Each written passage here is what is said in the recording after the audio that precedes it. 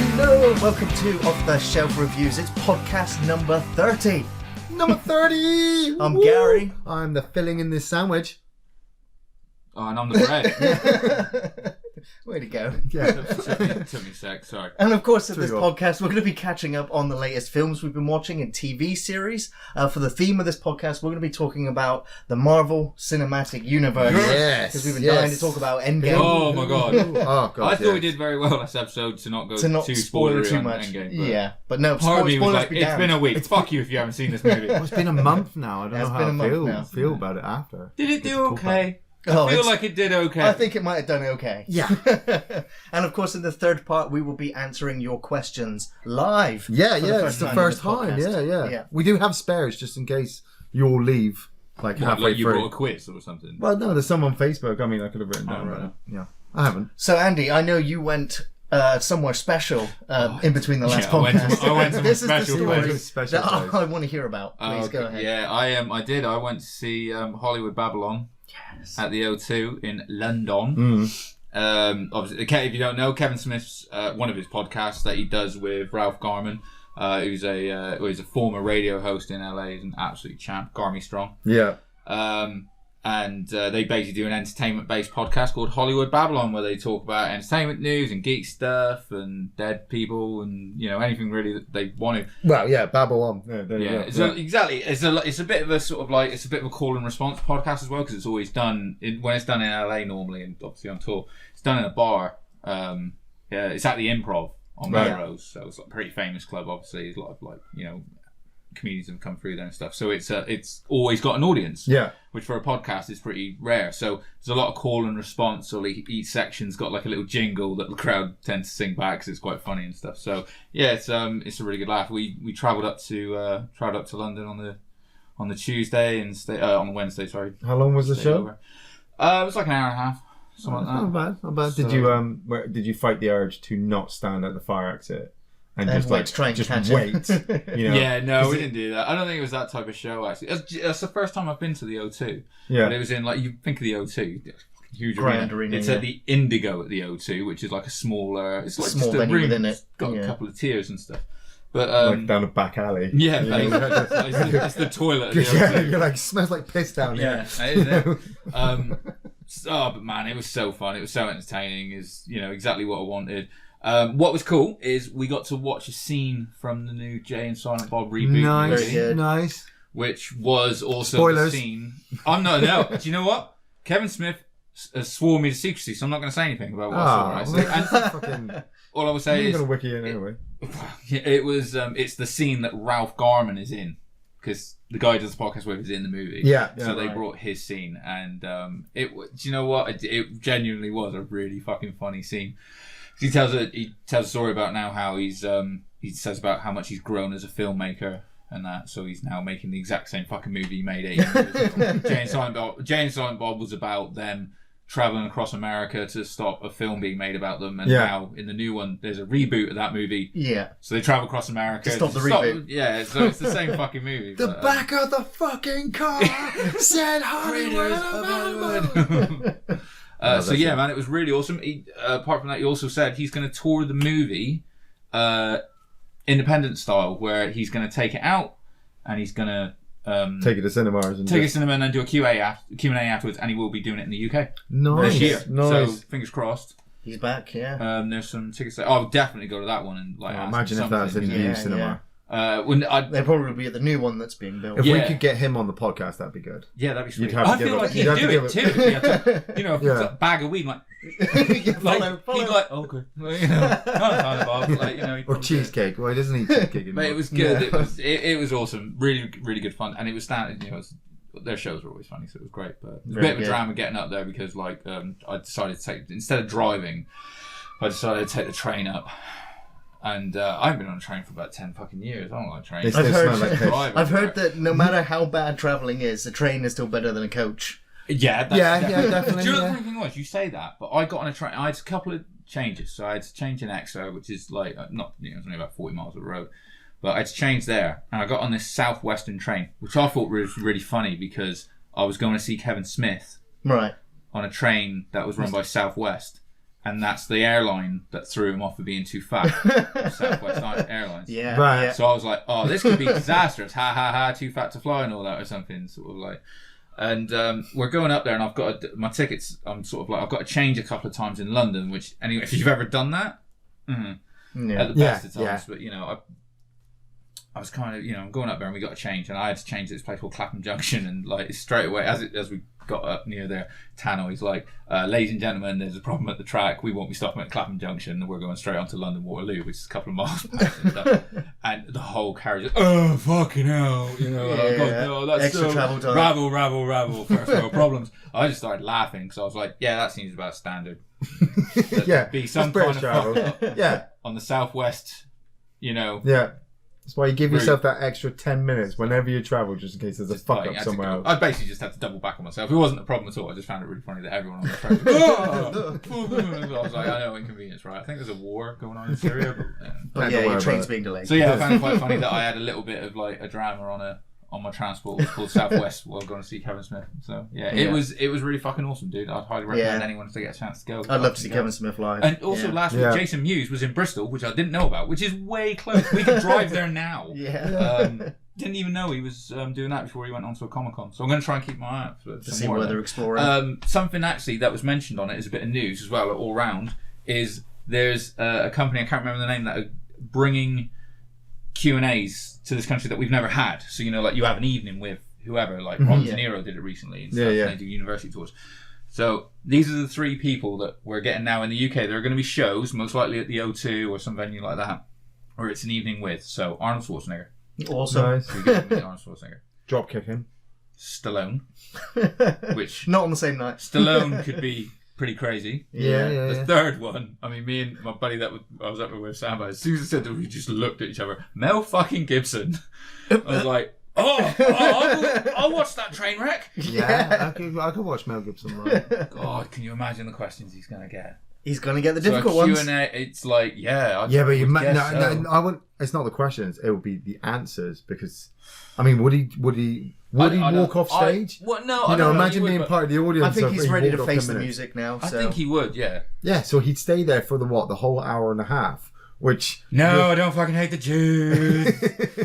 Yes, the Holocaust really happened, and he's like that. He's still dressed. Mel, we can see it. He's still dressed in the Mad Max getup. Dude, if he come on stage like the Road Warrior, I'd start throwing money. Mel, you done good. Danny Glover, just calling Danny Glover. Can't we be friends? Like even if it's an evening with Mel Gibson where you're expecting this like intimate like session, like maybe Mel, I've always wanted to ask you this, but instead he comes on stage and just does a rendition of every one of his characters. And you're like, I don't think Mel Gibson knows what an evening with means. He's lost himself. His characters.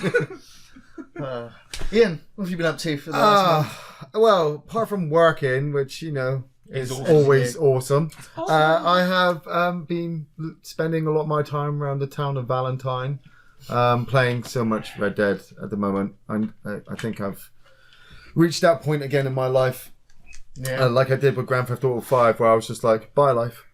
I just kind of... I'm going to make some changes to my life. I need to get rid of it because I need more time to play Red Dead. Well, it's like Gary's always said this. I've always kind of agreed with you with this, but at the same time, kind of always worked against it. Where you play video games for challenges. Yeah.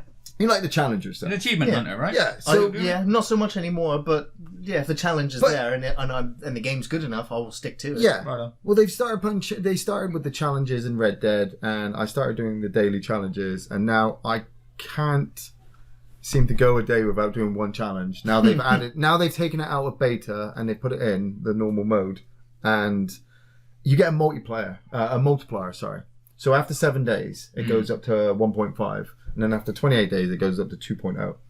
So you get like double the amount of money for all the stuff you get, and as long as you do one, you keep that multiplier going.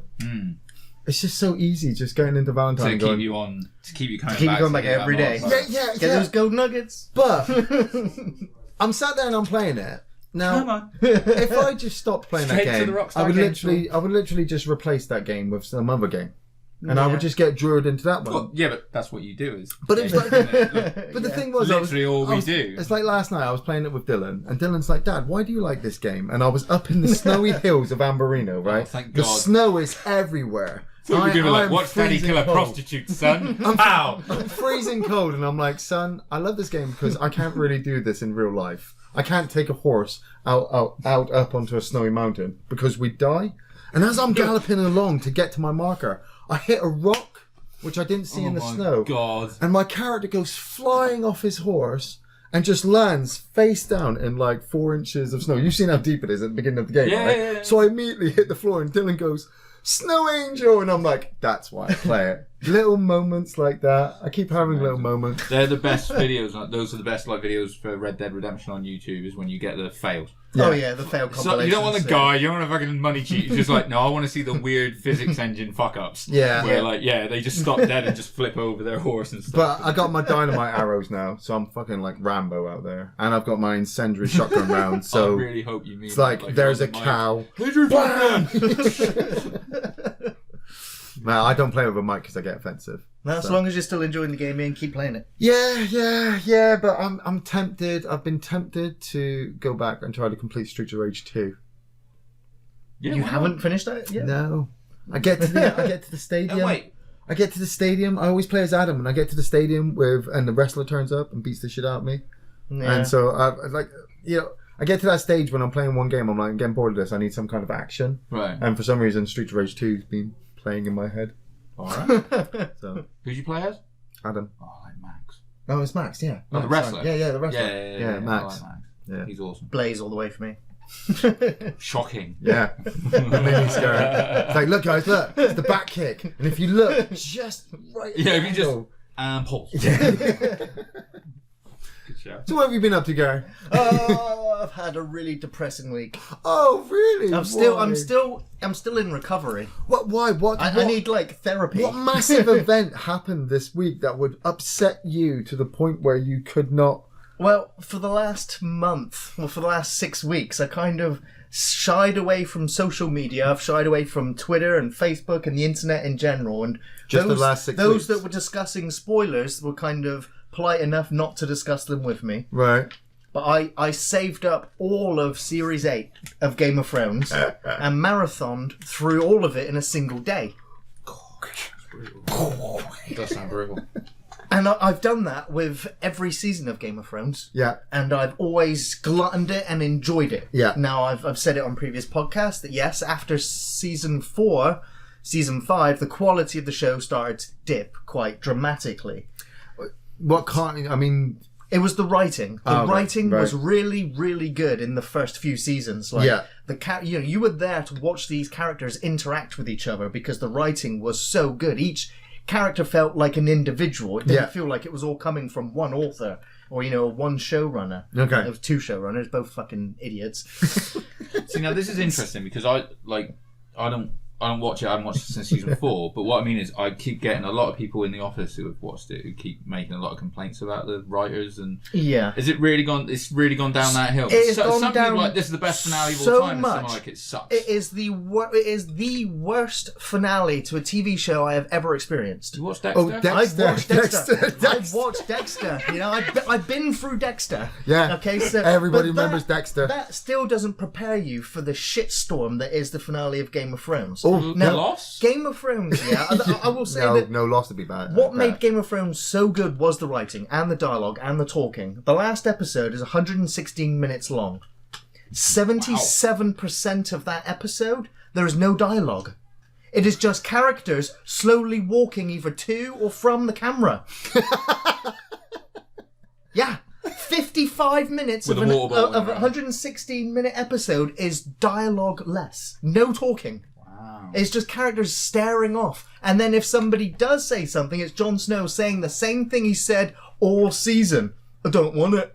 She's my queen. Who's his queen? Oh my is god, the that expression was extent- amazing. Of the dialogue. Who's his queen? Daenerys. Oh my god. Oh yeah, right. They're cousins, right? They are he's They're related at least, aren't they? he's her nephew. And they're fucking Yeah. right. But yeah. when he finds out about it, he calls it off, and that causes her to go on a homicidal rampage. She won't give it to her anymore. In like one episode. In one episode, yeah. It was so rushed. It was unbelievable. So yeah, that last episode was just atrocious. But the thing is, it was terrible before then. You know, because you can watch it. Nine years of a build-up of the White Walkers coming to destroy the Seven Kingdoms. Okay, Peter is coming. I like zombie stories. The very first moment of Game of Thrones opened with zombies killing people, and for 9 years we've promised that they're coming and they're going to kill everybody. And they turn up after 9 years. They get to Winterfell, where humankind has rallied together all the support that it can to fight them. Oh, the build-up for this battle was the build-up is. Oh my god, brilliant. It's going to be bigger than Endgame. Now, but the moment you look at the battle plan that the characters have devised, these are all the surviving characters that have been through all these battles, that must have all these strategies. They decide, you know what, we're going to put our cavalry on the front line, and we'll march the cavalry into blackness against an advancing army of the dead. The next lineup that we have behind the cavalry is trebuchets. The sort of thing that you keep in the castle. Yeah. We're going to have them on the front line. So that when the army of the dead get to there, destroyed immediately. Then after that, we'll have the Unsullied army, which are the spearmen, heavy armour, great fighters. Right. And we'll have the fallback trench behind them, so that they got nothing to fall back onto except a trench, which they set on fire. Exactly. Wait, who's they? Don't pronoun it. The army in Winterfell, the ones that are inside the castle. Their own trench.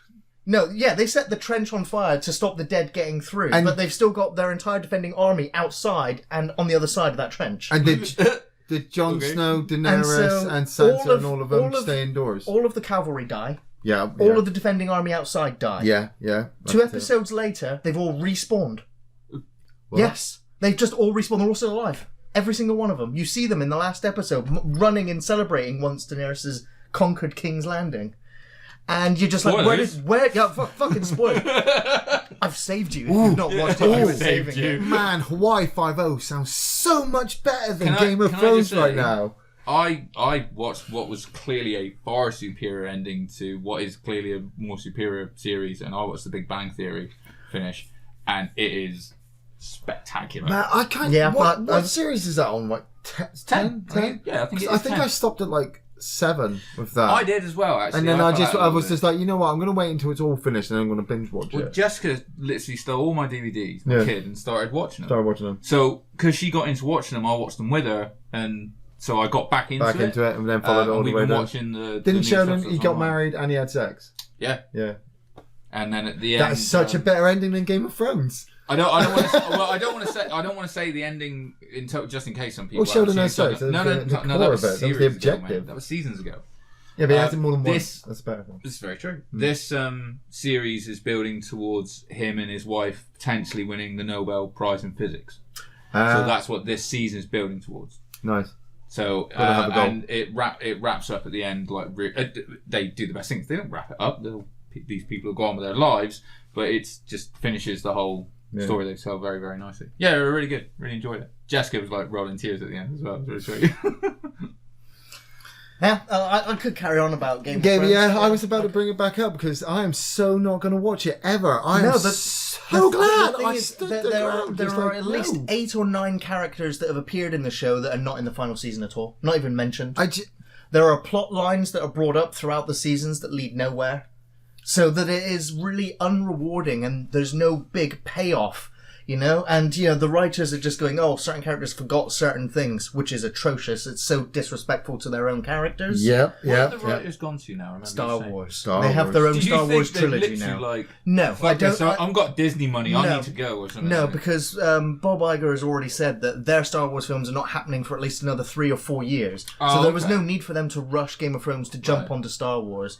But that is an excuse that people are using. Which do you think maybe is true? The TV execs were I think that they're Firefly so vacuous in their writing talents that they, without the book material, they were just like, shit, we can't make another 3 seasons. We don't know what to do. They were so let's just cram it. We know how it ends, so let's just get there and rush it because it is rushed.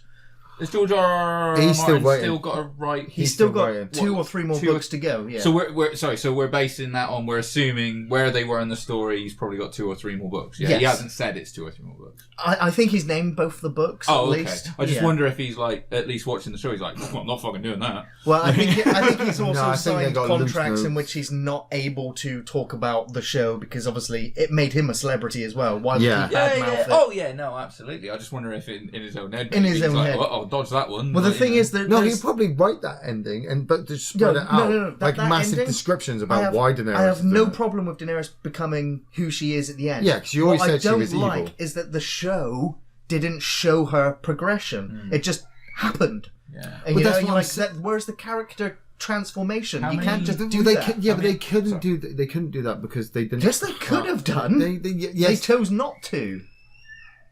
they already had the season set up because we were told for how long that this was the last season. Yeah. Right? yeah, For a like couple fuck of it seemed seasons ago, like a It took year. 2 years for the season Yeah, to it come seemed out. like 2 years. Yeah. But during that 2 years, it just didn't seem like that. Like you said, yeah, they were doing any work. Like I don't avoid social media.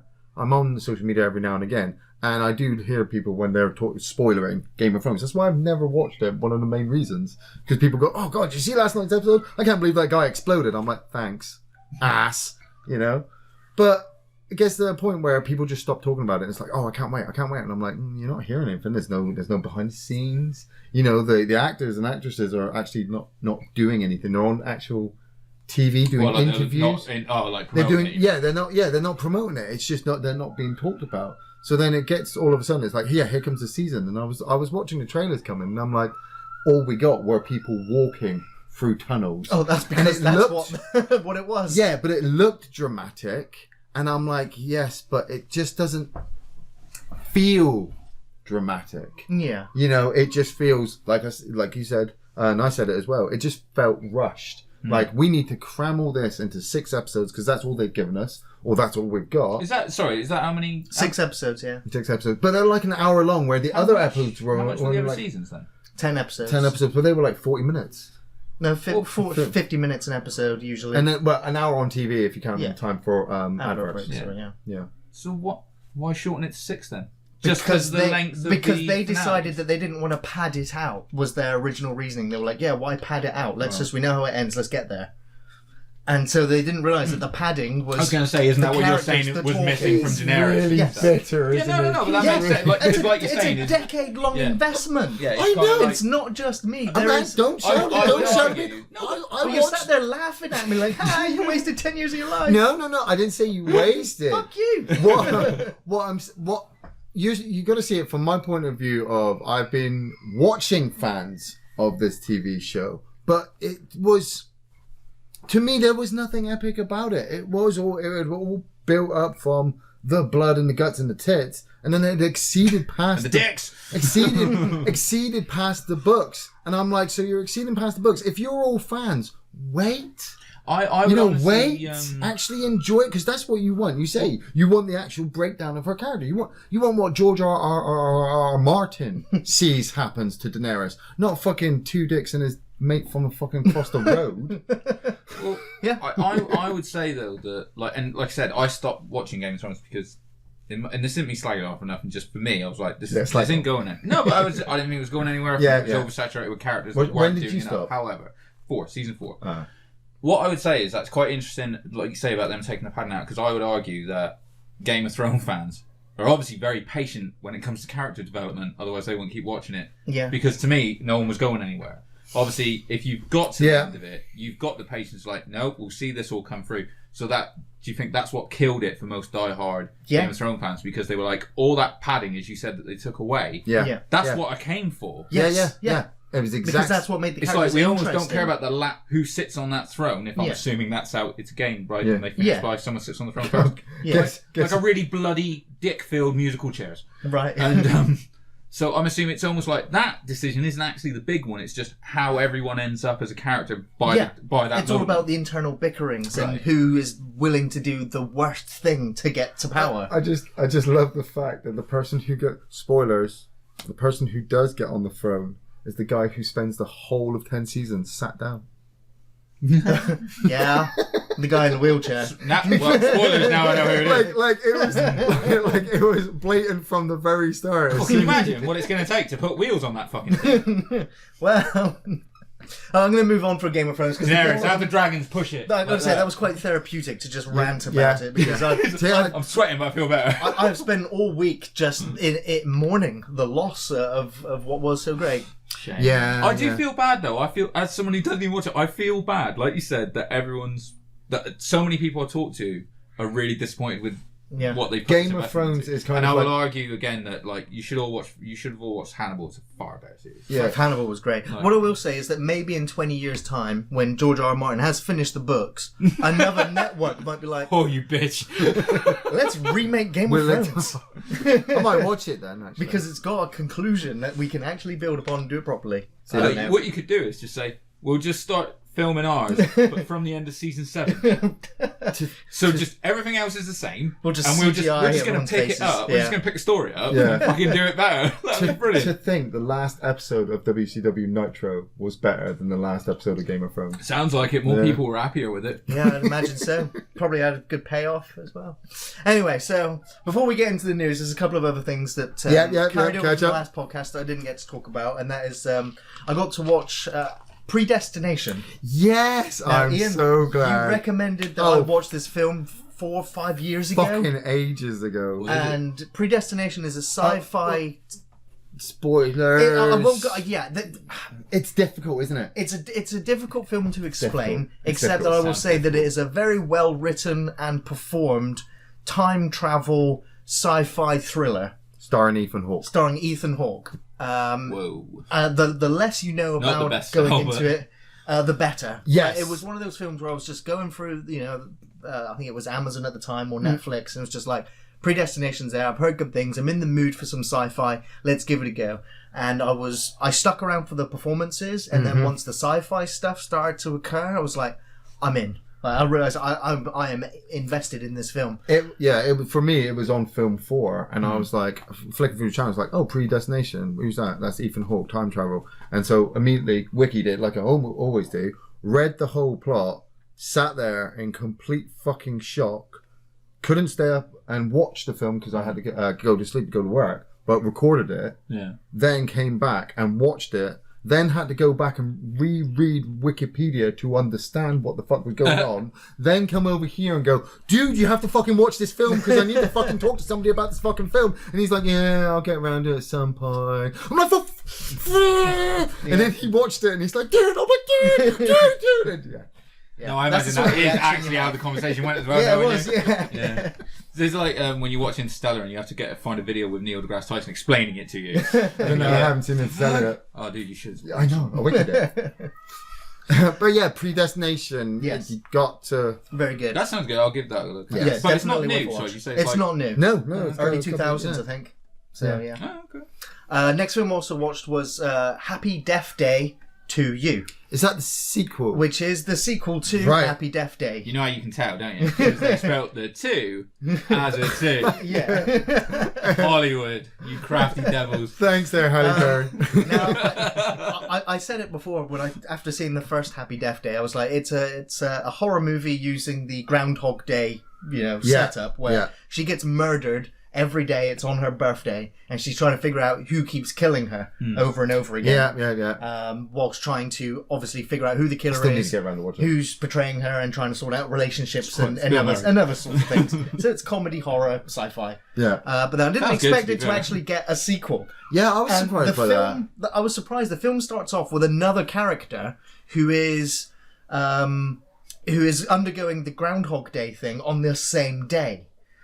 And he bumps into her and explain, through coincidence that things are happening. She's like, no, please tell me it's not happening again. And then the loop catches her in the same loop on the same day, even though she got past it.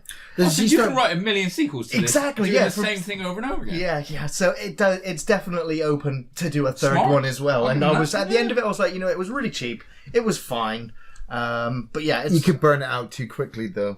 I mean, after It's a horror movie franchise. yeah. But I'm saying There'll be 19 of I these. was so in love with the setup, the Groundhog Day type thing. I mean, Yeah. Supernatural did an episode on it. I just watched a whole TV series on Netflix called Russian Doll, which is Groundhog Day. She's at her birthday party and she keeps dying every day. I fucking hate it when Netflix do that. So, there's a lot of it being reused, but they actually did it very well. And when the series was over, I was like, I'd watch a second series of that as well. Nice. So, Fair one. Fighting with My Family. It's the Page movie. That is the wrestler Paige and her, her backyard wrestling English origins. And how she goes and basically graduates to NXT. And conquers WWE and becomes Divas Champ. Was she Divas Champ or female? She was Divas Champ, wasn't she? One on her first night. Spoilers. Yeah. Yes, yeah. But this is her true life story. Now, I watched interviews with her and she said that they have omitted certain things and kind of... Yeah, I don't think Nick Frost is actually her dad or Lena Headey's a mum. That'd be amazing. I would Great love parents. Lena Headey as my mum. See, that was the thing. Going back to Game of Thrones. Don't hit me. But seeing Lena Headey, who's Cersei in Fighting with My Family, made me say, well, why isn't she filming Game of Thrones? Because she'd already done all the this scenes. was done. Yeah, that's it. They'd already dealt with she her. had no dialogue. Yeah, So, so it's she not didn't like have she to- had too much work to do. But that's it. So she needed to get money somewhere. So when was this filmed? Because do you remember when I think I sent the clip to you? As there was a point because they film on Raw after an episode of Raw, obviously 'cause the whole set's there, isn't it? And The Rock was in the ring saying to the crowd about whatever, but it was in Chicago. They started chanting CM Punk. He fucking phoned CM Punk and was like, listen to these people. yeah, but that's what I mean. I think I sent it to you. That was so long ago. It feels like this was filmed. Well, it was like 2 years, I ages think. ago.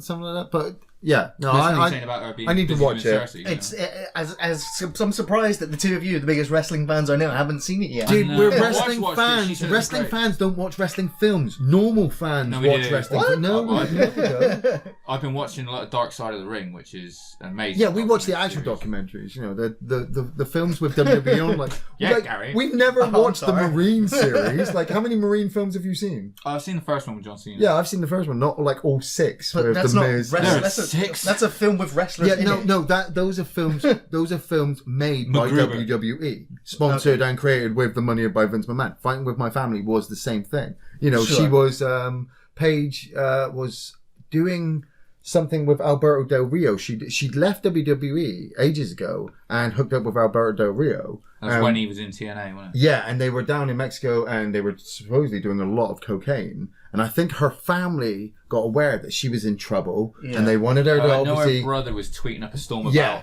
about Del Rio saying he's a fucking abusive asshole. prick And then all of a sudden, Paige just turned up on SmackDown one night, looking hot as hell. And I'm like... that voice. And I'm like, okay, like wow, she's back. I was literally just reading on the internet that she'd broken up with Alberto Del Rio, and then all of a sudden she's got this film out. She did and I'm come like, back very fast, didn't she? yeah, like, did she? Do you think that she may have possibly gone into rehab, and that was their way of paying WWE back by giving them the rights Maybe. for their family name to make a film? Maybe. I would not put that past Vince McMahon. He's the devil man. Of course. Yeah. Other shows that I've been watching, I caught up with Twilight Zone.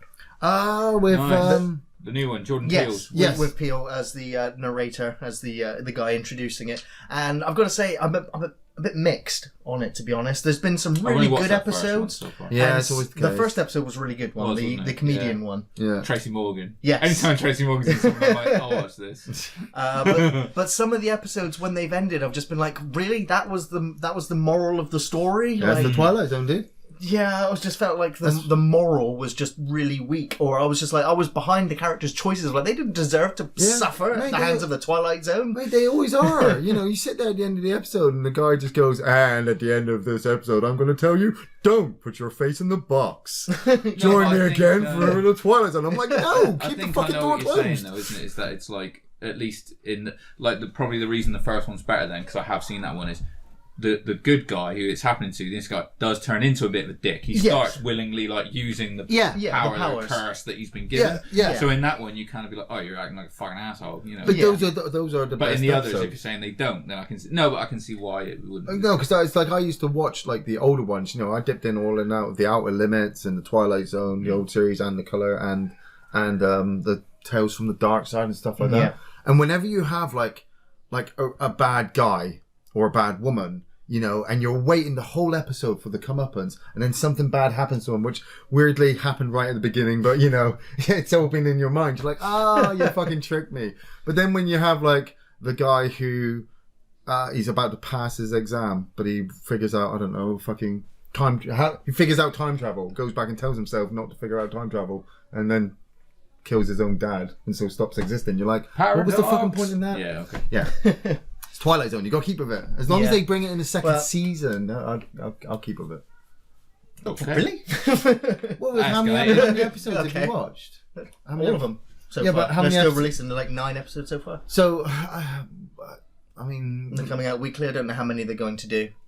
but then they will stop. But then obviously, if it does really successful, they'll bring it back for another season. I'm sure. I'm sure. Yeah. But yeah, I mean, I didn't get kind of what I wanted from it, so I did disappear then and go and carry on watching the 90s run of The Outer Limits. Yeah, And I sat down and watched the first episode, put the first episode on, and it pops up based on the novella by George R.R. Martin, and I was like, oh god, why? Is that the Sand Creature? The Sand Kings. Yeah. Based on George R.R. Martin. I was like, oh god, no. Please, no. Oh, God, he was still alive back then. But just the other night, I was still in a loss. This was the first film I watched since Game of Thrones ended. Yeah. It was called Shed of the Dead. Right. Yeah. I took a gamble. I was like, a zombie movie? It's a zombie movie. Right on. British zombie movie. Trapped in a shed, surrounded by zombies. Pretty much, yeah. Right, It's basically a really cheap Shaun of the Dead, obviously. Yeah. And it's about a guy who paints miniature war models, Loser. plays fantasy, Yeah. and he does it in his shed because his wife doesn't like the paints and everything in the house. And I have Yeah. a man cave. I'm not bad to the pretty gardener. much, I was pretty like, much in yeah. his own man No, cave. it's getting And, Just getting there. it's got the blonde girl from Misfits, the Channel 4 show. yeah. About the ones who Years. got superpowers. Yeah, She had she, the big she tits. plays the wife. It's She got had the big tits. Emily Booth. Yeah. I don't know if you recognise that name. Oh, Yeah, recognise from she's anything else. Cradle of Filth. She was in a few of their videos. Evil Aliens. Evil Aliens, Yeah, yes. Evil Aliens. I remember The with Welsh the, one. with the Yes. combined Combined harvester. harvester. Yeah. It's got her in it. Thanks, I think I've repressed that fucking It's got, movie. You just awoke it. It's got Kane Hodder in it. You know, the guy from played Jason. Play course. Jason Yeah, voice. yeah, Yeah. I can't remember the actor's name. Is it Bill Moseley? Oh, The who guy played from The Hills Have Eyes. and Oh, Creepy Head. Creepy Head, yeah, had him in it. So it had lots of famous people in it. And yeah, and it's a zombie apocalypse about two friends that are the uber geeks and them trying to look after their girlfriends. Oh, nice. I could watch that. Is it It's- gory? It's gory. Yeah. It's silly, and it filled an hour 20 minutes and just Was- let me recover. Was it better than Was- Deathgasm? It was on the same. It was another one I of them. thought you were going to say, was Yeah. it better than the Game of Thrones ending? Oh, it sounds totally I better. don't know. than I the was Game still of in Thrones shock. So everything's better than Game of Thrones, right? one. Yeah.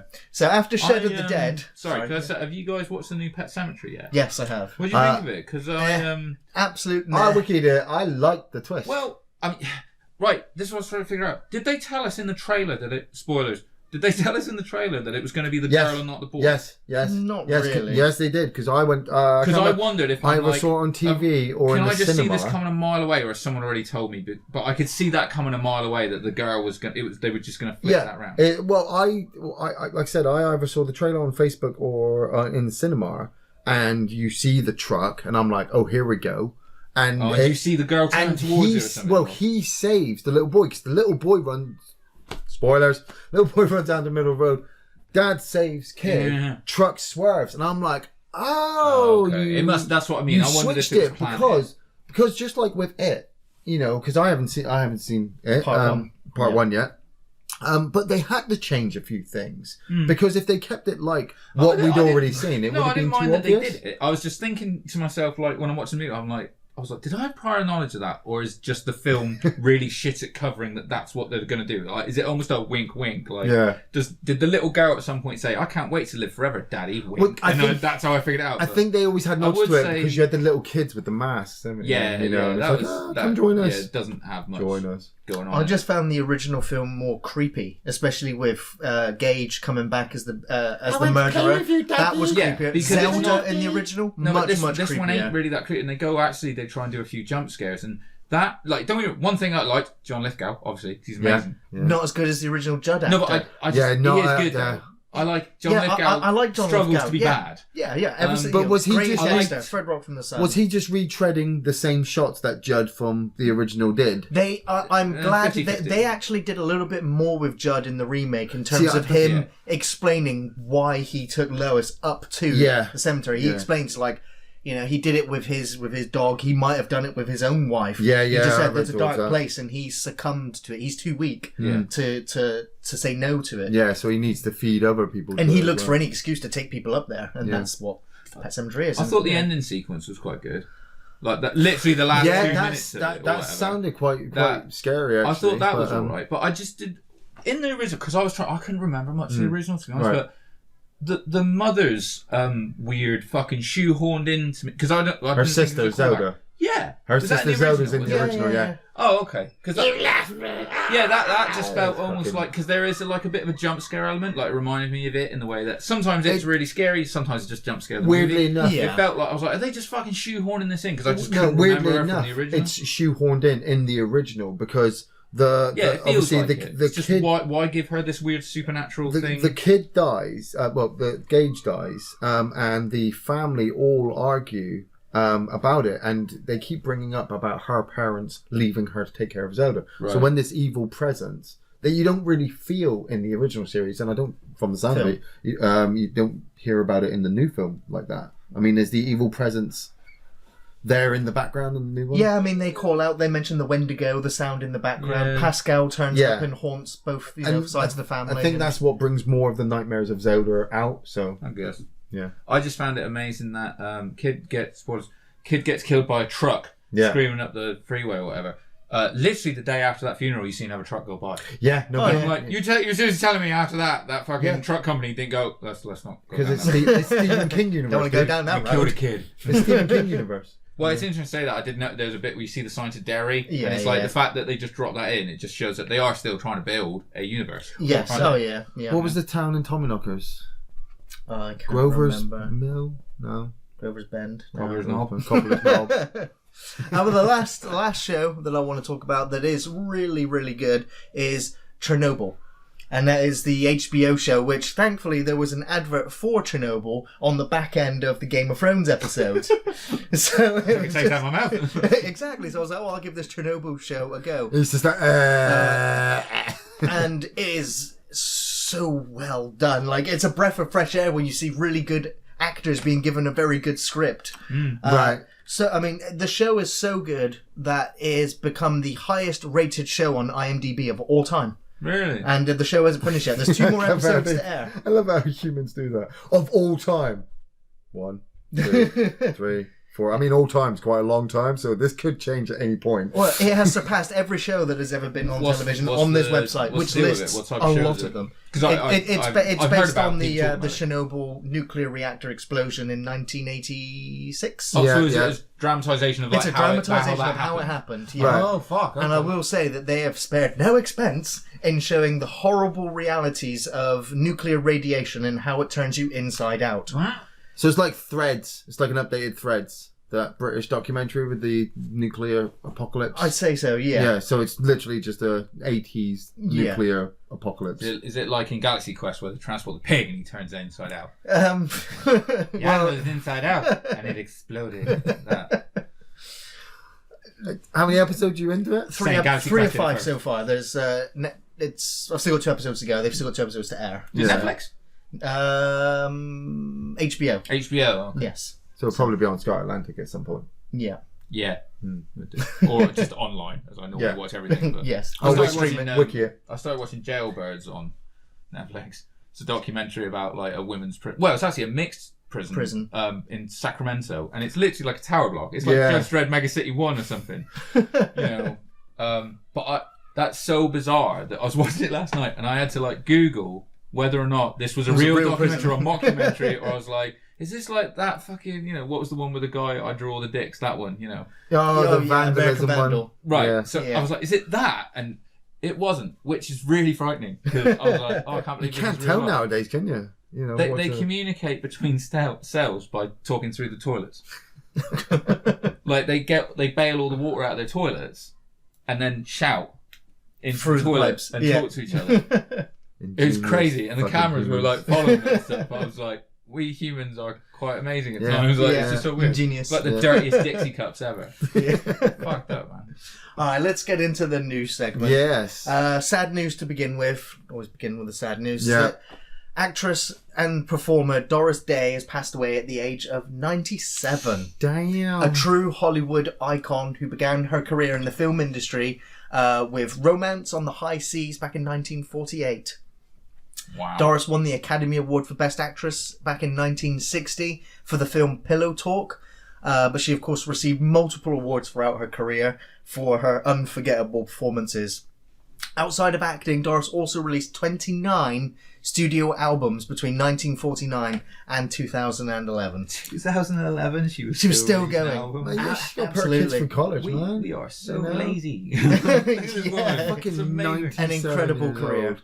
Yeah, Wow. hats off to amazing actress. Yeah. I mean, what do you say to that? I mean, she lived to 97. She won, mate. She won. Yeah. Yeah. Hell yeah. She won the game. A lot of cocaine. I bet she did a lot of cocaine. At age of 97, why wouldn't you? That's, I reckon. I've never taken cocaine. She must have started at a time where she was just like, Might as well. you know, false nose, just unclicks it. It's like a Hoover. Yeah. Doris Day sat there like Scarface. Was it crazy she sang? Yeah, Crazy? I think that's Yeah. yeah. She was high on that. You can tell the If you say so. Yeah. In a video, did you say? There's a black and white video from the 50s. Is there? Yeah. Okay, I'll let you have that one. I don't know. Next news story is Avengers Endgame has reached the number 2 spot for its worldwide all-time box office, knocking Titanic down to number 3. Take that, you big boat. Whilst Avatar still currently rests at number 1. Oh, James Cameron owned both the top spots. He did, yeah, but Fucking not hell. anymore. Yeah. And as a result, he sent a letter to Kevin Feige and everybody at Marvel saying, an iceberg sank the real Titanic, but it took the Avengers to sink my Titanic. Ouch. Everyone here at Lightstorm that's Entertainment good. salutes your amazing achievement. You've shown that the movie industry is not only alive and well, it's bigger than ever. Yeah. 100%. So- That's classy. He's not always classy, James Cameron. That was classy. Yeah. That was classy, yeah, Yeah. very well Yeah, but done. he typed it, like, he went through, like, 4 keyboards while typing it. Do you think he was really angry? Raging. He's drinking Typing as with well. a He's like, hammer. "Oh, I'm You no know. longer the king of the world. After Still he is." wrote that, he contacted the guys behind Game of Thrones and was like, destroy your series! They're not. No, he's just like, re-release Titanic again. I think at this point they're only about like 100 million behind. They're Avatar. catching a few hundred million, But yeah. it's like when you think about it, right? Most people saw Avatar, I would say, in 3D. Yeah. So you'd spend more on a ticket back then. So box office wise, I wonder. Yeah, but if Endgame was more 3D people was in have 3D. gone to Endgame was see- 3D. I saw it in It 3D. was, but I would. I didn't watch but it in I don't- 3D. I think everyone who went to see Avatar went to see it in 3D because it was hailed as. Yeah, like, it was hailed as the the movie movie, yeah. in 3D. It Yeah. relaunched the 3D age. I didn't even Yeah. know Endgame was in 3D until somebody said to me after I'd seen it that, oh, did you see it in normal 3D? And I was like, it was in 3D? Fuck. I should have watched I think it. it's like if you look at it adjusted for inflation, it's always interesting because I think Gone with the Wind is still number 1 on that. Right. When it's like Yeah. lifetime. Yeah, earnings, yeah, yeah. adjusted Yeah, for but When it's okay, out, yeah, but it's all this done. is Yeah. just for box office. Yeah, So yeah, just at the exactly, cinema yeah. results. Yeah. Yeah.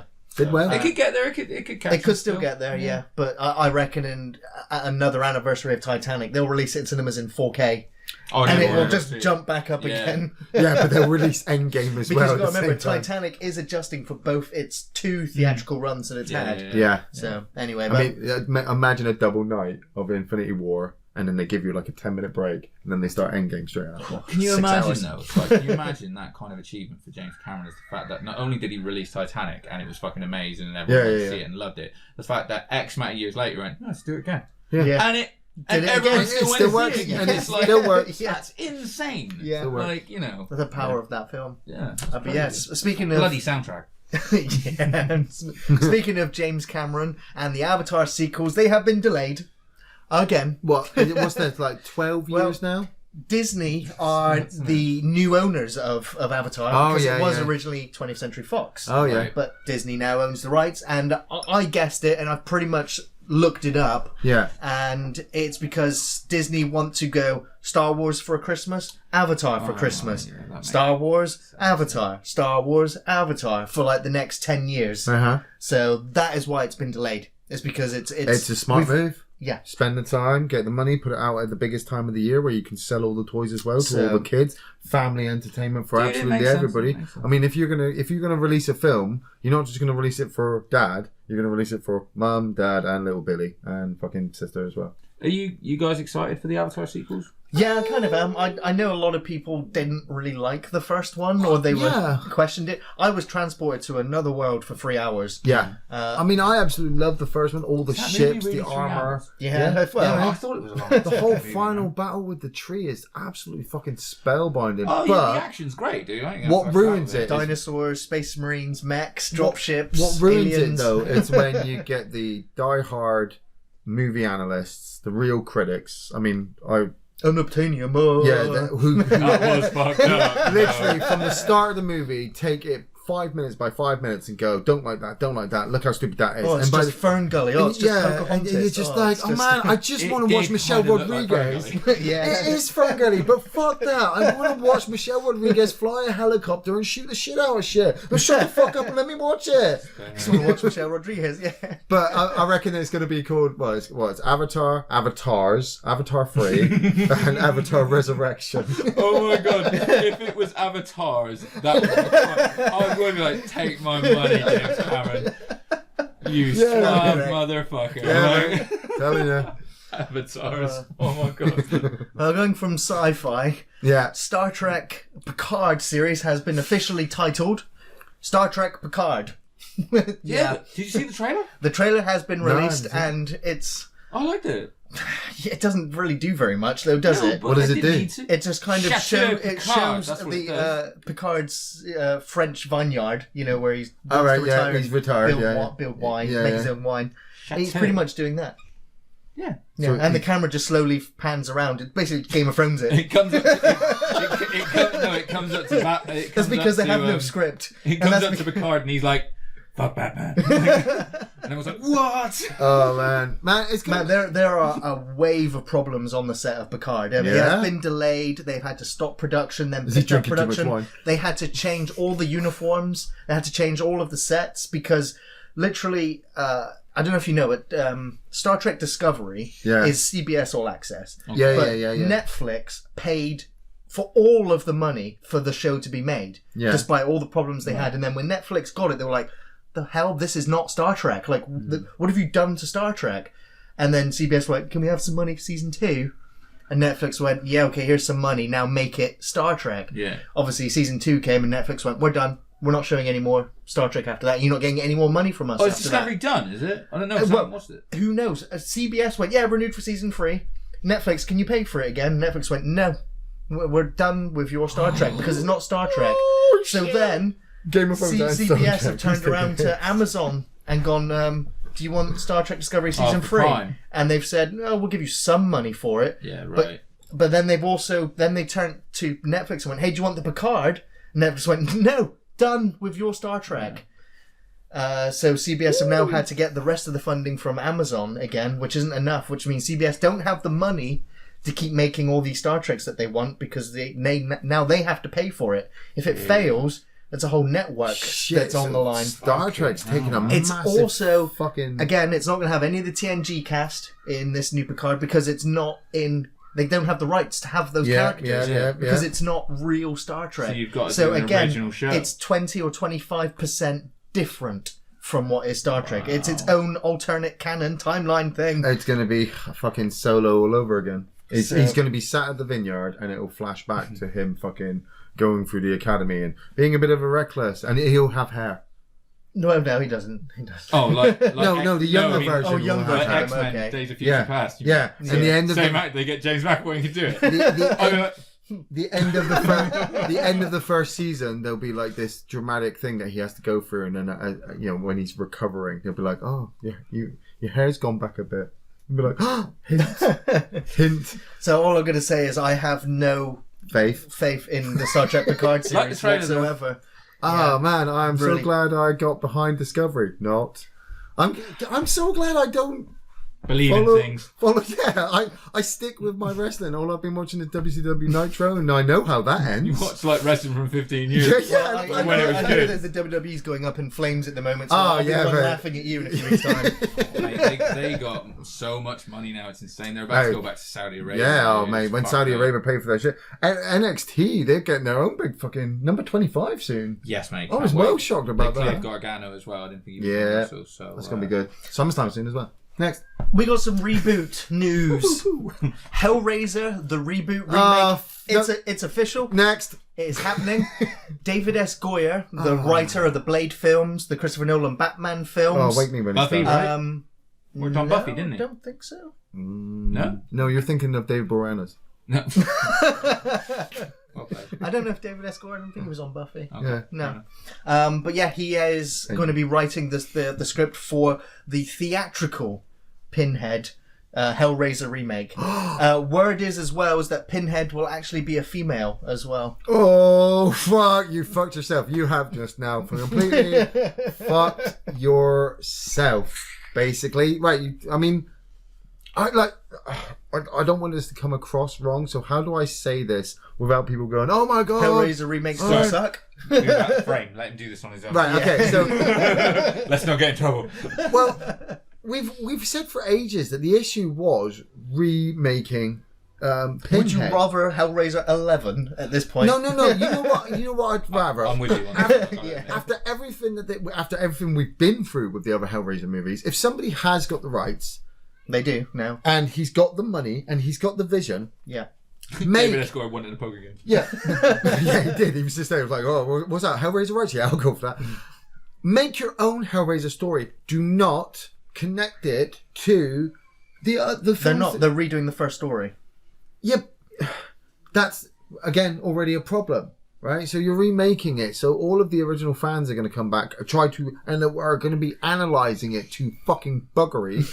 As soon as that trailer drops, they're going to be all over it. And if you don't drop a trailer, they're going to be all over your fucking ass as soon as you fucking don't do it. And then they'll be like, well, let's look at the special effects of female Pinhead. Don't call her female Pinhead. Call it lead Cenobite. Call her Lee Cinnabar. I don't Call think her they're going to, in the Priestess. credits, put female Pinhead. Dude, you'd be fucking surprised. You will be fucking surprised. Can't it just If be they- Pinhead? Yeah. yeah. Yeah, that's what I'm saying. They'll go, oh, well, we tried a different aspect. Try a different aspect of not copying what has happened 11 times. I mean, from what I read, they're taking on board the Scarlet Gospels as well, and all of the other backstory and the hellscape and everything that's else. what I'm saying. Make a new Cenobite for her to be.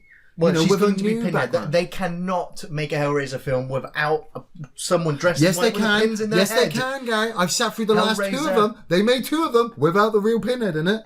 Yeah, but it still had Pinhead. Pinhead's front and centre. You will not make a wasn't front and Hellraiser centre in the last one. film He without sat Pinhead in it. For like 5 minutes. Remember? They won't do it. You remember Judgment? How much was Pinhead in that? Yeah, it doesn't matter how much he was in it for. He's Still on in the it. front cover. And he is sold. And it's about him at the end, isn't it? Yeah. So. Hellraiser is about Pinhead. It has become about him. I know You're the gonna first film is not. They're going to Game of Thrones it. I don't know, it's the first one. So. Is that going to be you throwing down the gun every time? Game of Thrones, Gonna Gary. Game of Thrones Gonna it, Game of man. Thrones It's it. going to Game of Thrones it. Well, speaking of reboots, the Saw reboot is now in the works. It's only been, 2 years since we had the final Saw film? Fuck. But this is coming from Chris Rock, Yeah, I read that. I was like, what? the comedian. Yeah. Apparently a Do you know, massive I fan was of the like, franchise. I only know one Chris Rock. When Yes, you said the it's comedian, I was like, the oh, Chris yeah, Rock. he is right. Yeah. Apparently Chris Rock turned up at Lionsgate and just went, boom, here's my redraft for a new Saw film. And Lionsgate turned around and went, this is amazing. Why didn't we think of this? How random is Man, that? you know what's amazing? I would love to have seen that fucking meeting. I hope he does Yeah, kick the door seriously, through. the Seriously, Amazing. because I just sat through and watched Beverly Hills Ninja with Chris Farley, and Chris Rock is in it, and he plays a hotel maitre d', because him and Chris Farley used to work together on Saturday Night Saturday Night Live Live. with Adam Sandler. Yeah. So obviously this was Chris Farley's one of his films coming off Saturday Night Live. He's got Chris Rock there, and you know what Chris Rock is like. You know, you've seen him in Lethal Weapon 4. He's all funny. He's all comedian. He's like, It's the first time I ever saw Chris Rock. Right. Now, don't get me wrong. I'm sure he's absolutely great gentleman, probably absolutely awesome comedian. And the meeting was probably really respectful. But at the same time, can you imagine him walking in, just slapping that script down and going, okay, man, I got this idea. There's going to be traps and blood everywhere. It's going to be like, Chris Fox like running around the room. I would love somebody to. The I want to Lionsgate see more of chairman your Chris Rock impression.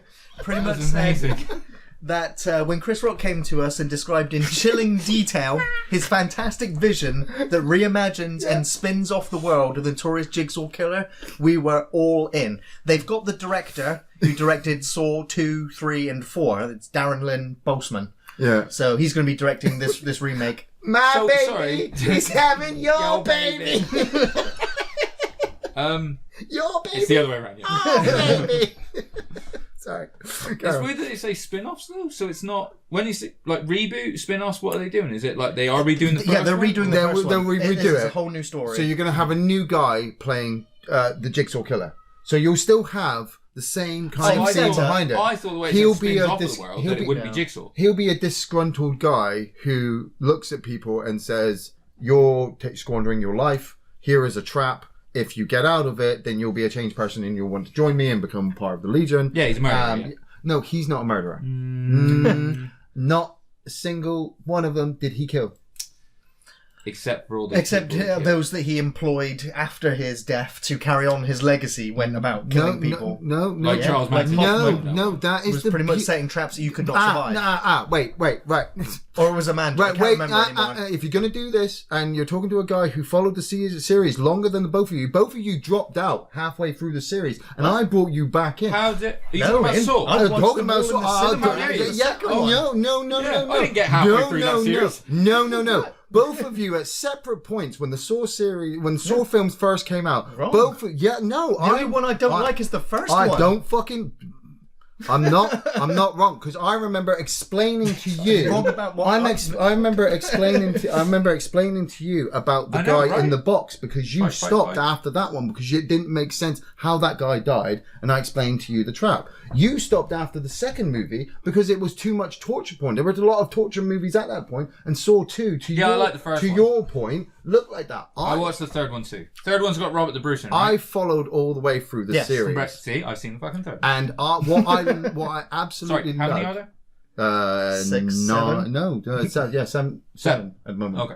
I followed through the whole series because what I absolutely loved and thought was absolutely original for the Saw series, which makes it stand out from any other horror film, is the fact that he doesn't kill innocent people. Every single person, whenever the Saw films start, you have X amount of people in a room. They're all trapped, right?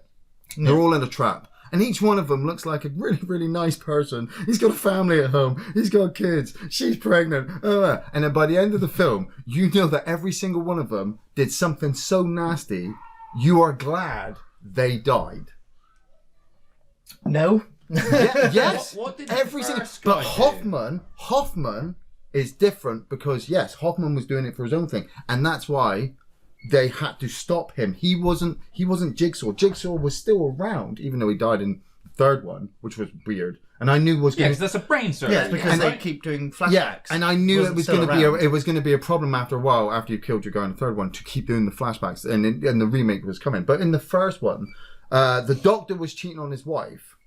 Oh. And had also had been What's treating John Kramer and had disavowed him as not being a risky patient. So he was slowly dying. Oh, like he wouldn't perform the brain surgery to kind of save him. Okay. I thought he And must have had something. and the photographer took photos of people and destroyed their lives for money and didn't care about it. And the two of them had obviously the connection because the photographer had been hunted the doctor. So sticking them both in the room, it was their punishment. They hurt people. Every single person in all of the films have hurt people. So at the end, when you get the big flashback and you sit there and you go, oh, at the end of every single one, I'm like, yeah. We went and saw the newest one in the cinema, didn't Jigsaw, we? yeah. Yeah. And I had that equation completely in my head. So at the beginning with the girl who take that bitch.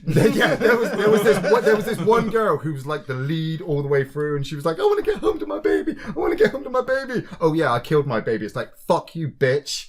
You deserve that final trap. And when the twist came, I was like, All the way through that movie, everyone's like, "Oh, I hope she's okay." Like, no, No. you're leaning over like, she probably killed that baby. Yes, she did it. See, the bitch dead. You win. Oh, see, she sacrificed that guy. Fuck her. I'm going to move on to the final news piece of Sounds the like a nightmare to podcast. go to the cinema with you, doesn't it? Or Chris Rock. It seems like almost anybody could be Batman these days, especially with the latest casting. Robert Pattinson has been cast as Batman in director Matt Reeves' The Batman, which is due out summer next year. Matt Reeves, who of course directed Cloverfield and The Dawn of War and the Planet of the Apes films. It's not bad. Yeah, I mean, those are all great films. It's got good vision, I suppose. Good. Yeah, but it's the fact that Robert Pattinson has, from the Twilight films, so now we're going to have a sparkly Batman. Well, after the Twilight films, or towards the end of the Twilight movies, which I'm not saying I've actually willingly sat down and watched. Linda has had them on in the background. So blaming Linda on this. Yes, I'm blaming Linda on this one, and I have seen them all kind of all the way through. He did do a lot of dramatic roles after. I know that there was nobody watched, except nobody film watched. critics. They were all independent, and I was just like, how do you recover from your career? You become Batman. It's interesting. Yeah, because it does seem weird, like you said, because I can't think of another film that he's done since the Twilight. Independent movies. He's done a bunch of. I know that he's been working, if that makes sense, but it seems weird that he suddenly do this mainstream movie. Where it's like, there seems like a lot of movie over the last couple of years where he probably could have played the lead, like interchange, like anything with Ryan Gosling in, he could probably have done. Do you reckon they've cast him because they know that he's not going to get any other work, so that he's not going to go and jump into another project immediately? He's not a superstar, so they're not going to have to pay him very much. Very true. He's used to independent money, isn't he? He's just going to be like, yes, get him, he's fucking cheap. Who owns the rights? DC, Warner Brothers. DC, Warner Brothers. I would say, though, the one caveat I would say to it is that we all had this reaction when Heath Ledger got cast as the fucking Joker, and we were wrong. Exactly, So you can't say anything until we actually see it. Yeah, I mean, it depends on what aspect of the Batman life he comes in. That's the most interesting thing is he's young. If they turn around it's and go, young this Batman is stories. this is the start off point. You know, Michael Keaton came into it as Bruce Wayne. Robert Pattinson's playing Batman, but not Bruce Wayne, and it's Batman Beyond. Michael Keaton. That'd be good. Michael Keaton plays old Bruce Wayne. Yeah. Oh, I want to watch that. But it's not going to happen, is it? Watch that. It's not going to happen. Even with Robert Pattinson. I mean, the years, there's massive. I'm willing to give it a chance. Yeah. Willing to give it a chance. Okay, so let's move into some trailers. We've got a few trailers to discuss. First one I want to bring up is Crawl. Yeah, this is funny. Really, that's the one you want to start with? I'm going to start with this one now. Crawl, I'm quite excited for it because I like monster movies. I like horror movies. I like Jaws. I like Crocodile. I like Alligator. Rampage. I like Rampage. You know what? There's been a couple of... There's been some Piranha Double D. There's been some good shark movies out there. And this is what this is. This is... What, I like The Shallows. Yeah, Shallows was pretty good. Yeah, was that really bad one? 47 metres down. That was the bad one. People seems awesome.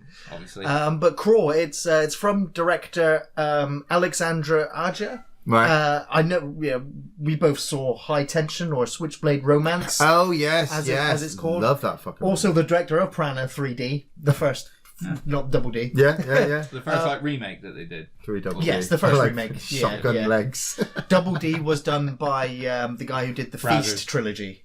Yeah. Which 3 Double D wasn't very good, unfortunately. But Sam Raimi's also got his name all over Crawl, the horror film. And the trailer, it's pretty much a small town gets hit with a tsunami, and then they've got crocodiles in their living room. That's pretty much it. Crocnado. Yeah, Crocnado. That's pretty much it. But it looks like they look good, decent acting, decent cinematography, good CGI. Yeah. Looks like monsters. People are going to get chomped. I want to have my money. It'll be fun. Second trailer was It Part 2. Oh god, yeah. Fucking scared. Makes me want to watch the first part. I can't believe you haven't seen the first part yet. Are you gonna watch the first part, then go to cinema to see the second one? Yes, I've seen the original. So you recognise? I've read the book. You recognise that scene? Yeah. And I recognise that scene, and I think that was the reason why I never watched the first part, was because it was such a big build up. Like, oh my god, we got to go watch this first film. And I'm like, it's only the first part. It did deliver though. It did. The box office. Yeah, that's the thing. That's the thing. So once it all died down, I was like, I will get to this. Trailers, wasn't it? The first one was one of the biggest trailer downloaded until Endgame. Yeah. Or like first views. First view for first day views. Yeah. And I was just like, right, I will get behind this. And then they dropped the trailer for the second one, and I'm like, wow, you can really. From that trailer alone, we said it's a scene, isn't it? From the film. Yeah. Essentially, with a montage of other bits. But the montage comes at the end. But the fact that we never really liked the second part because of the original miniseries. Because of the fucking spider. Because it does drag. But there are particular scenes during that second part. The dinner sequence, fantastic. The library sequences. I always like when he's riding the bike and they make the ramp. I mean, you thinking about John it, Walt was like grooving around and shit. In the first part, did they have Knifey Boy in it? Yes. Henry Bowers. Yeah. So Knifey Boy. So he's I can't remember his name, motherfucker. Does actually start carving his name in. Well, that's it. Ben's chest. After all the things I saw in the trailer, I've just realised that we didn't see anything with Henry actually Bowers. shows his home life and the abuse that he's received. So Henry Bowers will be coming back in part 2, and that is going to be if the film's dark. That stuff is going to be even pushing it even more darker. Kill them all. Yeah. Kill them all. Oh, if he pops up in the moon again. The dog head clown. Yeah. Oh, yeah. Yeah. But yeah, very much so looking forward to it, part 2. Great. It has my money. Already. Buy both of them on DVD. Yeah. But now another oh god, it's back. divisive film. Terminator Dark Fate. It's a film that has everyone going, why? You know, it looks just like all the other Terminator sequels we've had over the last several decades. And we'll go see it and be like, why didn't we learn? Well, Ian's already decided he's not going to go and watch it. I know I'm going to go and see it. I didn't say that. What I said was, after Alien Covenant and The Predator, I'm going to wiki it. Yeah. Because, and you guys can say what you want, but you kind of agree with me, is that you kind of don't want to go to the cinema to watch it because you're going to come out feeling like you've wasted your time. No, I want to go and see it. I want to either see a train wreck or I want to see another summer blockbuster over the top action set piece movie. But from the sounds of it, you've already made your mind up from the trailer that it's not going to be that.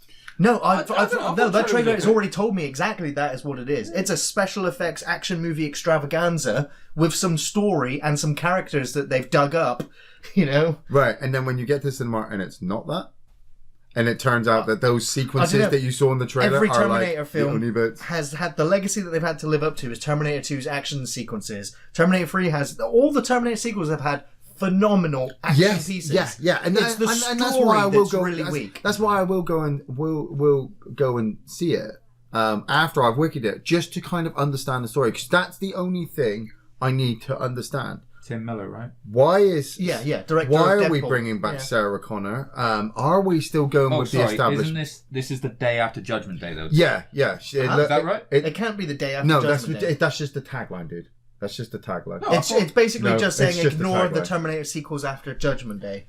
Yeah. They're saying we're coming after Judgment Day. I thought they were going to set this like they did the first. So that's Survivors. it. So we are dropping Terminator 3. We are trying to ignore Terminator Genesis and Terminator Salvation. We've already seen Arnie in the trailer. Is he a robot or not? I don't know, but he still looks old. Yeah, are we ignoring Genesis? We now have this girl. Arnie's playing thing. the thing that Skynet makes the template of. That's exactly what I was about to say. It was a deleted scene in part 3. Yeah, when he was the soldier. But now it's actual. Now they're actually going to do it. But now we've got this girl thing and this nanite Terminator. I love the Terminator series, but how many times can Skynet go, wait, before you kill me, send something back.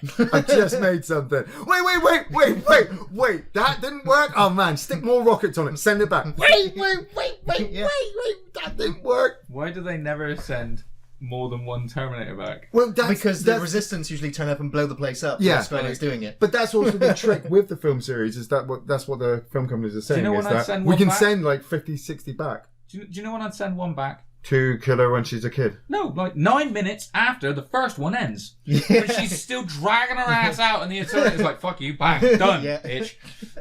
We knew that's where you were going to kill our fucking Terminator because they recovered the hands. So it's documented at Skynet where and when that motherfucker was found. So like when you send but it, it's like certain just let her enjoy it for a windows. few seconds. Bang, off you go, mate. And it's endgame time travel though. There's only certain windows that you Fucking have to go Dr. Hogan, through. time travel. So you have to have like so the window in 2029 can only lock on to 1997 or 84. Oh, it's all very convenient. Yes, yeah. It's interesting, you guys. I didn't realise though that we were ignoring Genesis on this. I Yeah. thought that was a It's direct. doing what they want to do with Aliens and go, Yeah. new Alien 3, ignoring Alien 3 and Resurrection. Yeah, we're and just so on and making so on. our own thing. That's what they're doing with That's Terminator. why I'm worried when you guys go, I can't wait to go see it. I'm like, I'm going to listen to you after, moan at me No, about but how you same fucking reasons, wasted. like action-wise, it's going to look great. Yeah. It's going to be fun. It's just going to be Is stupid. it? It might be stupid, it might be smart. We'll find out. What did you do?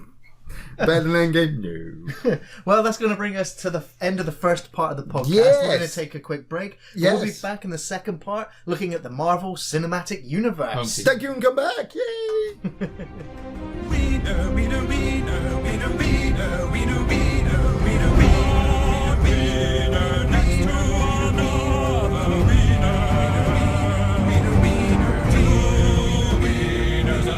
Now, welcome back to the second part of the podcast. We're going to be talking about the Marvel Cinematic Universe. Yeah, Roy. We're going to probably go through the phases of the films as they came out until we get to Well, you meant the Endgame. stages of grief now. It's over. Like, we're going to go through denial, then we're going to do anger. Yeah.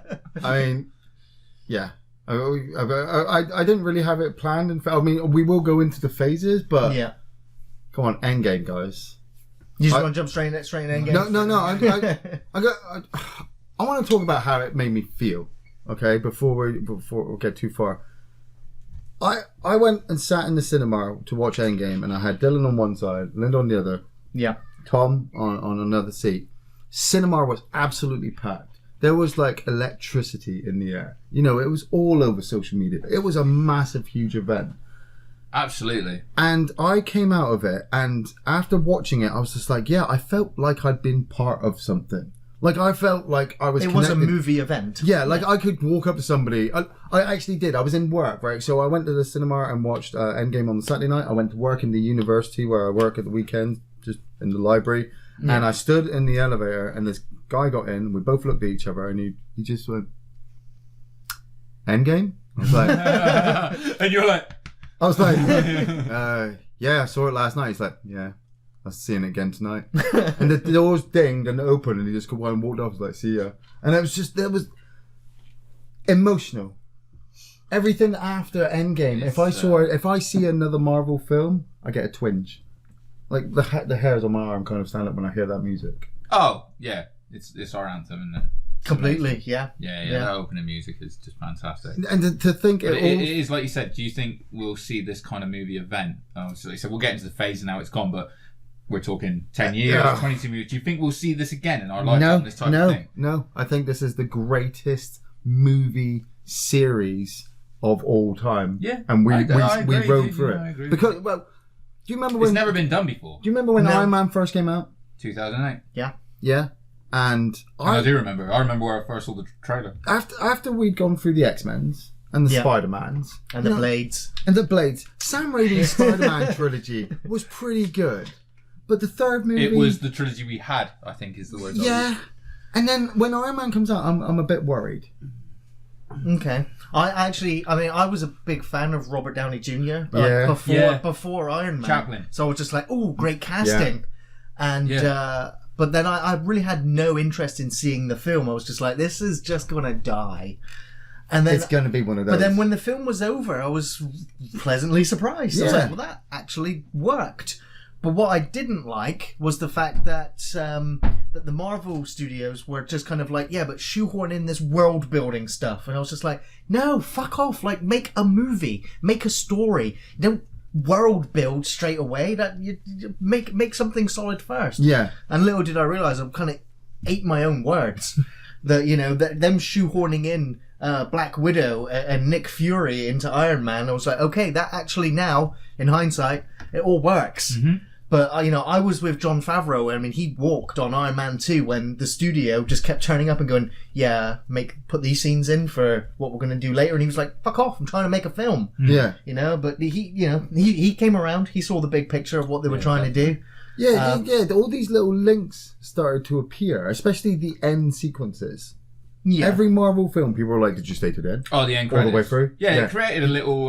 Did you see that? Thing that's part of the culture now, didn't it? I hate it. I hate wait till the end credits. It's kind of like why just end your fucking film. Stop leaving people sat in the theater. I worked in the theater, and so waiting for fucking 300 people to get the fuck out of the cinema because you need to get it ready for the next showing. You're just like, oh. You're like, it turns out Loki's alive. But no, because it has a knock-on effect where you get films like, I'll put it, Jurassic World: The Lost Kingdom. Right. That has a 5-second ending where a pterodactyl flies off and lands on a building. People sat there for 10 minutes of credits to watch that. And I'm like, just get out. Like, there's no end credits. The thing, though, isn't it? You do ask yourself, like, is there something after the credits? It used to be something that was kind of like an Easter egg, like back on VHS tapes. Yeah. When you had the film, it would be at the end, like at the end of He-Man. The Skeletor pops up, and you're just like, oh, you never would have noticed unless you'd played it all the way through. But Marvel did it well. The Marvel film started to do it well. At the end of Iron Man, when they did the nod with Nick Fury, you were like, oh, what's that? And then at the end of Iron Man 2... Incredible Hulk was when he goes... Tony Stark. He wears such lovely suits. No, it's General Thunderbolt. Yeah, that's it. He's in the bar, you're right. Yeah, and speaks to them. And then in... Iron Man 2 was... Thor, you see the nod with the Doctor, where he's in the glass. You see the hammer, don't you? You see the hammer. What? In Iron Man 2, don't you see the hammer in Arizona buried in the ground? Because obviously that leads on to Thor. That leads into Thor. It linked. Marvel did it really, really well. Incredibly well. Yeah, I'm sorry. I was one of those people that waited. But... Oh no, everyone's one of those people except me. I know. But I feel like I am in the minority with it. It just really it triggers me. I used to Google it. I'd get to the end of the movie and go on the route and go, is there an end credit? Yeah. Just to see if it was, because no matter what, I was going to stay for it. But if it was like, there's one and then there's nothing right at the end, because a few of them didn't do that. So it was Marvel even trolled people with some of them, like having Captain America there, just going, yeah, what? Oh, doing the Ferris Bueller bit. Yeah. He does, doesn't he? There is one. Is it the first Avenger that he does it in? I'm not sure. Well, one of them, I think where the first they have the Avenger Captain Avenger like instructional videos and stuff, don't they? That's right. Yeah, really good. He's like, you still here? Seriously? Brilliant. Yeah. So what you got through most of Phase 1 there? Iron Man, Hulk, Iron Man 2. Well, of Phase 1, the biggest anomaly is the Incredible Hulk, which came out 2008, the same year as Iron Man. Edward Norton. And it was kind of like, is this a Marvel film or is this a Universal film? Yeah. Because it was Universal Studios. Yeah. Because Universal Studios own the rights to the Hulk. Yeah. And so it's technically not... I kind of can't really consider this part of Phase 1 or part of the Marvel world. But you have Tony Stark's in it at the end. Yeah, you have to. It's got... Robert Downey Jr. comes into it at the end. It ties it all in. And the fact that Edward Norton would have been our Bruce Banner if he hadn't handed off the role to Mark Ruffalo. Well, it was partially his choice, but more so it was his agents. Yeah, because he were literally fighting for more money for him and to be the lead. Yeah. And that was then when Universal went, no, Hulk ours. Yeah, but at the same time, I mean, I'm kind of glad about that because of the way the Hulk character is developed. Marvel have been able to have a really good character arc and some good exploration of that character without him ever leading a single film. Yeah, I mean, absolutely. Bringing him forth into the Avengers in 2012. You just kept waiting. You just wanted to see Hulk smash. You didn't really want to see Mark Ruffalo that much. I mean, his Bruce Banner wasn't, for me, really became a character in Thor Ragnarok and in Endgame. But that's when he gets his most. I would say Ultron. I really enjoyed Bruce Banner in Ultron. It's when he can go up against Robert Downey Jr.'s Tony Stark, because Tony Stark kind of just runs everything. Yeah. But they're great when they meet Stark in the Avengers. And Banner talking. Stark and Banner in the Avengers. Yeah. The first one is Thor and Hulk together. Yeah. But before we leave Phase 1, I mean, let's talk about somebody else who Tony Stark does talk to. Captain America, first Avenger. I mean, World War II setting. I really enjoyed it. It's amazing, mate. After Endgame, we came home Sunday. First Avenger was on. The wife will just keep a Marvel movie on in the background. If it's on, she'll just leave it on. And I saw the part where Bucky was going off first to war. Yeah. And he says to Captain America, Steve says to him, "Don't do anything stupid while you're taking all the stupid with you." Yeah. And it's like, that's in First Avenger. And I totally forgot it. So I kind of stood there in my front room like... I know. It's great when There's a lot of something, callbacks, isn't something 8 years ago How? has a nice setup Yes. and a payoff. Yes. Game of Thrones.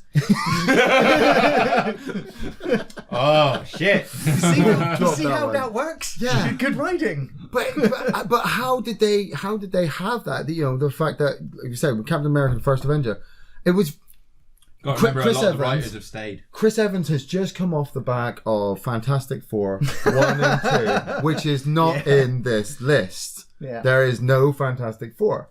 But I've watched. There will be. But I've watched all of the Captain America movies, and then I've what did I watch a couple of weeks ago? First Avenger, Silver Surfer. Right, yeah.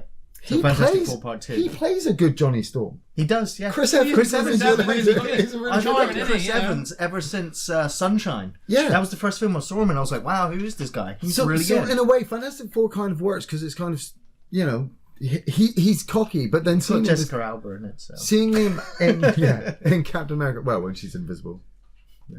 When he's Still when he's Captain America, it was like he was more mature. I Yes, love yeah. the development of his character. It's just like, you've got these superpowers, but we're going to be using you as our poster child.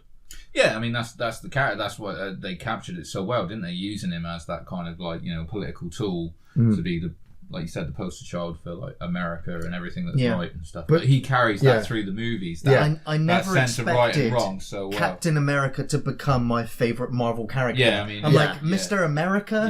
Yeah, he may as well be wrapped in the American flag. He's called Captain America. Yeah. Like, part of it makes you just want to and he vomit is a little wrapped in the bit. flag, But the way he delivers the character, from the comic book to the screen, his personality, his charm, and the way he's written, you believe that he is. You believe that he is a man of his morals. Yep. And you get behind him, and he's such a likable character. Proves by the end, indeed, that he is literally it's like he is the best of everyone. Yes. You see, what he is the best of everyone. Yeah. That's the whole point. But yeah, that was to finish as well. Like after those, because obviously you get the setups, you get Iron Man, Thor, and Captain America, the main three. And obviously with Iron Man 2, like say you bring Black Widow and Rewatching the Hawkeye. films in my head. Yeah, I know it's easy, isn't it? You Yeah. just put them on. I probably watch at least one of these movies out of all these 22 at least once a week, But that's just to have yeah. background on. But by the time we've gone through all those main characters and then we hit the Avengers. Yeah. Oh my god! I mean, do you know what's really funny is like that's phase 1, right? Yeah. And I'm not. By the end of it, when we get to the Avengers, when I finished watching it, being a comic book fan my whole life, I was kind of like, that's it. That's it. That's as good as it ever gets. Sure. Yeah. Oh my god, they built 4 movies towards an Avengers, movie. I An never thought we'd get ensemble. Avenger. Yeah, never thought and we'd I get thought that that was far. going to be it. Yeah. I just thought that's it because what the fuck else do you need to do? And it's oh no, we got plans. Yeah. Because It's obviously such an incredible. straight after Avengers, you were going into Iron Man 3. So I didn't even know there were phases until somebody posted it online. Like this was phase 1, this was phase 2. I was like, really?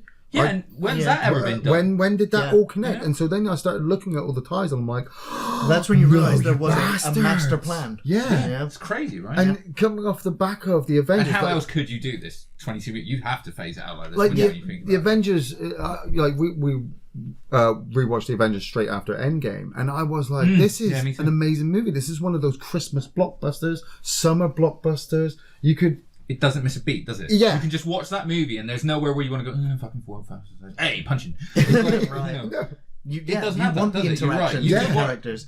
It's a Christmas movie that's not a Christmas movie, isn't it? It's just a movie where you go, this is 90 minutes of joy, everyone should sit down and shut the fuck Yeah. up. Like, I can put this on. What I liked with Marvel's The Avengers, the 2012, the first one, Yeah. is it was all of these characters being introduced to each other for the first time. Yeah.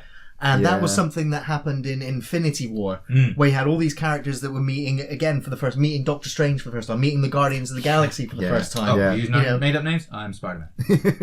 The first time Spider-Man talks to Iron Man. Yeah. And it's just the chemistry and the performances. It's just you get goosebumps. You're just like, oh, these characters are talking to each other. You've seen them in these separate I'm films. and now- I'm replaying the Black Widow meetup. Oh, you have to go get Mr. Green, and she's like, and she has that little moment in the shack with Mark Ruffalo, and he slams the table, and she pulls the pistol. Oh, on him. yeah. I remember seeing that sequence. I did and, like...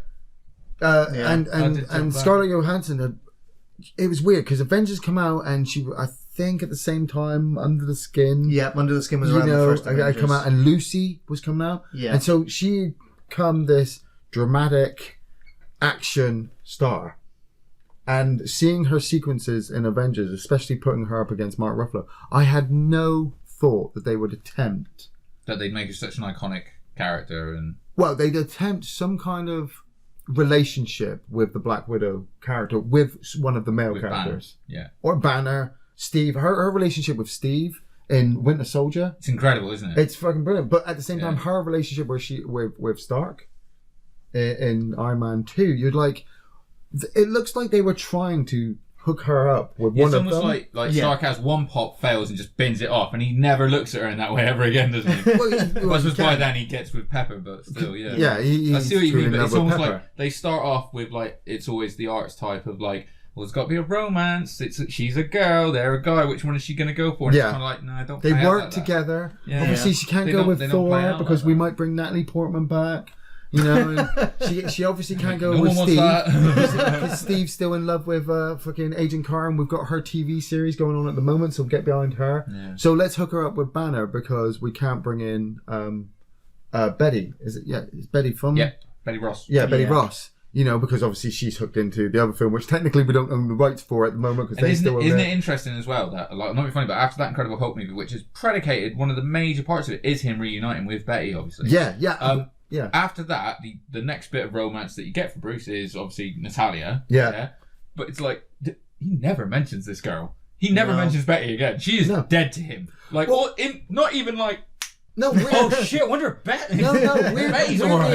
weirdly enough, I've always seen it, I mean, dipping a little bit into Age of Ultron, and then obviously into Endgame, I've always seen it as the reason why he never got with Black Widow is because he was in love with Betty. That's a good way. And he could never bring it up because obviously if he brought up Betty, if Black Widow doesn't know about Betty, she's not going to look her up and start searching for about Betty. You know, but I wasn't too sure if they should have this relationship, but they kept it kind of on a level where she was badass enough that I got behind her, even though she hasn't had her own movie yet. She's got a series coming. Is it a series or a film? I thought it was a film. Oh, maybe it is a film. Yeah. Oh, it's a Loki series. Sorry. Right, yeah. Loki series, Black Widow movie. But yeah, I mean, still though, I mean, they did a fantastic job with all of them in that Avengers movie. I know everyone says like, oh, Hawkeye got short chains, and it's like, did they ever fucking pay that one back over the course of the next couple of phases? Yeah, because in Age of Ultron, they sort of recognize, you know, he's the only one that outwits with a family, Scarlet Witch and everything like that, and then in Avengers, in Endgame, he's literally the guy that's just sort of like, someone needs to be the first guy to take a bullet, I'll do it. Yeah. Some guy needs to test time travel, I'll do it. Some guy, do you know what I mean? He's because I'm just ready to die right now. One way or the other, I get what I want. I either get my family back or I die trying, and I'm fine with both. So they really paid him off. Yeah, absolutely. Over it. But that's, you know, like you said, building characters. Everybody got steadily over 10 years. So what, phase 2? Yeah. Can I bring up Thor: The Dark World? Yeah, man. Because you can. Not many people will. Not many people. We were there. We were at the university actually. That obviously they put in Greenwich. That they shot it at. Yeah. And we were there, and then after about 10 minutes, we were like, "This is where they did Thor." You know? See, everyone around us is like, "Fucking." Even it's like Thor: The Dark World is the Iron Man 2 for me, where the story is kind of fluffer, just something a little bit bigger, but where. Is it the first introduction of an Infinity Stone other than after the Tesseract there? Well, we didn't know the Tesseract was a stone, so the Tesseract is still just the Tesseract. Is it the first time we talk about Infinity Stones? No, in Marvel's Avengers, it's the opening of that film, isn't it? Well, no, the Ether is... of course, because Thanos is in it. Yeah, isn't he? He's the end credit. Yeah, that one, the Ether is taken, I think, to the Collector at the end of number 2. And that's why the Collector has the stone for Infinity War. Yeah. But it's also... I like the fact that the whole film builds up this ether, and you have this whole dramatic battle with Malekith, and Thor defeats him, which you obviously already knew walking into it because he's the God of Thunder, and he's going to beat the shit out of shit. But it's also dramatic enough that when like his mum dies, you got to really see the relationship between him and Loki develop, so that when you're sat there in Infinity War and you watch him snap his neck, you're like, that motherfucker's dead. Yeah. Yeah. Like we know dead, Loki. We were dead. You know, we already know characters series, by the way. that characters could die, but you know, I like just the like I said the the expansion of the universe to the point where they're like, this is the ether. It's not really the ether, it's an Infinity Stone. Yeah. Something That was a bigger. good one, wasn't it? Something bigger. I just found that Thor: The Dark World was, for me, it was a warning sign of the decline again in the quality of superhero movies. Was that they'd reached, a plateau with Really? the Marvel's The Avengers, and then Iron Man 3 came out, pissed off everybody. They were like, where's yes. the People got fucking mad. I get the Yeah. Iron Man. Now again, thing. I'm going to say, just to save time, I still enjoy every single one of these movies. It's Yeah, funny. yeah. Like, there isn't a bad one for me No, in there. there, but there are a few choices that I wise- will choose to never watch again. See, no, I wouldn't watch all of them. no, But no. I see what Thor: you're The saying, Dark like, World is one of you them. know. See, no, they I all still like it. work. That's why that's for me that they all work. Thor: The Dark World is beautiful to look at. Malekith is such an amazing suit. Iron Man Only one 3, that had I 3 different hated. directors as well. So you hate Iron Man 3? Well, no, I hated, and then I rewatched it. Okay. Did Ben Kingsley annoy you the first time? Oh Let's be fuck honest. yeah! I The Mandarin I was thought was so going to be. pissed. Kevin Feige's promised that the Mandarin's yet to appear for real in the Although Marvel MCU. he also hinted that it could still be him, yeah. Trevor. Yeah. Which one of you is Vanessa? That one, like, Yeah. it could be him, and that was a fucking ruse. When I rewatched Iron Man 3, it made me really, really appreciate Guy Pearce's performance as Alec, he's got a funny name. Aldrich Killian. yeah. Wow. Yeah, Deep Aldrich voice. Killian. Yeah. And I remember at the time you were all excited because it brought in the Extremis armor and you were Yeah, talking because that's about what the like the virus. Invincible Iron Man series. Was And my I hadn't favourite read part of that the comics, and I comic, was like, so- Extremis, motherfucker! I was like, oh, I this was is going so to be excited. massive. But then the action sequences were a little bit over the No, top. I dude, got like when his when house they gets all blown rock up. It's pretty fucking badass. That's quite cool. That is pretty badass. When he's like, "Here's my address," and Mandarin's like, "Dummy." But it was, but like you said, it was filler again. Just like Thor: The Dark World, I just enjoyed it the second time round, understanding where it was leading to, because I'd already You gone know to why, that. don't you? Why? Because Captain America: The Winter Soldier washed any bad taste out of Yes. anyone's mouth, and you were like, "Do you know what? The faith has been restored." Absolutely, Yes. yeah. Because we've just watched the greatest movie of all time, Yeah, basically. 2012 Avengers was amazing. It was the event of the decade in terms of films. Big budget blockbuster. Plus, a big fan of Joss Whedon, so it's just like, glad that he's achieved this massive celebrity status Finally. after Avengers Endgame, because he never really got it with the TV shows. No, now yeah, he has a absolutely. cult following. Now he has household name. But then, like I said, follow it up with 2 lackluster films, 2013. 2014 was... That just kept me invested in the MCU permanently. Captain America: The Winter Soldier, I think, is one of the best of all of the Marvel films, because that's the one where I can go... Well, I mean, that one and 2014's Tri-Carriers. Guardians of the Galaxy. Both of those 2 films, I can say you can watch them outside of the MCU and they work as just great films. Yes. Absolutely. Guardians of Yes. the Galaxy is your sci-fi comedy adventure film. Yeah. Winter Soldier change is your of pace as well. espionage spy thriller film. So Winter Soldier as well. It was interesting what you said earlier. You said about Black Widow and Steve Rogers' relationship. Yeah. It was great, wasn't it? It was like my favourite bit of that, and just to show how well they developed in that movie, because you have so many changes for Steve Rogers in that movie. Because for one, all right, you think what Marvel's Avengers, you first see him, he's fucking hitting a heavy bag, right? Yeah. And he's still, it's like he's in a gym that looks like it was out of the 40s, like he's still adjusting, like I need all my shit to be vintage or whatever. By the time you get to Winter Soldier and he fights fucking GSP on the barge, George St. Pierre was on it, Yeah. Baroque, whatever his name was. When he fights him, you're like, oh shit, someone taught him Kung Fu.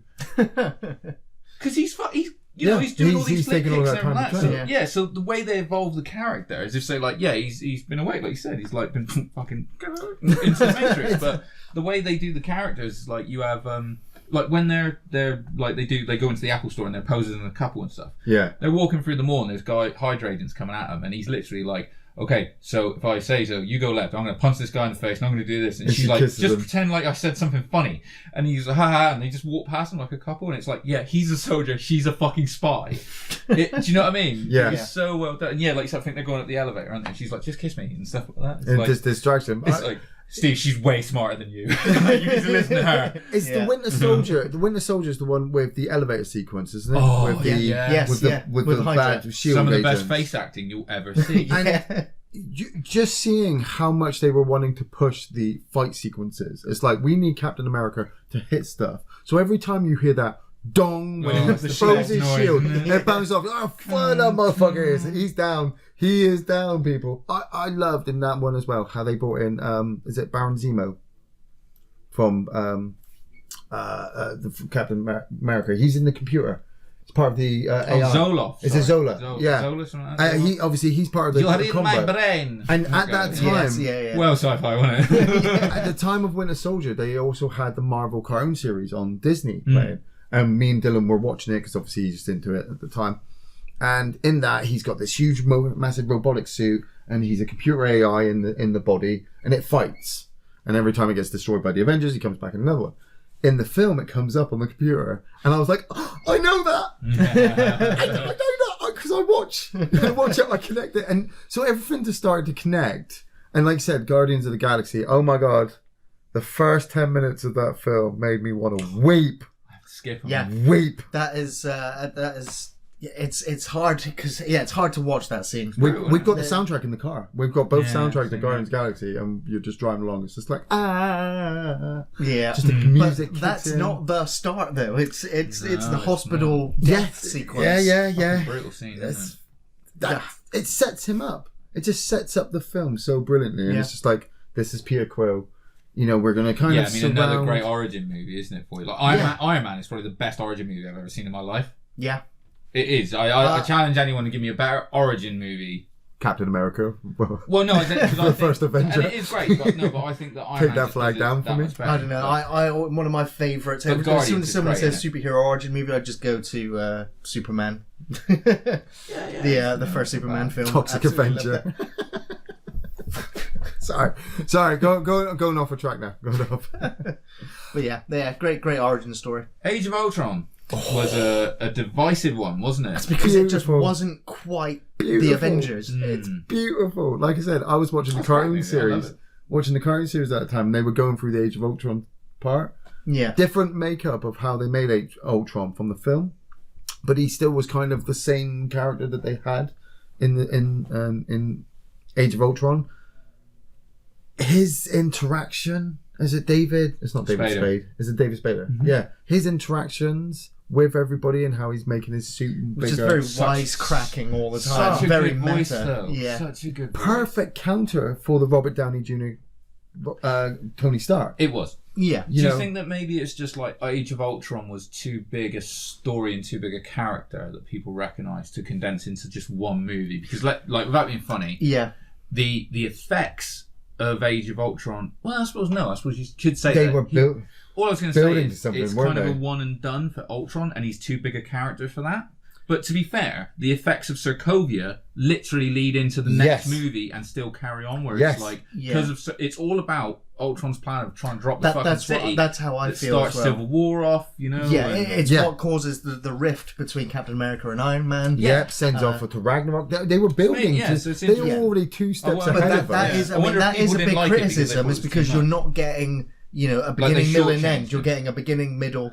That's it. No, that's the weird beauty of it. That's why it's the best series ever. Because while we were watching Age of Ultron, like, oh, so that's happened and he's dead, and he's flown off. So where are we going? I'm surprised they killed off Quicksilver, but they kept the Scarlet Witch. But I think they were, and they've really kept that in there. Scarlet Witch's got some of the biggest moments ever going forward, hasn't she? She is one and I of think she's going to be the most powerful characters. They're going to build the next phase on the back of her, I think, personally. Well, she's got her own TV series as well on Disney. They got to move with towards Vision. House of M, surely. They got to move towards House of M. I mean, when they come in, like you said, when they came into Captain America: Civil War, and it's just like, Bucky's alive. Start at phase 3. You're trying to help him. Oh, but he killed Tony's mum and dad, and you're like, What? So good, wasn't it? What? I'm sorry, what? yeah, we've got the videotape, and here it is. And you just spend the whole film just having them fight.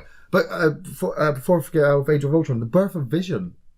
Yeah, mate. Snuck that in, and then as soon as they stuck a stone in his head, I'm like, oh, that's a fucking beacon. Yeah. He's dead. Do you remember, I think we were talking about it a couple of weeks ago, weren't we? And I said about how I rewatched Age of Ultron. And when they're doing that awesome scene after the party, they're like, they're doing the test of strength on Mjolnir, see if they can have it. And like Captain America grabs it and he sort of moves it and it just ever so slightly moves and like Thor's like, panics. I was like, in my head, I wrote myself a little script where I'm like, because of Endgame, I'm like, he could have lifted it. Yeah. And Captain America, because he's the best of us, went, I don't need to rule Asgard. I don't want to show No, up he for wasn't in front of ready my yet. friends. So I'm just gonna.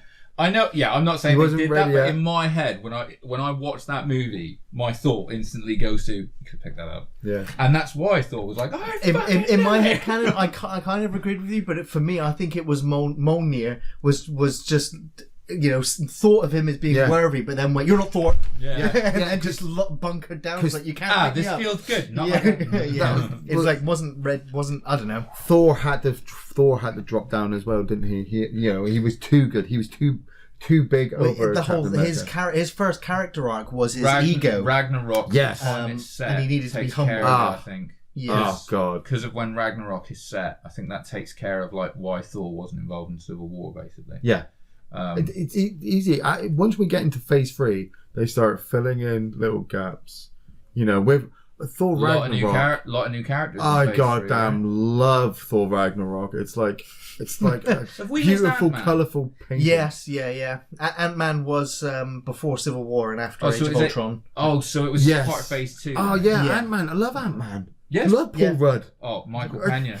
Michael Pena. Oh, why did he not come back and do a flashback for everybody? For Infinity War. After the snap, in Endgame, it started. Right, that was you missed moment. Yeah. I just couldn't believe my man Thanos, he was all like, hey, I'm going to snap. CGI Michael Douglas face. Oh. Just like they've de-aged him so well. When they said Michael Douglas was in the film, and especially in the second one when they said Michelle Pfeiffer was in it, I was like, they're still alive? Okay. And you're like, God, they look good. Yeah, and then they look at it and I'm like, aged. Wow. Marvel was really spending out money on their special effects here because look at his face. I know. I was like, Paul Rudd doesn't look like he's aged a day. That's exactly. But Doctor Strange as well. Benedict Cumberbatch. No new character again. Yeah. I was kind of getting a bit saturated by him because he was the voice of Smaug. He was doing Sherlock Holmes. You know, it was just him and Robert Downey Jr. have now both been Sherlock. Yeah, it's like, how big can this guy be? He's now Doctor Strange. Holmes was also in the Black Panther film. And Jude Law. Who was the other Holmes. So they've all Watson. been in it. Yeah. So you couldn't have got them on for one just stupid moment, even if they were just stood there looking at each other. Yeah. That's it. That's all you need. We don't get it. They just need Patrick Stewart and Brent Spiner now. Oh, yeah. That'd be amazing. Sorry, and you were going on about Doctor Strange. Sorry, I'm thinking about Doctor Strange there. Because we were watching it a couple of days ago, and Tilda Swinton, I wasn't too sure about the Ancient One. But that upset a lot of people with the, whitewash casting and everything. And well, yeah, but rewatching Doctor Strange a second time, same feeling with Iron Man 3. It's not really the Ancient One. Doesn't have to look like her. Like, if you think of Nick Fury started off as he was David Hasselhoff. Yeah. But when they rewrote the comic books and brought in a black Nick Fury, Samuel Jackson just went slap. Yeah. And you're like, oh my God, you see the total connection there. With Tilda Swinton, it wasn't the fact that she was, for me, not Asian. The Ancient One is just a title. It's all the magic behind her. Sure, yeah. She's a great actress, and it's like, she did great. Yeah, but sets up as well when, like I said, finishes off the arc in Endgame where she talks to the Hulk, and it's the reason why she's not getting involved fighting the aliens because, got this bigger thing going on. Do you know about this? There's 6 of them. Guardians of the Galaxy Volume 2. Oh my God. Kurt Russell. What a sequel. To be honest, I was disappointed my first reaction to it. I was just like, I was a bit let down.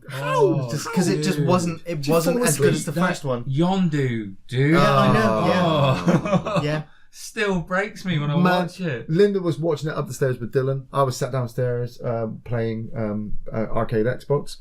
And I kept saying, I'm not watching this because Yondu dies. I don't want to watch it. Spoilers. Yeah.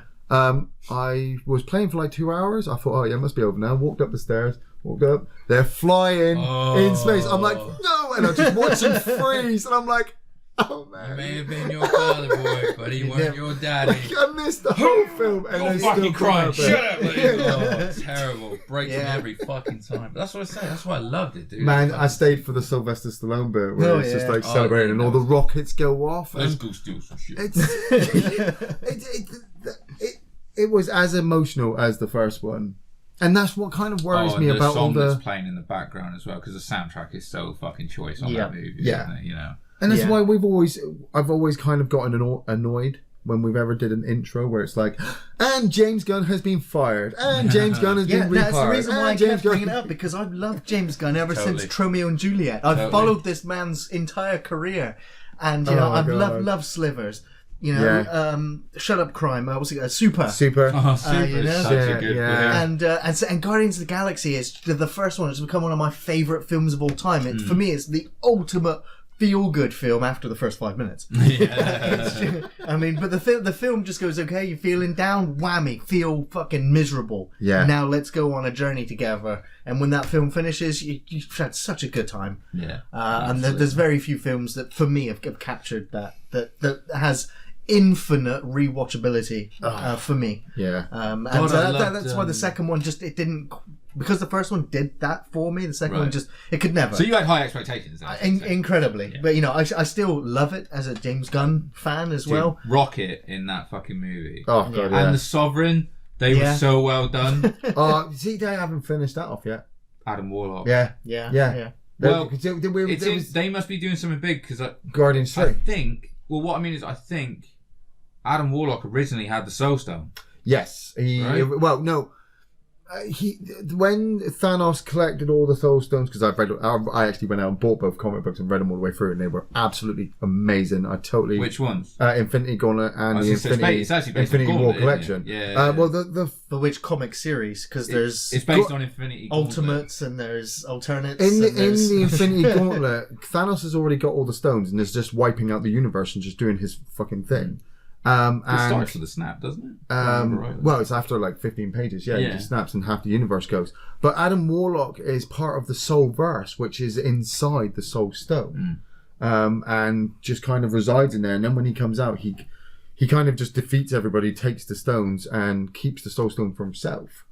So when they revealed at the end of Guardians 2 that Adam Warlock was coming, I'm like, holy shit, Soul Stone, Infinity War, that's going to be amazing. And then you watch Infinity War and and Endgame, and it's just like, he's not in there. So I'm like, they're saving that possibly for something else. Well, for Galaxy 3, because if you don't finish it in Galaxy 3, we'll be coming back in another podcast going, remember when they talked about Adam Warlock in the Marvel series, and that's the one loose end that they left out. They still haven't done. Yeah. Spider-Man Homecoming. Such a good title. Now, such a good title. This is the Incredible Hulk movie for me of this series. Where it's a Sony film, but it's actually a Marvel film. Yeah. It's where, because we've had, alongside these Marvel films, Sony were still releasing their amazing Spider-Man films after, obviously, the Sam Raimi trilogy. No one asked for them shelved. And nobody wanted more Spider-Man after the Sam Raimi films, because there were, not many people liked the third one as it was. Yeah. Sony lost faith in Sam Raimi to make and deliver more Spider-Man films, so they rebooted it themselves. And that, that was we're still in the goddamn reboot remake phase. But people were just like, it's only been a couple of years, how can you remake it already? It makes no sense, but because they want to hold on to the contract. We started to hear about how Fantastic Four situation. How they hold on to the contracts, and I kept screaming like, "Let it go! You cannot beat what Marvel are already doing. They've just had the Avengers and Age of Ultron. No Spider-Man movie you make is going to beat them." Yeah, and it just sounded like Sony went, "Okay, Marvel, can you help us?" And Marvel went, okay, I think it was more Marvel coming to Sony going, give us Spider-Man, we know how to write him. Probably, and this is how we'll split the money. And basically Sony gets a big payday for they doing did come nothing. To fairly quick. Yeah. Must have been a good deal. Yeah, but it was done with it's Tom Holland, isn't it? Yeah. Because what's the name of the other guy in fucking Amazing Spider-Man? Andrew Garfield, yeah. Fuck that movie. Fuck that and the second movie. I can't watch those Spider-Man films. I like Andrew Garfield. But did not like his Peter Parker. It was a retelling. His Spider-Man was fine, but the Peter Parker I just didn't like. I also didn't like the world of those two Spider-Man films. Yeah. Spider-Verse, dude. Yeah, Into the Spider-Verse is one of the greatest non-Marvel Spider-Man films. Well, that coming up to and Far From Home. I'm sure it's going to be great, but Spider-Verse was like something unreal. I couldn't believe how good it was. Yeah. Yeah, it just combined. You get lots of different Spider-Men. Yeah. Yeah, very good. Very good. Spider-Ham. So, Black Panther. Yeah, this brings us up to 2018, and Black Panther was the last. I missed Ragnarok. Well, we were no. I mean, I gushed over Ragnarok about fucking 5 movies ago. Fucking. Yeah, Thor Ragnarok was another fantastic. Jeff Goldblum standalone film. is just. Jeff Goldblum Amazing. appearing in I Marvel love- film. love I'm sure Valkyrie. more people went to see it just because Jeff Goldblum was in it. What's her? Is it Kate Blanchett? Isn't it? Playing. Yeah, Hela? playing Yeah, Hell. oh, yes, Playing yeah, Hela. yeah. I'm just gonna say. I this- forget about the actual Ragnarok stuff Yeah. more than I remember, like With the the Scar adventures stuff. of Thor and Hulk. Yeah, with the Scar stuff. Yeah, obviously they put Planet Hulk into it, didn't they? Yeah. Which is amazing. Yeah, I I don't- remember that more than actually Asgard being destroyed and everything else. I- That was Yeah. kind of dull, really. I love Hela walking around Asgard and just destroying everything in her path. It's that whole. She's got that whole gothic look going for her It was so comedic as well Yeah. compared to the other ones. because she knows Yeah. she can destroy everything. Yeah. But she's walking around. She's got this whole gothic look, and the soldiers are just like, "No, we're gonna fucking take you on." And when she pushes her hands back, and the helmet Puts her comes, on and- I look at it and I'm like, eh. But then she stands her in the suit, and I'm like, yeah, and everything just dies in her path. And I'm like, does how? that whole speech and she's how- like, I don't know who you are. She's like, are you fucking kidding me? How is Thor supposed to take this on? She's just fucking absolutely destroying him. But he's coming off the back of finding out that his father isn't his father.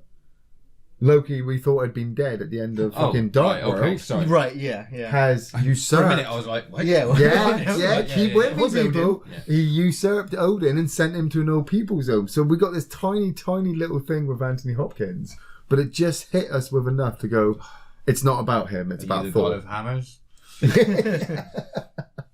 The fight sequence in the arena are just... Yeah, absolutely amazing. Yeah. Thor Ragnarok it's almost on the same level as Guardians for the humor. Oh, it's for the in my top characterization. 5, absolutely. I loved Yeah. it. Yeah, Yeah. it was, I watched that the same night as the premiere of Batman v Superman? Or was it... Might have been around. No, it would have been not Batman. Justice League? Justice League. That's right. Oh. So we had midnight tickets for Justice League, Yeah. and so we thought, oh, let's go watch Ragnarok because I hadn't seen it yet. Let's watch it before. Yeah. Went with Sandbags, and he'd already seen it. It's like, oh, I'm gonna watch Ragnarok again. And I Yeah. sat. Oh my god! I finished it, and I was like, Justice League is fucked. Yes, yes. Fucked. And I was right as well. Oh yeah. I Yeah. had a really weird thing during that screening as well, right? We went to see it. Obviously, it's a late one because it's like, say, 10 o'clock and things at midnight, right? Yeah. And we paid for like the front row tier seats, you know, so nice, all the leg room in the world, right? But they kind of, when we went in there, because we were about to buy VIP, I said, well, how many seats have been sold? And he showed me, and there were like 5 seats sold, right? So bear in mind, no one, barely anyone coming in. Me and Sandbag sat down. This dude comes in, just sits right next to me.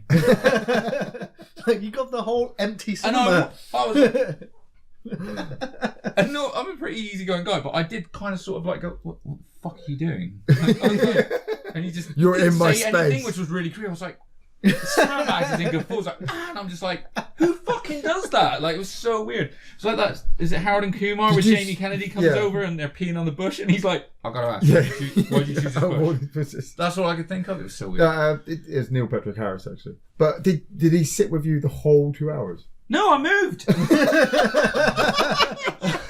Wow. I said, motherfuckers creep me out. I'm moving. So you paid for seats in this whole empty cinema? Oh no, I didn't like pay. Well, And then we didn't pay extra for Oh, those man. seats. We just chose to sit. I was just, fuck this. Yeah. I crawled over the fucking embarrassed. Sat there like that. I was like, what I prick. was just thinking, you sat there watching Really Thor just me being Ragnarok antisocial, I guess. But I was just like, before the music I was even like, hits who fucking in. does that? You just It's hear, like, if you go to a public urinal and there's a urinal and then Yeah. another one, you fucking You go don't to go one, and you stand leave right one next in to man. somebody. Yeah. That's what I was thinking of. Yeah. Sorry. It's just etiquette. That's my Ragnarok story. But it was better than Justice League. Way better. But Black Panther, though. Big event. I only went and I know there was a big event and everything was just it. Marvel really has hit some big turning points through its series for social commentary. I think. I mean, going back to the poster for Avengers, where everyone kicked off Oh, the about ass. how Black Widow was being sexualized, and all of a sudden I it don't just remember that. you don't remember that. No. Everyone else is facing forward. She's Yeah. got her ass to the screen and is facing Oh, the Yeah. other way. right. Okay. And it was all over the internet where people just turned the poster around so all the guys' asses Which and is really everything, funny. and they're all sexy Awesome. poses. And I think the same thing for me came up with Black Panther, where I didn't expect a Black Panther movie. He turned up in Civil War. Yeah. And had correct. had a Yeah, big yeah. point where his dad had been killed, and then obviously fought with. Greatly offended your father. That's a different movie. Different movie. and I felt like that was it. That was just going to be it for him. But then after Doctor Strange, I'm like, well, they're willing on doing anything, and you needed an origin story. Yeah. To explain him, so that it was all set up for Infinity War. Yeah. We had to know why his suit did all that they purple needed stuff. to introduce Wakanda because Yes. that was going to be the big. That was going to be the big set. Yeah. And I Oh, remember. it was huge. Just remember when we watched it for the first time, and it was literally like, "Fuck, we're going to Wakanda. This is a Captain America movie." Yeah. Fuck. yeah. We're getting like 2 movies. But I love the fact that it's just Michael B. Jordan Yep. playing Killmonger. His actual urban down to earth tale was a fucking great origin story for Very Infinity. good. Yeah. Didn't have to have some special power or be from some crazy planet. It's like, I'm just a badass from the streets that has spent my life killing people. Yeah. You're the prince. And you've kind of had the silver spoon lift up. And you knew that, you kind of knew that, well, obviously, I can't remember what what's the prince's name in Black Panther? I'm just going to call him Black Panther. I was trying to be smart. Remember Prince. Oh shit! I've just gone, mate. Yeah, I just got to call him Black Panther. You knew Black Panther was going to get his ass kicked and then come back. Shelfers in the comments, help us out. Yeah. It's Yeah, literally it's gone out of my literally mind. I gone, yeah. can't But wait. the whole setup for the special power and then the destruction of it. So now this is the last of it. So this is now your Black Panther. You know, it worked.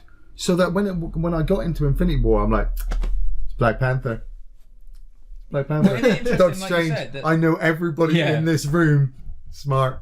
Isn't it interesting, like you said though, about their origin stories? Is what they managed to do is because they brought Black Panther into Civil War, they didn't have to spend a whole time introducing Black Panther because they're like, we fucking know Black Panther, it's fine. Yeah. So they give Killmonger more of an origin Yes. story. Yeah. Yeah. They've got Andy Serkis playing Matey, obviously he was Playing in Pointless. Claw. Claw, well done. What- So it was like it was great that they could go. We don't need to do a massive Black Panther like origin story because everyone's met him already. It's fine. Do you know what I mean? But they, like you said, we had to explain Wakanda. You know, and with the at this point, 2018, That was coming the off. big thing, wasn't it? What Because was they that? was like, I don't want to expose Wakanda to the world. Yeah. Because they're like, you're so fucking rich, you could fix so many problems in the world. And he was like, no, everyone can stay the fuck out of Wakanda, right? Yeah, Yeah. but it was kind of like an Iron Man T'Challa. thing. T'Challa, thank you. Well done, Tanya. It was kind of 20 like an points. Iron Man thing, because if you remember at the end of Iron Man 1, I got shocked at the end of Iron Man when Rob Downey Jr. said, I'm Iron Man. Because for years, he had hidden his identity and Iron Man had been his bodyguard. First film, they go, no, I'm fucking Iron Man. If Yeah. you see the suit, it's me. You know, oh, by the way, it might not be because my technology gets really, really good. So then bring it into with Black Panther. You know, it's just all setting up to now getting into Infinity War. Everything has now settled. And Thanos turns up. Yeah. I was questioning the special effects for him first off when I first saw him. What, an Infinity War? Yeah. No. I questioned Thanos' appearance in the after credits clips leading up. When I saw him in Infinity War, I was like, yeah, that's Looks Thanos. That's amazing, fine. yeah. Looks great. But he kind of changed color like 4 times until they decided on a shade of purple for him Yeah. in Infinity War. Yeah, to be fair. Uh, And they lit it a lot better. Wasn't Black Panther the first one nominated for an Academy Award? I believe so. It got something, yeah. didn't it? Spider-Verse won Yeah. Best Soundtrack, didn't it? Yes, yeah, It was yeah. the first one that won. But I think Black Panther it won was awards. nominated, It was wasn't it? definitely nominated for soundtrack and for a few things. cinematography or Yeah. something, I think it came I'll just say I've said it before. I was not a fan of Black Panther the film. I thought it was a bit silly. I thought that the plot was wishy-washy. I thought it was rushed, special effects wise. that whole car sequence. That whole car sequence was the bit where I fell asleep in the cinema because I hated that sequence where they just had these balls that would just repair spinal damage, that would be drones, that would were bombs. And it was just I liked it on ridiculous. reviewing it, but I was with you on the first time I watched it. I was like, "Fuck, that was a bit of a miss." Yeah. Or I thought Yeah. I thought it was pretty good until Andy Serkis' character I thought his character was totally pointless in the I film. liked it. I like Andy Serkis, but I was worried just kind of the same. ruined the film. I was like, this doesn't belong in this film. See, this I was worried the same, but what kept me going, just like Andy said, was the whole development of the Killmonger story. Yeah, you know, that was the strongest part of the film. I absolutely loved it when you. I can't remember what the actor's name is, but he was the second in command next to T'Challa, and they were best friends. From the Get Out. And he was Michonne's. Get Out, he was Michonne's partner. Yeah, you know, Michonne. It's like... yeah, I'm describing names now, and I'm just like, yeah, that's a great relationship. But then as soon as T'Challa is taken down and Killmonger takes place, he sides with Killmonger. Yeah, and I'm like, oh, you're fucked. You are fucked. I mean, Black Panther's gonna kick her ass, but when Michonne finds out, she is going, because they were establishing her character as well as this badass, because I mean, obviously they were ready for Infinity War, and it was going to be set. They were really close, right? Because I watched Infinity War before I caught Black Panther. Black Panther was still running. You know when you say that about his second in command, I remember watching Black Panther, and obviously they bring up the guy who challenges him, who ends up in Infinity War, stood by his side, doesn't he? And I was like watching it, going, "You're going to be friends." And then when you see a second in command, obviously I don't know his name, but obviously I recognise it because of the Get Out. So I was like, well, he's at least a recognised actor. It was kind of like I was just watching it going, you're somehow going to disappear, mate, because you weren't in Infinity War. Yeah, you're you were going to betray him or die. Yeah, you're so going to die. I saw that one coming, but for stupid it's the reasons. Wakandan way. Yeah, well, I like I said, me and Linda, we went and saw Wakanda Black Panther forever. Before Infinity War, just so I knew. I needed to know. You know, it was part of the series. I had to watch it. Did you find a lot of people telling you? I asked a lot of people, and I was like, because I just didn't have time to get to the cinema, and I was like, do I have to see it before I watch Infinity War? And they're like, no. No. Yeah, that was it. I got and the you same. Didn't. Really? You did. No, considering you'd already been introduced to Wakanda in Civil War. Yeah, you didn't. Yeah. You didn't. But it was a good origin story, same as Doctor Strange. They just had to reveal this character because when we get into Infinity War, they have their moments. He's a major character. He deserves his own movie. They have their moments, Yeah. And Black Lead. It was a big deal. It was a big deal, but it was made into a bigger deal than it really was. I hated the promotion for it, where it's the first black superhero ever. I'm like, no, it's Steel. not. No. Steel. Yeah, the one that we don't want to forget though, Blade. Blade, you know, yeah. That was good. Yeah, really good. Still love Blade. Yeah, but who owns Blade? Is that still Marvel? Or is that some other Sony company? I think it was New Line Cinema. It was New Line. Good pull. Yeah, absolutely. Yeah, so obviously they can't bring up that. They have to, obviously. Marvel have had Wesley Snipes in their studio. They called him in a few years ago, and that was when it was like, is Blade are they gonna get a TV series? Are they actually gonna introduce vampires into the Marvel Cinematic Universe? Or were they just having a meeting like, Wesley, you didn't pay your tax? yeah, you owe us. Stop calling yourself Blade. We see you writing your checks. Blade. Yeah. There you go. Yeah, it did get a little bit like that. I mean, well, Blade is one of those characters where he could come in the Agents of S.H.I.E.L.D. universe along with Ghost Rider. Oh yeah, no, it's Ghost Rider. Bringing vampires into this storyline that they've got going is a bit far-fetched. They have aliens. Like, what? You know? Yeah, they've already established the multiverse. They have time travel, multiverse. Like, vampires is not that far a leap. You know, it is because, like I said, I was watching the cartoon series, and we're getting Morbius. No, yeah, that's Spider-Man though. That's not really Avengers. Well, I'm just saying that, like you said, I was watching vampires. They're in it. Yeah, but I was watching the cartoon series at the same time, and when you had Dracula turn up, because he started becoming a weekly villain. You know, you had your Zola, you had your Red Skull, you had your Ultron. You had your Thanos turning up every now and again to try and capture an Infinity Stone. You know, they were the cartoon series was keeping kind of up with the films. Yeah. When you brought in these other enemies, you just kind of had to get them out of the way. Which enemies? Which one? I mean, I was talking about so many enemies. Then I kind of lost track. I meant Dracula. Sorry. Yeah, Dracula. Yeah. When he turned up in the cartoon series, he was all kind of misty. You know, it was kind of too mystical. Where, like you said, with the aliens, like the Bram Stoker's, that kind of made sense. Dracula only really turned up in the Halloween sense, and it was so easy to defeat him. They just waited until dawn.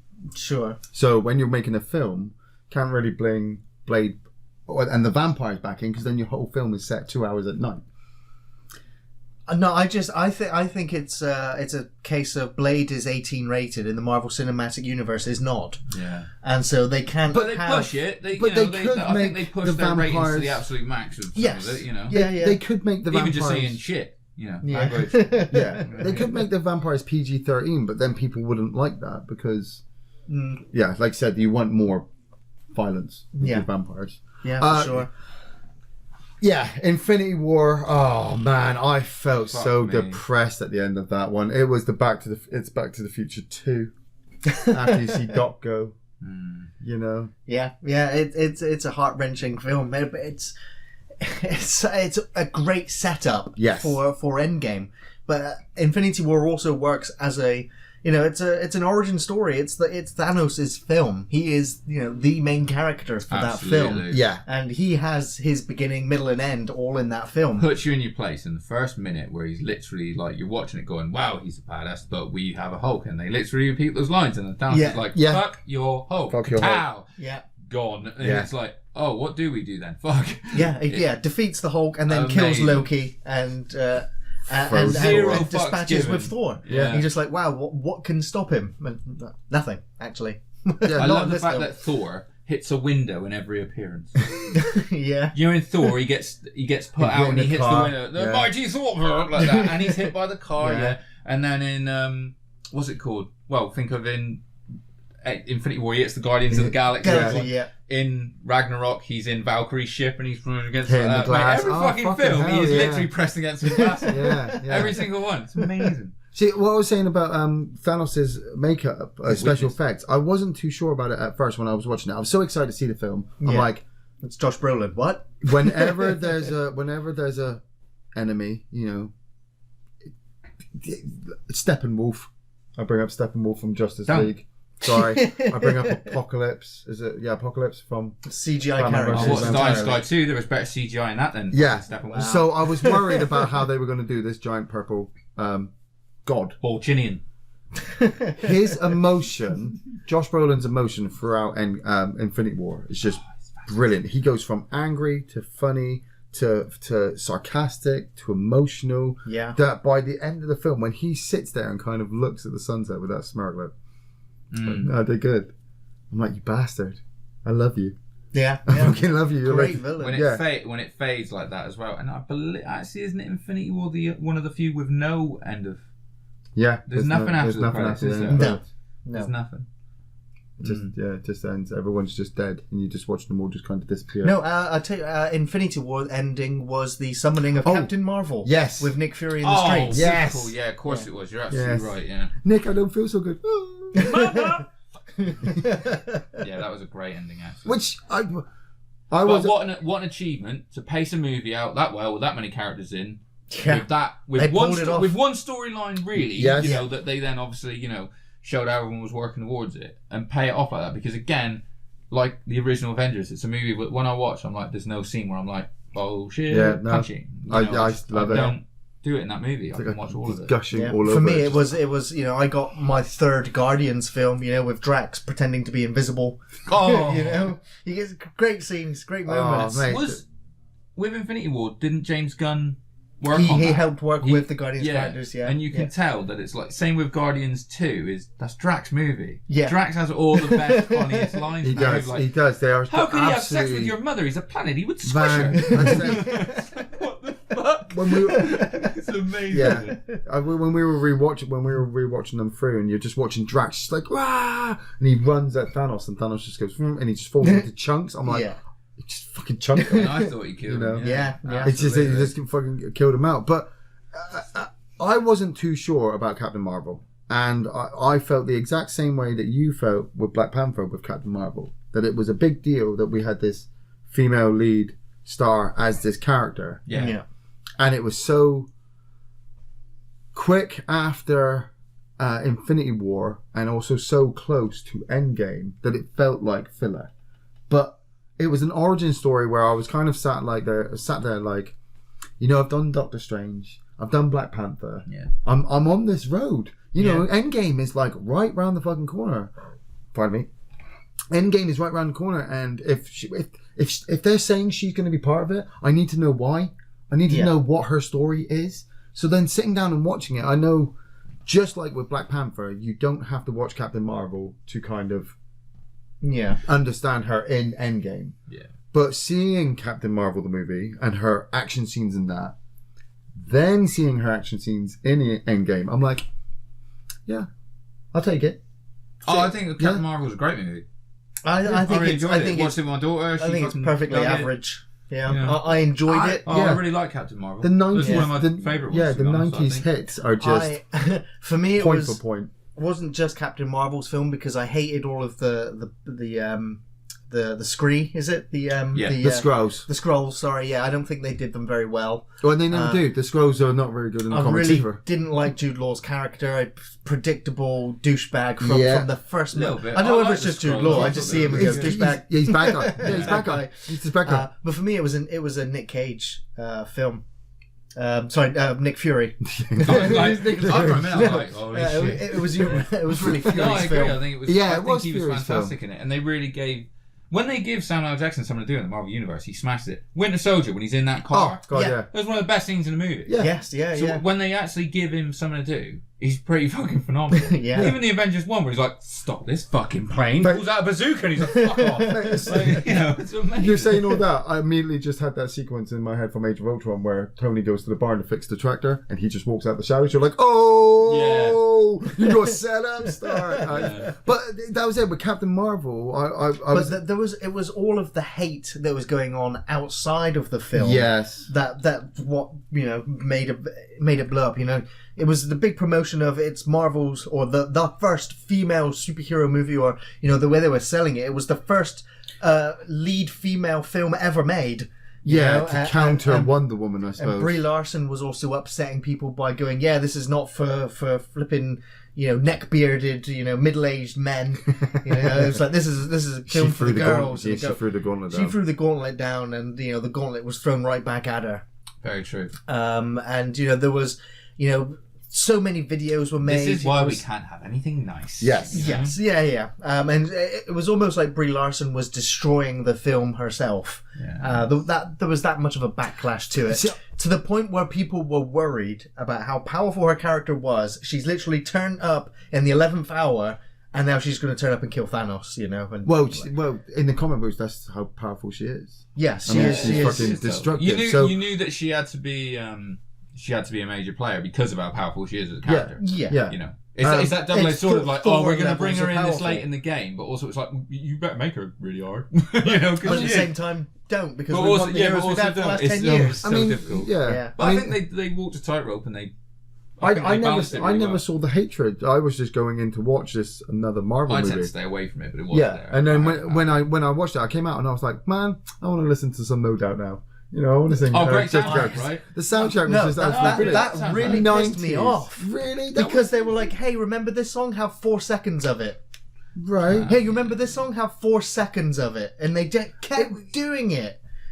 They Yeah, did it but throughout they the were- film, and I was they were like, dipping- stop doing the Guardians thing. Yeah, they were trying to dip into the Guardians thing, but they were also trying to do it their own way. That's why they kept it just 90s. But the Guardians thing that goes pissed all me off over is they the kept place. playing songs that Captain Marvel would have never even heard. But it's because indie she was time. in The 90s, off-planet the whole time. The 90s are remembered of being indie, so they just got a lot of the indie songs to forget the. Well, and it was all female artists, obviously, as well, wasn't it? Yeah, yeah, It was like yeah, Hold yeah. and, Yeah. No Doubt. Yeah, It was- I it don't was, get me wrong, it great was- songs.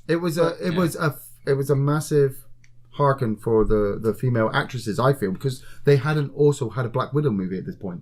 There had been rumours and rumours and rumours, and they still hadn't developed it, and she was this major player, but she hadn't been as recognised as everybody else. But they've... I don't know, that scene in Infinity War when they take on, what's her name, from the daughter of Thanos. Oh, yes. That, In every time I watch it, I can't help it. I'm having like, the three of them there. I'm literally still like, bitch, you're going to get fucked up. Like, it's so good when they're all, she's like, I'm yeah, not but it alone. took three of them. Yeah. Yeah. And that was what was so great. It But it took didn't three of diminish them. their, accomplishment either. But It was, it was so good. it set Captain Marvel up, but then when you get to Endgame, it just immediately, for me, goes back to the main players. Cap, Thor, Yeah, the original and Avengers. Tony. Yeah. Everybody else is along for the ride at that point, but these three guys, I sat there in the cinema and I'm just like, God, I want to go back and watch Thor. Dark World. Right. Man, I did not think I was going to go home and watch Dark I really World. want to watch Iron Man as well at this really point. like- I kept going back to all the other films, and before Yeah. the film had ended, I'd already retraced the steps and All the callbacks. Yeah, All the and- things that had been set up were paying off. You were- like dominoes. I was amazed just how Marvel had played us for 10 years. Yeah. Yeah, and- To me, it did feel like after Endgame, that felt like an ending. Yes. You know, I walked out into the cinema Yeah. and I was like, if they don't make any more Marvel films, I'm happy. Same as the first Avengers. Yes, it Yes, was the yeah, first exactly. So I'm like, go do it again if you can. You know, But yeah, I'll be back for Spider-Man: Far From Home. Yeah. I'll be back for Doctor Strange 2. You Yeah. know, Black Widow. I want to see the Eternals. Ant-Man and the Wasp as well was a really fucking good one, and I predicted the end of that. I don't know if I told you, I said like I'd end it where like they're all talking like, "Hey guys, what a great adventure Ant-Man and the Wasp have," and then some of them are just going to fade away. Obviously, they did it way better, putting him in the quantum realm, and it plays right into Endgame. But I fucking loved it. See, I like the fact that some people don't like Ant-Man and the Wasp, but it was another setup story. You know, just like Well, it was a Dark placeholder. World. I thought it was a good placeholder. Yeah, they had this ghost character is just there. She does her thing. Got all these really cool comedic action sequences with Ant-Man. But it was getting another female lead into it, along with Captain Marvel, I think. Yeah. Using Ghost and obviously bringing back Michelle Pfeiffer's character and stuff Yeah, like that. So and then it's quite obviously girl-centric, that bringing as well. Wasp up and having them actually. And Wasp, of the course, sequences where she like with the salt pepper. The salt shaker, and it just Flips flips the the door car, and bang, yeah, and just yeah. everything gets bigger and smaller. Marvel don't fuck about with chase scenes. We always have a chase scene. Gotta have a It's chase scene. fucking excellent. I tell you what, that's one of the best scenes in Age of Ultron on the highway when he's like trying to power up what is Yes. going to be Vision, trying to charge up his new fucking body, and they're like she catches it in the Quinjet, doesn't she? Like as it falls. Well, that's Hawkeye's flying it. I think she's on the bike. Yeah. Black Widow's on the bike, and she just jump in. Good chase, another best chase sequence. Winter Soldier. Out in the middle of the freeway. Yes, and he just gets the grenade launch and he fires it at the shield, and you just watch Cap just he goes fly fucking back. through a bus. Yeah, it just gets up Off like the freeway through a bus. I'm he's up. Like, ping next stop. You're like, I can do this all day. It's amazing. yeah. Yeah. Oh, man. So, Andy, you want to give us your top 5? Yeah, man. Me and Ian don't actually have our list. I'll give my top 2 or 3, I think. Yeah, I'm just retracing all the way for the film. Yeah, I mean, it's basically. I mean, I think I can we just covered go- most, haven't we? My top 5, number 5, I said Iron Man because I do think it is my favourite origin movie of all time. Yes, Very the good, cave yeah. sequence when he's been captured. Fantastic. it's And great. another film where all the way through I'm like, this is all good. None of this is bad. This is all good. Yeah. Do you know what I mean? Really, really great. Obviously, Jon Favreau being the first director and being in it as well, and the way he continues through the series is really, I think, really awesome. But man, come on, it's where it all started. It's where we first hear those. You know, the fucking thing ends with Iron Man. Yeah. You know what I mean? So Still shocks me Jon Favreau managed to pull it all off. Absolutely, Yes, because I think it's yeah. a fucking damn near perfect movie. I can remember the first time I watched the trailer, and again, I say it every podcast. Like, grew up a comic book fan, grew up chastised for being a comic book fan. You were a nerd. And everything like that. Like, I was in a gym with my wife, my girlfriend at the time, but with Donna, and it come up on the screens in the gym, and I threw a fucking dumbbell. Because I wasn't really, because at the time AC/DC playing in the background. I didn't tend to really read the internet to keep up to, like, now I know, like, you know, what's coming next in Phase 4. I'm up to date with all the influx and stuff. But at the time it was like I'd just hear about it when I heard about it, and the first I heard about there being an Iron Man movie was when the trailer popped, and I was like, fucking 3 man thing like this. I was like all excited. And so to start, if that being the start of something was amazing. So that's my number 5. Number 4 I put Infinity War. Yep. Really? Number 4? Yeah. I put Infinity War at number 4 on my list. Just That's amazing. like I said, there's 22 movies here and none of them are bad. Yeah. Seriously, even the ones I enjoyed less than, none of them are bad. No. So Infinity War I put at number 4. We've said everything, haven't we, about it? You know? Yeah. Just curious to see the order you put them in. Well, number 3 was Ragnarok. Very good. I fucking yes, love Ragnarok too. is beautiful. Bringing in Taika Waititi, he obviously directing it and playing Korg as well. Yeah. Loved him from obviously yeah. What We Do in the Shadows. Yes, yeah. So it's the only character that's had 3 different directors. You had Kenneth Branagh. I can't remember who did fucking Thor: The Dark World. No. But, and then then Waititi, Taika in that obviously, one, he's director of that one. So yeah, big gamble, fucking massive right turn. They threw so many different storylines into it with Ragnarok. I didn't think they would pull off Scar. They do the Planet Hulk stuff. When I heard that was going to be in the film, I'm like, how's that going to work? That you're stealing that from the Hulk and then twisting it for Thor, but keeping Hulk in that. I'm like, oh, okay, I'll just shut up then and sit in my corner. They put the Surtur saga is in it. This fucking guy on my t-shirt, Surtur, is in the, they did his fucking saga in the movie as well. You had the one with the Grandmaster and is it Contest of Champions as well? All that into it. Well, yeah, they taken out the whole Red Emperor stuff and just had him in the arena. And but then I love brought in Valkyrie to connect her with Hela. Yeah. What was it? Carl Urban. This is Des and Troy. Oh, fuck off. That's one of the best lines. I laughed out loud so hard at that, I was embarrassed. Man, when the dragon head comes flying through the portal and the girl's just splatting with gunk. Des and Troy, because together they destroy. All you heard is about fucking fuck off. That was amazing. Yeah. Such a good fucking joke, dude. But I absolutely love it. It is visually everything. And I love the way they dovetailed off of having, if you watch it, the actual in Planet Hulk, it's actually the Silver Surfer he fights. Yes. And then when they animated it, they used Beta Ray Bill.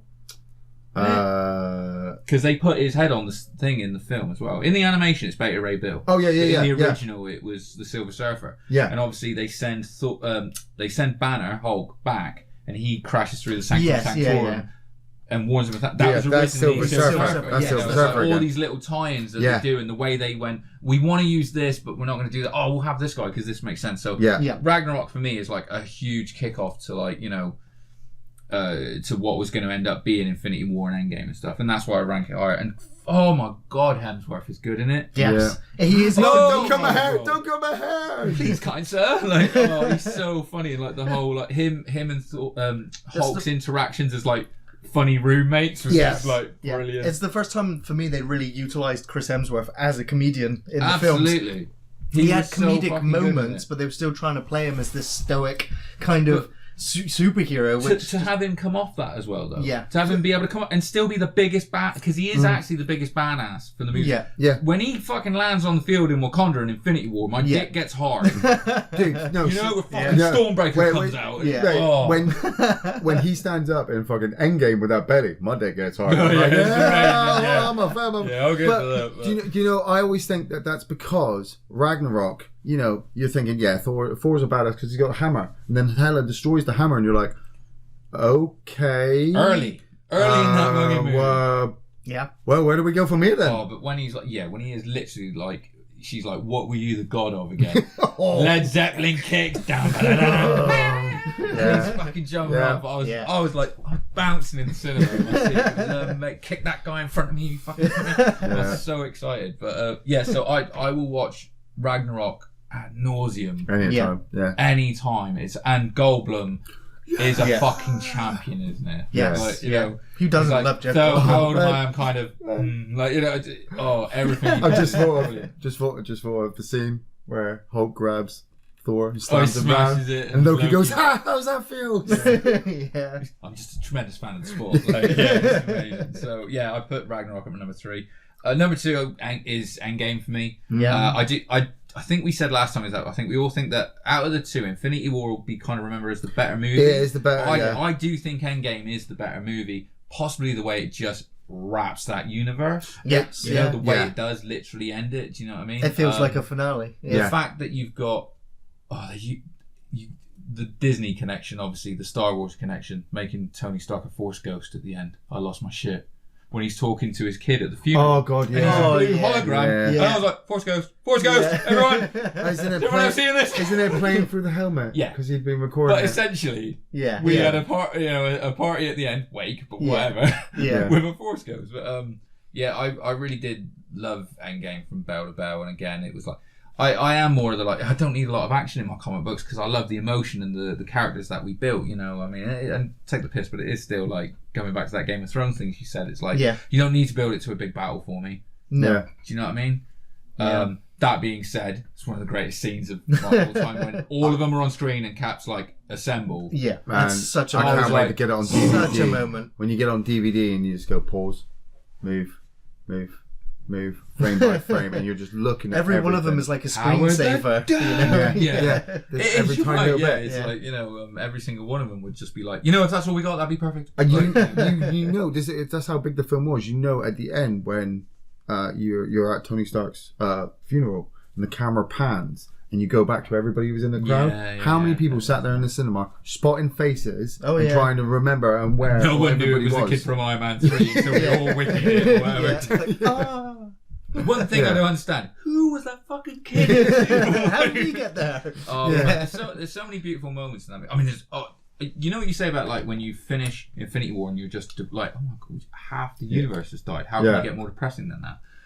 At the start of Endgame, you know, the repercussions of I'm it. sat there and I'm sort of like, and I'm like, oh my god, it's gonna be amazing. Hawkeye pops up and I'm like, oh, we didn't see Hawkeye in the last. And then 10 seconds, I'm like, oh god, no. Yeah. Oh god. Way before it happens, you can. You feel know this it. weight come over the room, and it's just, it's coming. He's about to lose it. It's coming. We've already seen him as Ronin anyway in the trailer. Yes. Yeah. So you're like, this is it. He's about to lose his entire family, and then you just start, and then it's 5 years later, and you just feel yourself like, man, this wasn't fun. Like, was it? You know? Because you just had the death of Thanos, and then they've killed him off, and he's destroyed the stones, and I sat there like, well, I'm out of ideas because so you've still got another 2 hours to go. We thought they were just going to get the stones and go back. Now what? The way they took you though from complete depression to elation, because like there were points where like you're in stitches. Think, like one of the bits where, well, again, like Hulk in the fucking restaurant, mate, was amazing. I was in bits, and they seemed that they rode this roller coaster of like highs and lows to keep you going and keep you guessing. You know, it's like Hulk in there. What was it? With Nebula and stuff, and like all of her downs and everything like that, and then they come back with like the time travel bit where they turn him into a kid. And he's like, someone peed my pants. I don't know if it was Obi or Youngmi. It's one of the weirdest things. I mean, we talked about it ages ago about Doctor Who. Karen Gillian, who plays Nebula, and she was the Doctor's like apprentice. Yeah. And then all of a sudden was in Guardians of the Galaxy. Then Guardians of the Galaxy 2 was absolutely brilliant. Then her sequences in Infinity War where she's being tortured were just. And dude, she was a major player in the game, wasn't she? Yeah, I was and surprised at how much she got, and it was. And I was like, totally justified. She's fucking fantastic. She is really good. I tell you what, I did catch. You know, on multiple viewings, when you see certain things, you think back to it. I watched it the other day again for like the fucking 6th time I know at this point, and you know when they go back to Avengers Tower in the first one, and they do that great little bit where it's like, okay, guys, can't stand around here posing up a storm, because that was the first time they were all stood there when they was like, I'll take that drink now. And you've got, he sneaks in, Tony Stark being he, and he's got Ant-Man like this, right? On his shoulder, and he's like, okay, ready? Pang, he flicks him, right? He only got so good at that because he played 2P football with Nebula at the start and was playing that game. And it was like, that was, again, where I was like, oh, you clever fuckers. You know? Build it, pay off. My God. And I'll fully admit there were plenty of times in that where I was bawling my eyes out. You know, the Hulk sequence where he smashes the alien under the car. I was sat there like, are we really going to have a 5-minute sequence where he beats the fuck up? Yeah. Right.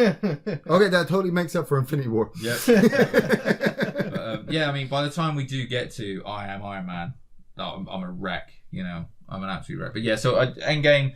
Yeah, justifiably. Fucking hell, it's amazing. You know, and I mean, it only got my number one. It only got beat. I've said it before. It was Winter Soldier. Yeah. For all the reasons we talked about and more, so you know, it's like Falcon. You give Falcon a fucking nod because Sam Worthington. Sam Worthington? No, that's the guy from Avatar. Sam something is Sam Fisher. No, Falcon. Anyway, is amazing. And you know, having him introduced, the way he attaches himself to Captain America is amazing. That, you know, they start off, he does that on your left with great callback and then get of course. That's where I started crying. Yeah, that's where I cried. Yeah. So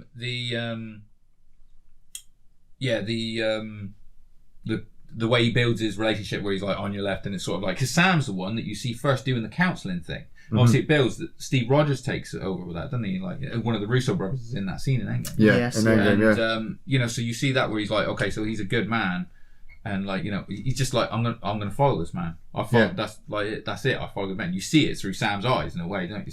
Through Falcon's eyes. The elevator scene.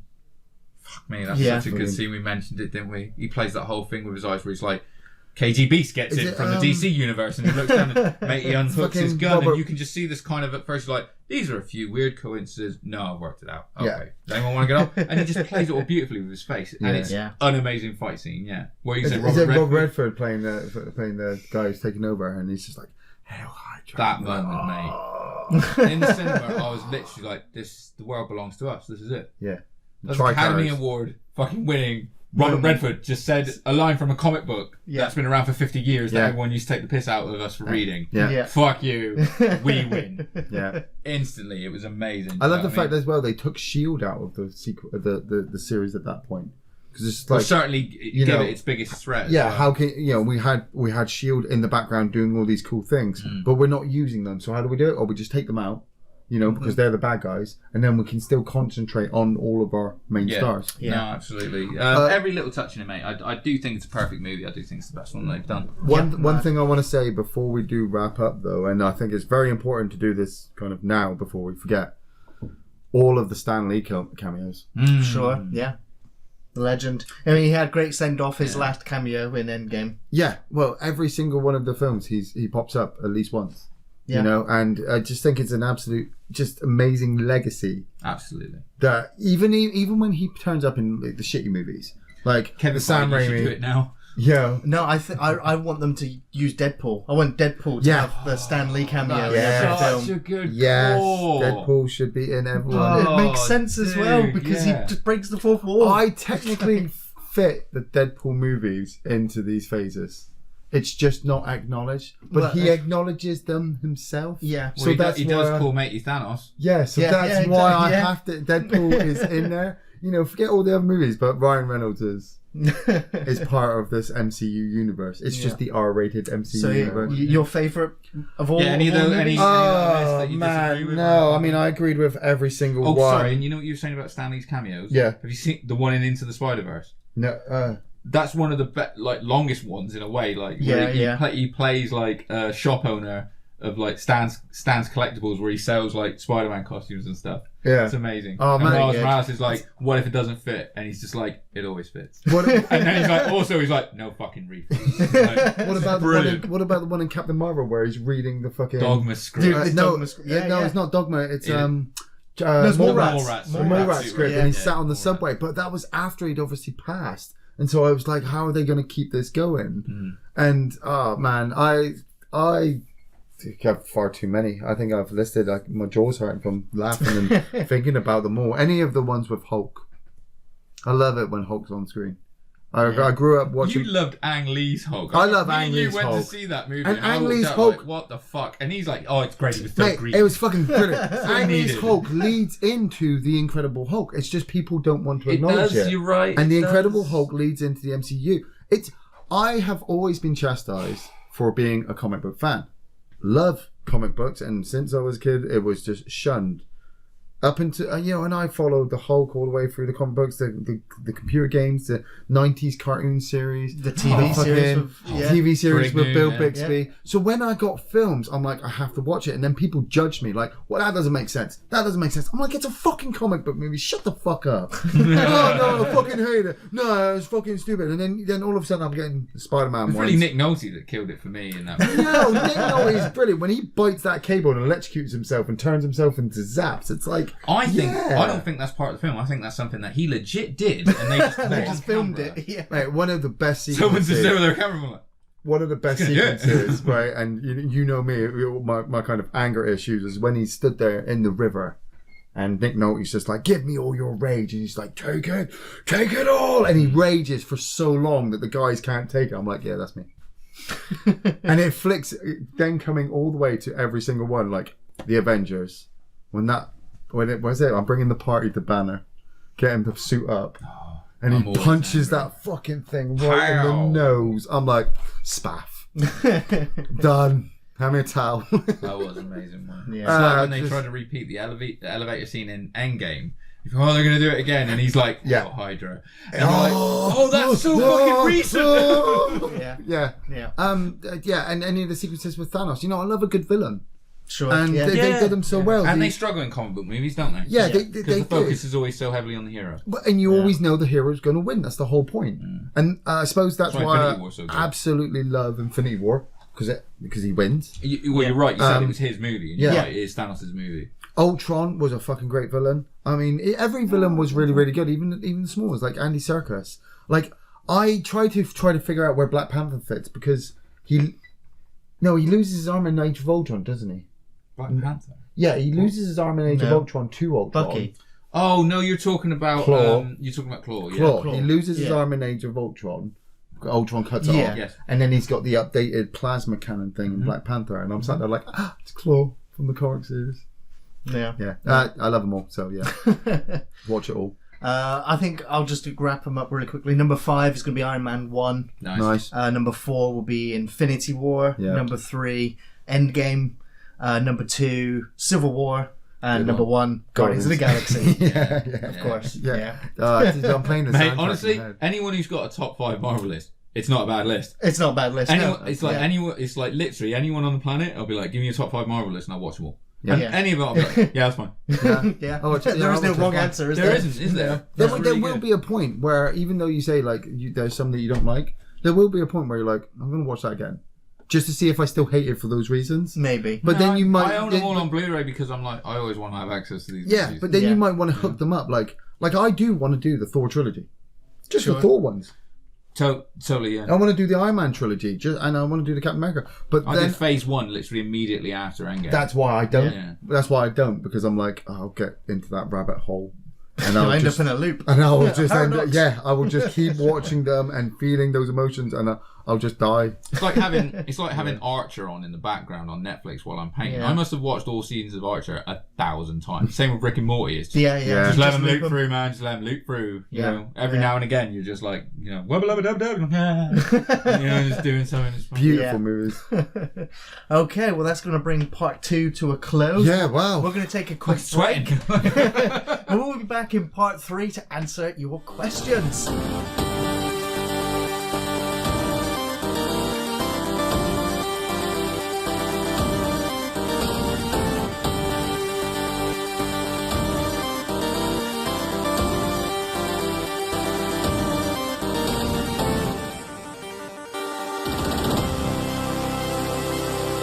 And welcome back to the third part of the podcast where we're going to be answering your questions. Yes. We're going to try and do things a little bit differently this time. We're going to try and answer the majority of the questions from the live chat.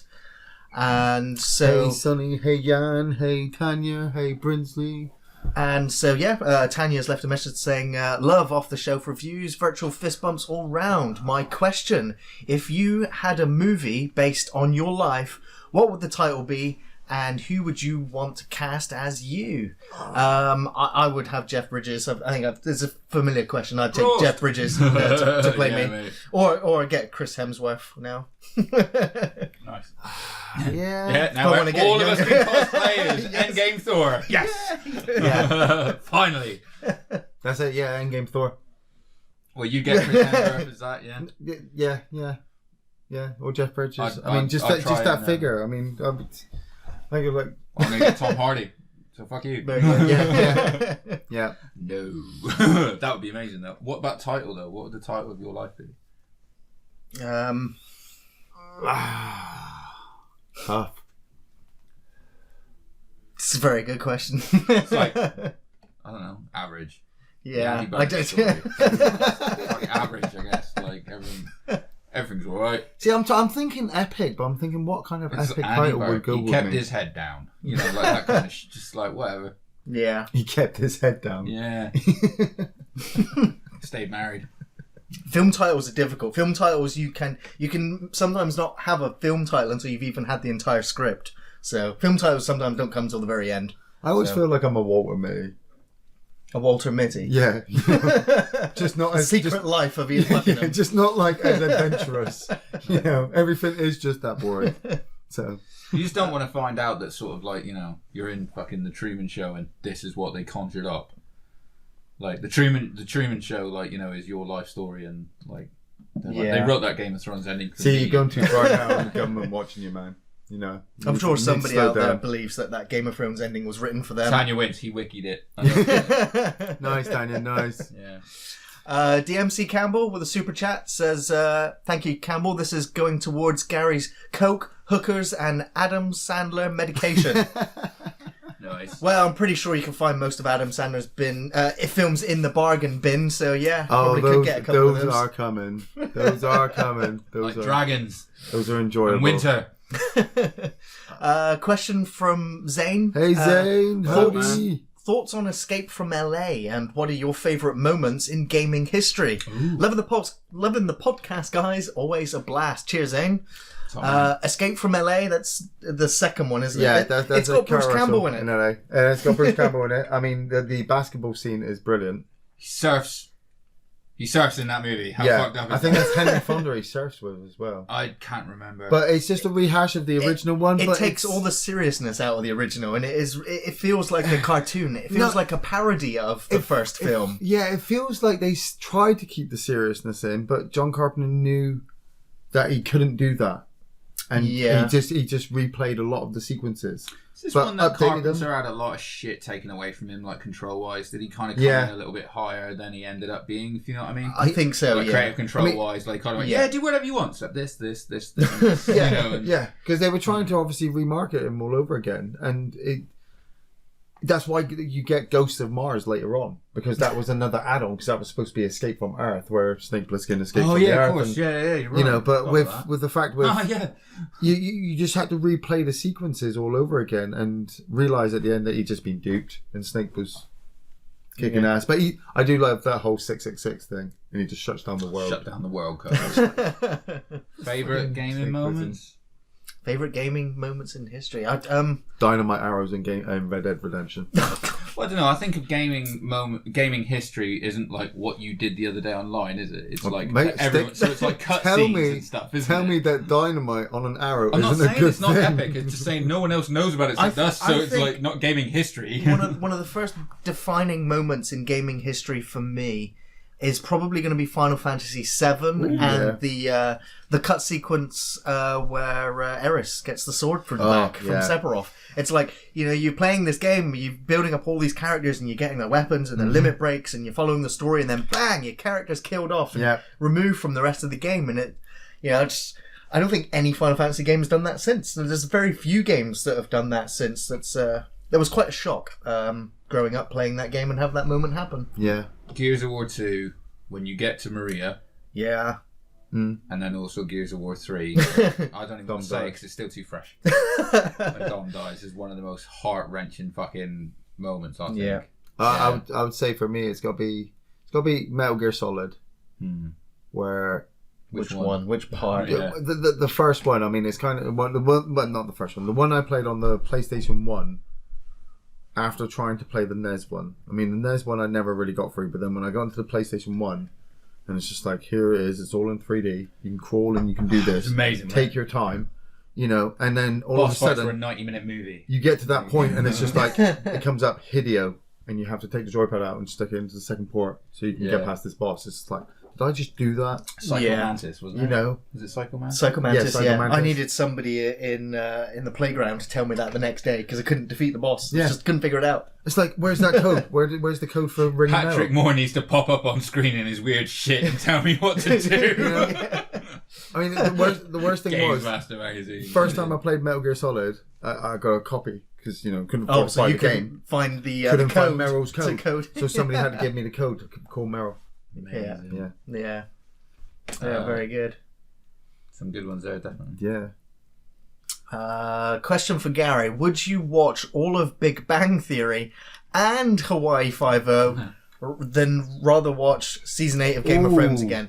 Harsh but fair. I'd probably take season 8 of Game of Thrones again because it's just one season. Big Bang Theory is 10 years of awfulness. My opinion, I know. Sorry. And Hawaii Five-0, which is a TV show that I just wouldn't go near. So, at least Game of Thrones season 8 is one of the most beautifully rendered cinematic visual I've ever seen for television. It's just soulless. So you've got me there, like fucking rock and hard place. At least Game of Thrones season 8 would be over quicker. So I would say you're probably better off just as like at least I know it's only 8 episodes. Yeah, or whatever. So about 7-8 hours compared to endless Big Bang Theory. Yeah, right. I don't know how far is Hawaii Five-0. It's I think it's on season 10. Yeah, so 10 years of that and 10 years of Big Bang Theory. I think that is coming to the end. I couldn't even sit through one episode of Big Bang Theory. Why don't you like Big Bang Theory? I hated the pretentiousness of it. I hated their meta-ness. I was just like I used to like Friends back in the 90s, like when I was about 14 when I discovered it, and was watching it weekly on TV. It was just like I'd stayed up a bit too late and was catching the show that was being repeated and for whatever reason. But yeah, Big Bang Theory, it was like, this is meant for geeks and nerds around the world, and I was like, fuck no, you are not. You're kind of parodying us, and I found it offensive. I really detested it almost on a fundamental level. Don't fucking ask him about Big Bang Theory ever again. I love it. I love you have it. I hate American sitcoms almost entirely. I stopped watching Big Bang Theory after a while, and it's like we were watching it. Sorry. Yeah, so no, you won't watch Big Bang Theory or Hawaii 5-0. It's a sore subject, but obviously, it's exactly the same reason why I won't watch Game of Thrones. I'm not going to watch fucking Young Sheldon Zane. I'm not watching anything to do with it. I think we had a question here from Linda. And from TC Hall. All right, chaps, what's your thoughts on the forthcoming Picard series after the awesomosity of Star Trek Discovery? Stay shelfy, guys. I still like Star Trek Discovery Season 2. I think Captain Pike saved the show. Most Star Treks are saved by their captains. Yeah. And their supporting crew, of course, is the rest of the bridge crew. And if they're good enough, they'll support it. The bridge crew of Discovery, See, that's it. That's why I haven't watched Discovery. But I still enjoyed it. I'm a massive Star Trek fan. I love all the films, even the newest ones with Chris Pine. Even the odd numbered ones. So I will probably take Picard. Because I've enjoyed Discovery, there's a chance I'll enjoy Picard. I'm kind of sat for Star Trek. I'll just take it. Discovery, like an abused wife. Yeah, I mean, I've sat through Voyager, I've sat through Enterprise, I've sat through the reboot. You've sat through Deep Space Nine. keep hitting me. It's fine. I'll take it. I can do this all day. Yeah, right. Trekkie for life. Linda says, "What's the best present you've ever received?" And bonus point for Ian if he can remember the first gift Linda ever brought for you, Ian. You're going to win some brownie points when you get home, or you're going to have the cold shoulder in. It was a Jack Daniels hoodie. Oh. It was a Jack Daniels hoodie. Wasn't that Angel Puppet? Because I needed a new jacket, and I don't know if it was the Angel Puppet. No. The Angel Puppet. That came later.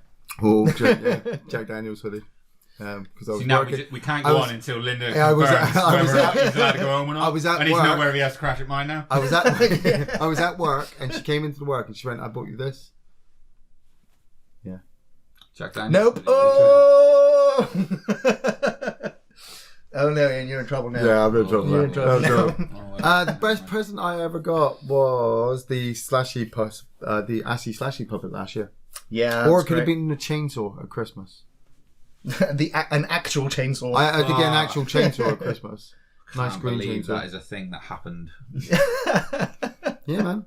And we're also alive. No one lost any limbs. Well, I was only allowed to put fuel in it when Tom was around, and he wouldn't let me use it unless we were being responsible. So that never happened, did it? Yeah. No. Best presents? I'm still trying to think. Oh man, that fucking first PlayStation at Christmas was pretty amazing. Oh fuck, shit, my daughter cancelled. That fucking PlayStation, dude. Yeah. Love that. What was the game you got on it?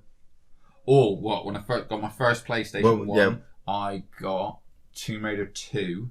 Because I didn't get it brand new, we weren't fucking mega rich, so I'd normally get the console be second or third Christmas of it being out. Yeah. So I got Tomb Raider 2, but also I got Discworld 2 with it as well. Very good, yeah. Those are the two. I think I got a couple more, but I remember those are the two that I asked for, and were just those were their don't fucking ruin Christmas presents, Dad. What was get me those two. What was the first game you played? What was the first one you pressed and? Discworld 2. Discworld 2, very good. Before I played Tomb Raider 2. Yeah. Favorite gifts that I've ever received? I don't know. Yeah, the Sega Mega Drive back. Going back to gaming consoles, things that as a kid was just a dream present. I had neighbours that had the Mega Drive, and I was like asking them, "Can I borrow your console? Can I just borrow your Mega Drive? Yeah, I want to go home and carry on playing Streets of Rage. Let me have your life." Yes, yeah. I just remember like, I want to be older so I can earn money so I can buy myself a Mega Drive. And then, man, remember those days? You just sat there, just like, I can't wait to buy these cartridges. Yeah. And then all of a sudden it just starts turning. Literally the hardest fucking thing on the planet until the Nokia 3310 came out. Blowing A fucking through the cartridge, wasn't it? It was that old, like, you see that meme, don't you, where it's sort of like the PlayStation 1 and it's sort of like, oh, scratch on the disc, nothing, and then N64 underneath is like, did you drop your telly on me? Not a problem. Like, because cartridges and that were just the hardest thing in the world. Yeah, you are absolutely right. If you don't know, like, go blow that dust off. Fucking no. Stick it in. That was the first engineering we ever learned. But also just a couple of Christmases ago, my dad purchased for me Space Crusade and Hero Quest. Yes. Which were games that I used to own from childhood, but have lost them over the years. And so, re-receiving those games again and getting to replay them, that was fantastic. Yeah. Nice. Next question. We've got a question here from Jan Denat. Hi Hey, guys. Jan. Have you ever seen a film called Funny Man from 1994? It's a British horror movie with a Welsh demon. Think so. If I remember, there's a British horror movie where there's a jester and a bunch of people are invited to this house, and this funny man clown thing goes around and murders them. It's really bad, but at the same time, kind of. Jan, can you... Black Apparently comedy. it has Christopher Lee in it. Oh, okay. It's been many years since I've seen it. I've never even heard of it. I watched it the same night I watched Evil Ed as well, so it kind Oh, of... it was one of those nights. It was one of those nights. It was a heavy night, so... Jan, can you post the plot? Yeah. No, that's it, apparently. That's Yeah. the Oh, one there you you go, mentioned. Nice. So you have seen it. I have seen it. Alright. He goes So round, what do you think of it? Well, we could... We Well, definitely should he only review it. asked, have you seen it? So. We should definitely review it. I'm just trying to remember all the deaths. I know it's really stupid, but there are some really cool deaths in it, and some really. It's up there with like Night of the Demons. Right. You know, it's kind of stupid. Cool. Next question is for you, Ian. It's from Matt Midgley. Hey, Matt. If you could meet either, so you Right. have to choose one, Okay. Bruce Campbell Okay. or Kurt Mother Trucking Russell, Okay. which one would it be? That's a toughie. I would go. I think I'd have a better time with Kurt Russell because I just imagine that Bruce Campbell would just be fucking putting you down all the time, like in his sarcastic kind of humorous way that he Yeah, does. he would be ashing you like, and not he like, would just be putting you down. He'd just Yeah. make you feel like a bitch. Yeah. And Kurt Russell would be making me laugh. Yeah. Yeah, but maybe I want to be made like a bitch by Bruce Campbell. Oh, I don't know where You know, he It just make me feel inferior. it's dark.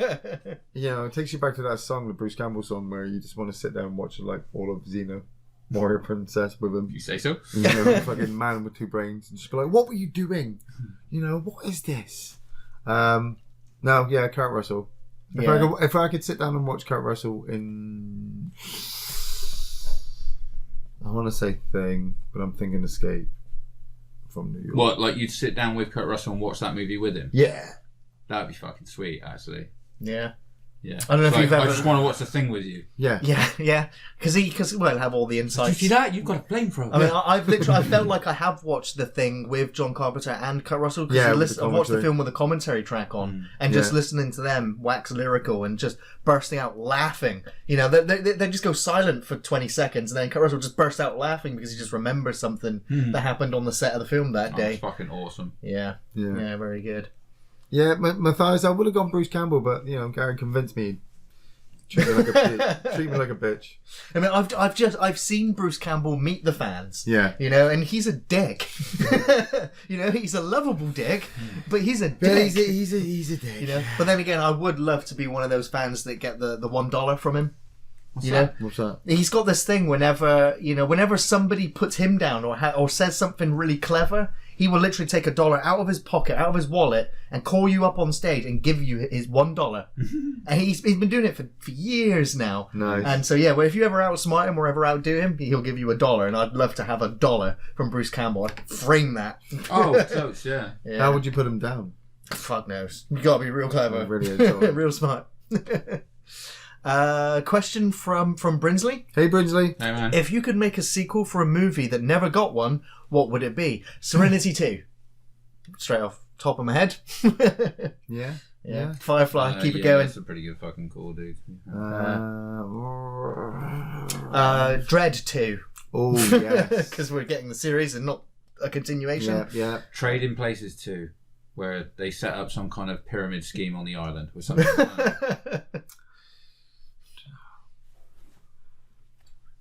No? Most of my favourites have been made into sequels. You say Be Kind, Rewind, I'll Should go with Jack Black and Mos Def in a sequel. Yeah, I'll go with that one. Yeah, Be Kind, Rewind 2. Well then, Andy, you fed it to him. Yeah. Next question. Andy, you done? Anthony Huddock. Hey, Andy. What are your guys' thoughts on Godzilla, and do you intend to review the original from 1954? I am taking my son to see the film because I watched Next the week, trailer isn't it? and I'm like, yes. And I'm like, I want to see Godzilla in cinema. If I go in there and it's like the other one, It can't be as bad as that last one. what after Kong Island? Kong Skull Island was great. way Skull better Island, than yeah. fucking Godzilla. So it's just like they're setting up for something. And if they do it well in this new film where Godzilla comes out, what I'm hoping for is he fights Rodan and he fights Bakura, I think it is, and I think he fights What, in the trailer? the different monsters that come up. So he fights all the different titans, kind of makes friends with Mothra probably, but then comes across Ghidorah. Ghidorah beats the shit out of him, and Kong turns up. Like the Americans lure Kong there, and they fight and beat the shit out of Ghidorah, and they become the protectors of the planet. Yay! But You're the biggest Godzilla fan that I know, Ian. I know you've seen a hell of a lot more of them than I have. Yeah, I've seen a lot of them, but I'm I not think like the Dave, super fan. our friend Dave is Dave's a bit bigger, and he's got like all of them. But we should get him on for a Godzilla podcast, but you know, I would be powerless to talk in that. Well, you need to segment. watch them through. I mean, if we did the first one, growing up, my brother was a big fan of the Godzilla films, and my dad videotaped a lot of them for him, and I'd be watching them like this is like silly Power Rangers stuff. You know, it was like some of them were great, and some of them I was just like, I don't get the appeal of this. And I like big monster movies. You know, I like Pacific Rim and Cloverfield. Yeah. You know, any giant monster that's destroying a city. You know, Rampage. You know, I'll take it. The beauty of the original Godzilla movie, what always got me, I mean, I love the big suits, I love the big fights, you know, I love the cardboard cities. Yeah, the cardboard cities and stomping. Yeah. You know, that's kind of what got me into Games Workshop in the first place as well, was all these little monsters and dioramas that you could set up. But it's also the fact that, like, in the first one, it's the backdrop of the atomic war. Yeah. You know, they've got this radiation coming off of, obviously, the Americans dropping it after World War II. And then you've got Godzilla and how to defeat him. Yeah. Because at the end of the first one, he gets killed. They fucking destroy him. Spoilers. You know, they get the oxygen destroyer and they kill him. And that's supposed to be it. But then the fans are like, we want him back. And so that's what's kept Godzilla all alive up until they released this new one. And we're gone past the guy in the rubber suits now. It's now full on CGI. Yeah. You know, we've, like you said, we're on Pacific Rim. But at the same time, when you see a trailer where it's at night and it's foggy, you kind of do get a bit worried. So it's not going to be as bad as episode 3 of season 8 of Game of Thrones. Yeah, they might Game of Thrones it. Come out saying that. Zane says, should I read Bruce Campbell's book, If Chins Could Kill and Hail to the Chin, and even the Making Love one he did? This morning I watched an hour video of him on stage being the best prick ever. Great. I've read both of his books. I didn't actually read the third one, Making Love. I've only read the first one. Yeah, Chins Could Kill. I mean, I've read his backdrop to Evil Dead. How he was getting with There's the Evil Dead companion. Yeah, I read those ones when he was talking about being Ash, but I never really got into his stardom. I like this because first book. Yeah, his first book was an amazing insight into the struggles of a B-movie actor. Yes. You know, and how he would just do disposable films just to earn some money. You know, and all of the discussions of him. For a long time, didn't he? Yes, he talks about Sam Raimi and Rob Tapper and all those others and how they grew up together, the Three Stooges. Yeah, it's a great insight into his story, and it's quite a depressing read as well, because the amount of times that Hollywood. I remember the segment in the book where, you know, he's auditioning and Hollywood just like, Bruce, stop auditioning. Your career is over. You'll never act. Yeah. You're not an actor. and he went and sat in his truck and just cried for hours, like because he was just told his career is over. It's like you're not performing. Just can't get out of TV acting. When he's on TV, he's absolutely fucking amazing. He is dynamite. Then he has a cult following. It's not, Yeah, but it was beautiful when he going back to Marvel when he was in the Spider-Man movies. Yeah, that's because Sam Raimi was directing him. Going, Bruce, in you go. And he has those little moments, and it's just like, yeah, okay, that's Philip. Otherwise, he wouldn't have got those jobs. Yeah, you won't be on the big screen. Hypnocylic Dreams asks, if the telepods from The Fly were real, would you travel in them? No. Did you see the movie? Yes. But what would you travel with? Why would you travel with anything? I'd travel pure. Do you want to start genetically splicing with something? No. Didn't you see the movie? It came out really gross. Yeah. You get turned inside out, guys. Like one-way death. Yeah. What would you splice yourself with? I don't know. Like, I want to be a spider. It'd be fine. You have to shoot webs. Your legs go. Oh my god, that is a fucking meme, isn't it? Where someone's just in a telepod holding a spider and just says, "This will be fine." This will be fine. See, I'll bring this cow in with me. I feel good about this. Fuck no, I wouldn't use them. No. And it's not even. I wouldn't use the telepods from The Fly.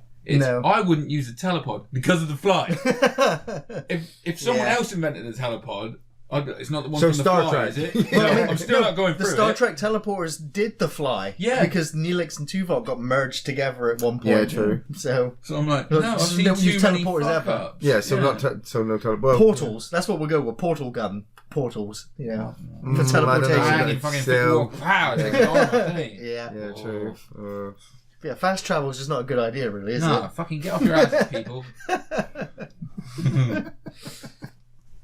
Okay, we've got a backup question here from Craig Hoare. Hey, Craig. After Andy's approval of the wrestling technique known as Dick Kick City, It's a legitimate strategy. are any of you familiar with the martial arts stylings of Master Ken? If not, I suggest checking out a few of his YouTube videos. I think that Andy would approve of his methods. Thanks again for the awesome podcast and stay shelfy. I think I'm assuming this guy kicks people in the dick. Yeah. I'm going to guess so. I think I might have seen one video where it's like 251 ways to punch somebody in the dick. No! You've got like That sounds two amazing. guys, seriously, you've got two guys dressed in gis, right? And they're standing facing each other. And the guy in red just literally, it's edited, so he just like whacks the guy in the dick in like different ways. So it's like uppercut, come down, or coming around, and the guy just fucking 51 ways to hit someone in the dick. Seriously, and then he gets the nunchucks out and the staff, and like he just keeps hitting him, or he'll take him down with legs straight and punch him. But it's all going for the balls. Yeah, it's just all That is in amazing. like balls. Yeah. Oh god, I'm pretty sure I watched it. Could just made it up right then. Definitely. Question from Neon Monkey. Have you? Hey guys, you are awesome. Thank you, and we love your videos. Have you seen the Mandalorian trailer?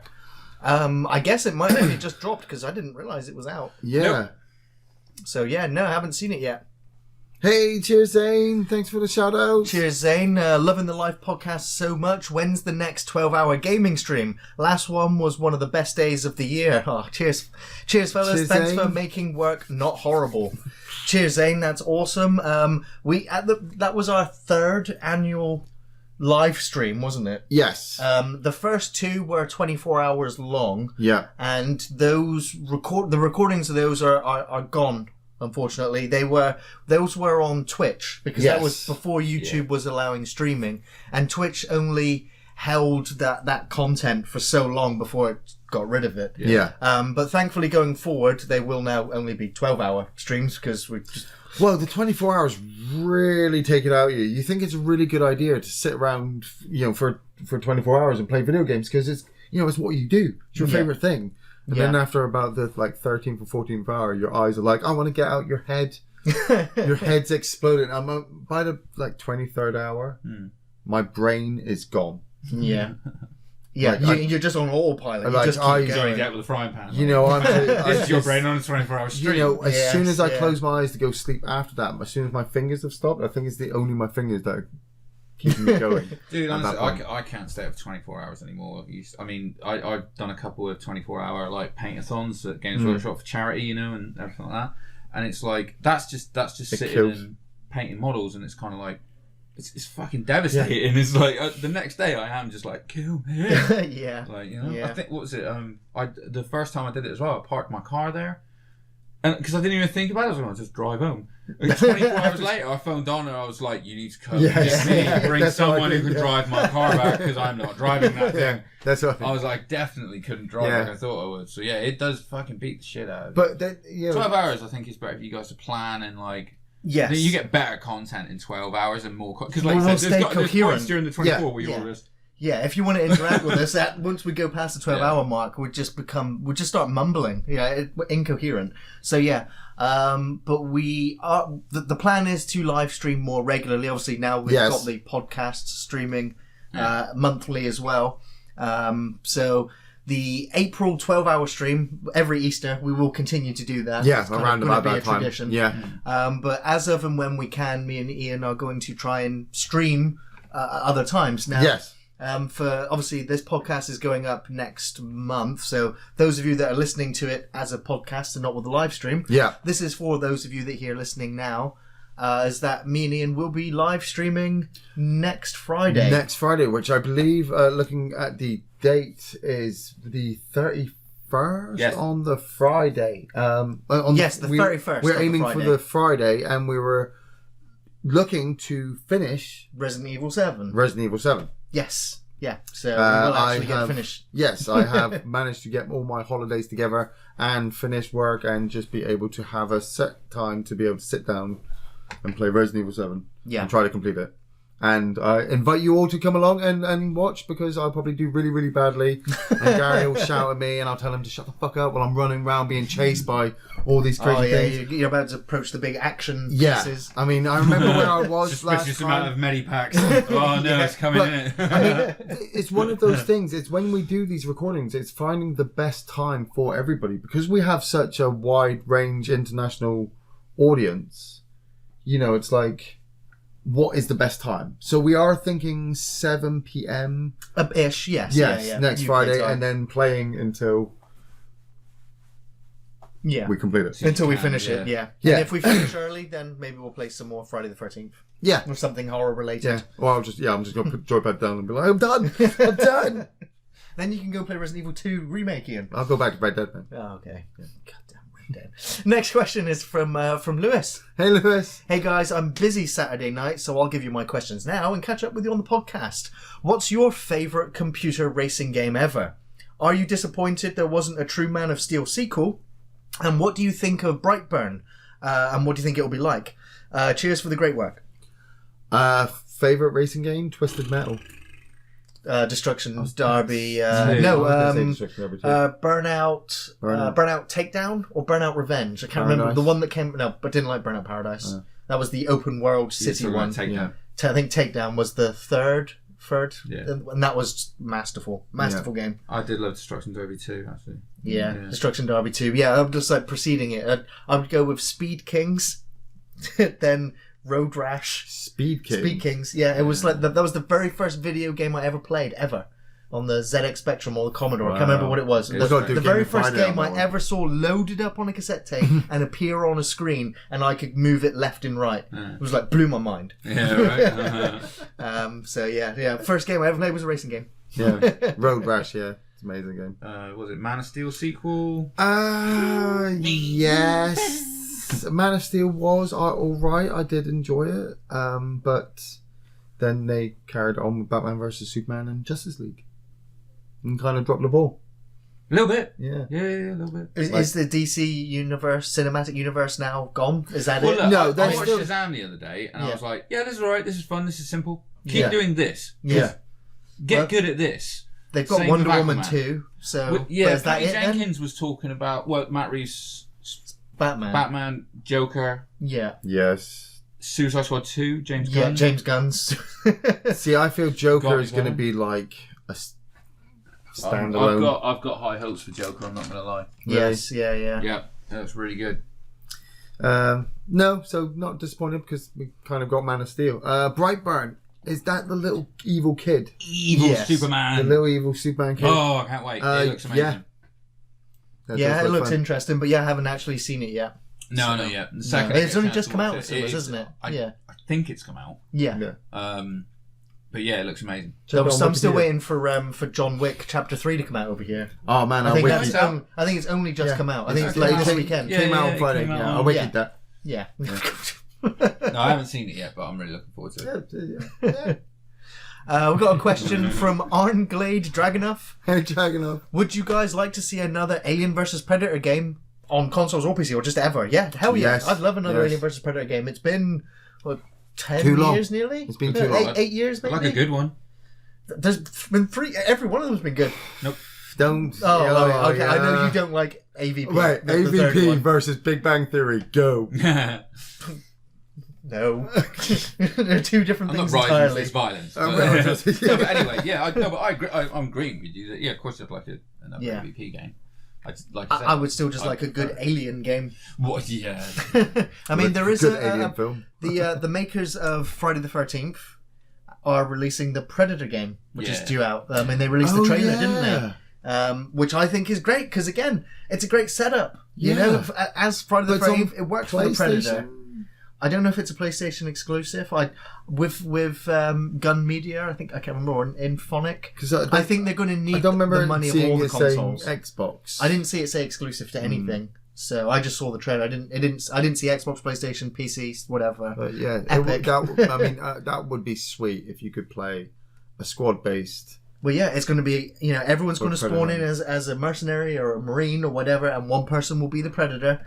The predator's literally going to be on the hunt, and the others are either going to have to escape, get to the chopper, or be able to defeat the predator somehow if you're lucky.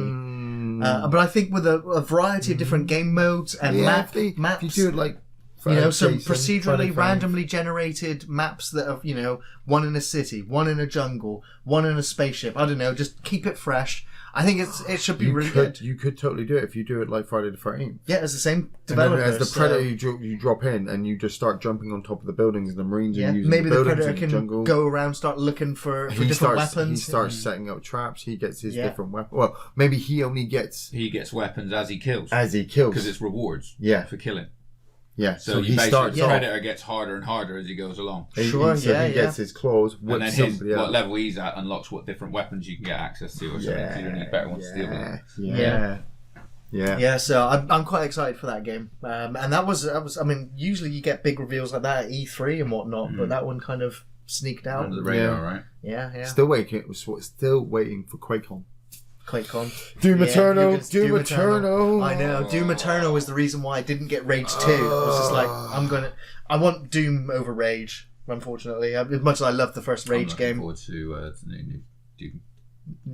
Yeah. Yeah, you like Eternal. the. I told you. Doom Eternal, yeah. You were saying you were starting the other game, and then you said you really enjoyed it. Really enjoyed it. I was talking about Doom actually. Last night I was playing. Dylan was playing Doom, Yeah. and he's been playing it through, and he wants to get to this certain secret level on this one part, and he had got to this one section and died. And I said to him, if you don't get past this section, I'll go turn it off. Go to bed. He glory killed the hell out of that room. Yeah. Everything died. It was just sick. It's just sick. Uncreative deconstructionism. Yeah, has just put a hey, big shout Andrew. out saying, I love your stuff, my boys. I'd watch anything you put out. Too bad I haven't or can't because studios keep claiming your stuff. Oh well, turn up. Yes, this last weekend, I haven't had a chance to mention it to you Yeah. yet. We almost lost the channel again this week. Really? Where, I've been putting in the copyright claims. I've been appealing all of the takedowns on the channel. Yeah.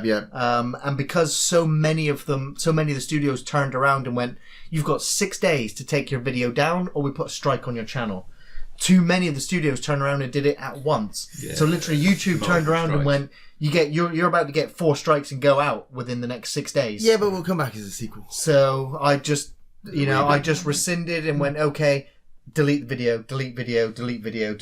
So we lost John Carpenter's Prince of Darkness I review. realised that one had gone. We lost Jacob's Ladder review. Wow. And there was a couple of others as well. I mean, I deal with about 30 copyright claims a day on the channel, and this has been ongoing since December last year. Yeah. I will say the majority of film companies at the moment, after I take it to I say to YouTube, no, wait, this is free use.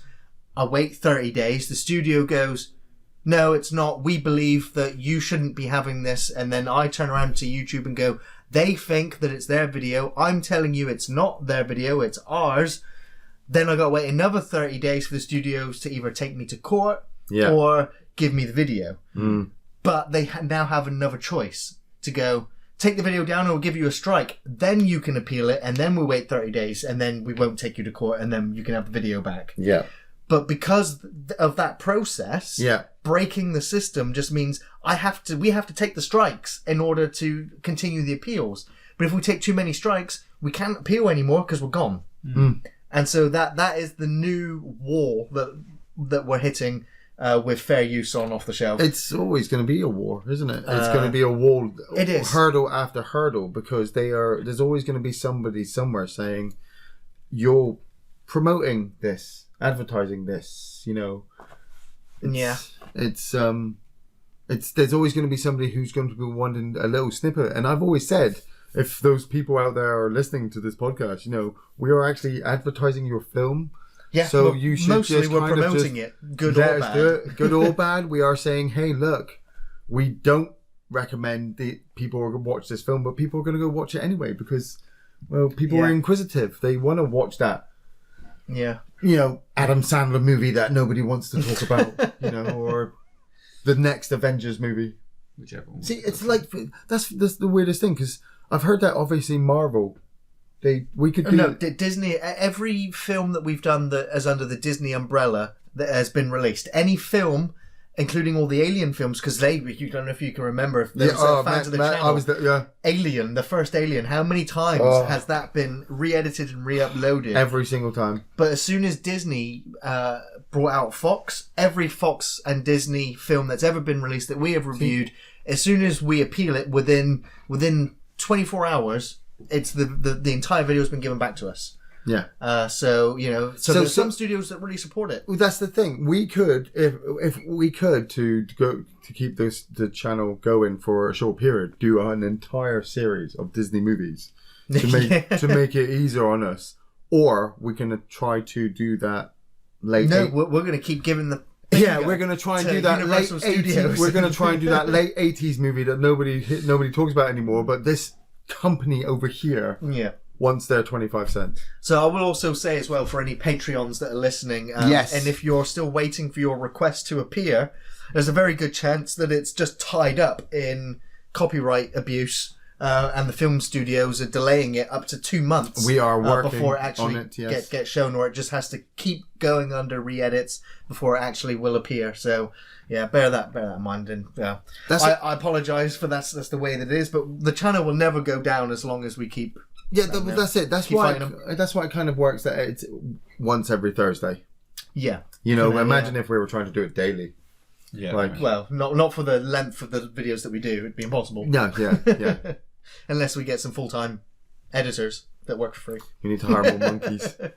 You missed DMC Campbell also gave you a donation there as well. Hey Campbell. Yes, thanks. Massive donations from Zane and Campbell this evening. Big thank you. You are literally leaving the lights on. I mean, I've said it before. The intention is that eventually me and Ian, I've left my job to work on Off the Shelf, 24/7. Pretty much am. Yeah. We want to get Ian to be able to, pack in his job as well, and also be able to work on Off the Shelf 24/7. And so those donations pave the way towards that happening. But then there's always the extra technology, because there's always an extra, camera, audio equipment, to keep it professional, to make it look fun, to make those little videos. So then obviously we come back. That's why I always like to keep it low, because I'm no jet flying, limo riding, Yeah. swag taking. Ooh, son of a gun.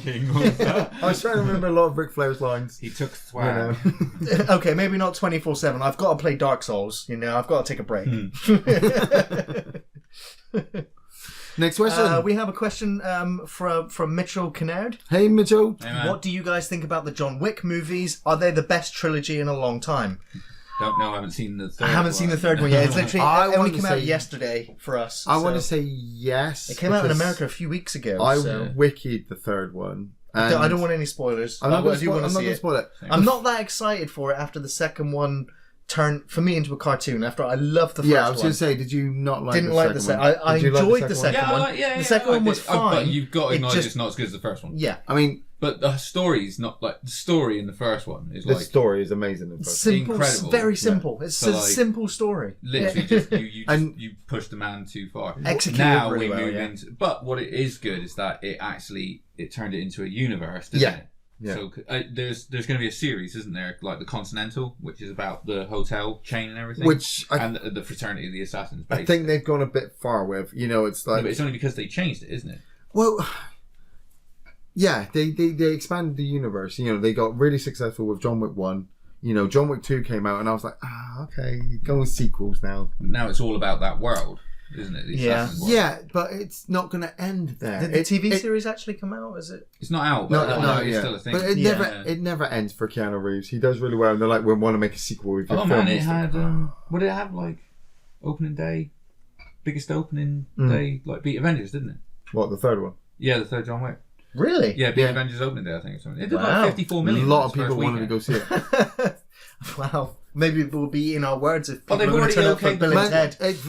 Yeah, they've Keanu already Reeves. okayed the fourth one. Yeah, I mean, Is it Keanu Reeves or is it John Yeah. Wick or is it both? What do you? No, Is it's it? Keanu Reeves coming back for John Wick. No, I mean like the audience coming Oh, to I'm see these sorry, films. Do man. you think they're there just because it's John Wick, They're or do you good- think it's Keanu the Reeves combo. is literally It's the combo. Yeah, It's it's all the gun stuff that he does. It's why we went and kept watching The Matrix. yeah. With John Wick 1 and 2. I didn't want to watch the second one, but then when I realised he'd done all that extra training, and he'd done all the extra action behind his character. Notorious for that, isn't he? Yeah. And then watching the sequences, I'm like, I want to argue with me that these sequences don't really, really fucking work. Yeah. The story, yeah, okay, but next action sequence, I'm like, John Wick's all over me.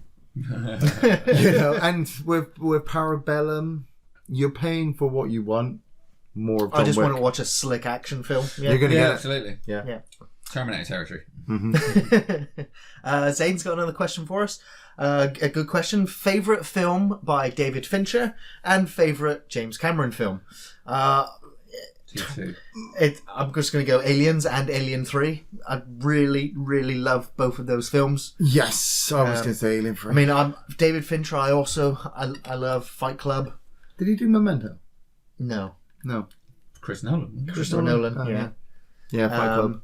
I really say loved Fight Club. Gone Girl. Was fantastic. I've not seen that. That was really good. Did he do Zodiac? He did Zodiac. Yeah, he did Zodiac. Yeah. James Cameron. I also love Terminator, the first one. I also love The Abyss. He did True Lies. True Lies was James Cameron. Cameron did True Lies. Getting a remake at the moment. Piranha 2. Yeah, that was Storm. Cameron. I would say Fight Club and T2. Like T2, yeah. I'm with you with there, yeah. Literally, like Donna got into bed the other day. She was like, "Do you want to watch DVD in bed?" And we were like crashing out, and the kid was asleep. I was like, "Yeah, get on." She was like, "What do you want?" I said, "You pick, don't care." And she came up with the Blu-ray of Terminator 2, and I was literally like, "Marry me again." Man, I got Good by. fucking girl. I've Yeah, got a- 7 was great. Jeeves 79. I keep forgetting Yeah. 7 was David Fincher. That was a fucking great movie. What's in the bags? What's in the bags? And Dylan has been working his way back with the Terminator movies. He started with Genesis because it's 12. Yeah. Yeah, The first fucking one's the PG, only isn't it? 18 rated Yeah, Terminator and film. And to be Salvation. fair, I was just thinking that the first one is the only one where I'd be like, I probably won't let her watch that. Yeah, Yeah. but I'm getting Not until he's maybe 14, 13, 14. Well, I'm pushing. I'm pushing towards now getting This shit. Terminator 2. Yeah. Getting Terminator Man, 2. I remember when I was technician up at secondary school, and I was teaching a film class, and they'd done all of their coursework, they'd done everything, they were up to date. It was like an advanced class, and so it was like towards the end of term, and they came in and they were just like, "Can we just chill out? Can you just put a film on?" Yeah. And I was like, "Yeah, it's fine. I got a film for you. It's kind of relevant to what you're Thank studying." you, Because they were, analysing blonde stereotypes in the media. Right. So I was like, fine, I'm going to put on Terminator 2. Here we go. Watch Sarah Connor, and watch the film. And 3/4 of the class were Original bored. badass, wasn't she? They got bored and they just started, going on computers and just doing other stuff. And they're like, before I knew it, there was only like 2 people watching the film. Wow. And I was just like, is this the generation gap already? It's just weird to actually observe it when you've got film students that are watching Terminator 2 and just being like, nah, not interested. Maybe they've seen it too many times. None of them had seen it. Oh. Maybe it's a generation that doesn't take like Arnold seriously or something. Like when we grew up, he was fucking Superman. He was Exactly, a massive idol to me. Like and now the Arnold they see is the crazy old ex-governor who banged his maid and gets drop kicked apparently. Yeah. So maybe it's that. Maybe they don't. Maybe they don't appreciate it like that. Because to us, we were in school. It was like if you were playing war, who you can be Arnold Schwarzenegger. So it makes no sense, but you're like, I'm Arnold. I'm Conan. Yeah, Conan the Barbarian. Yeah. That's it.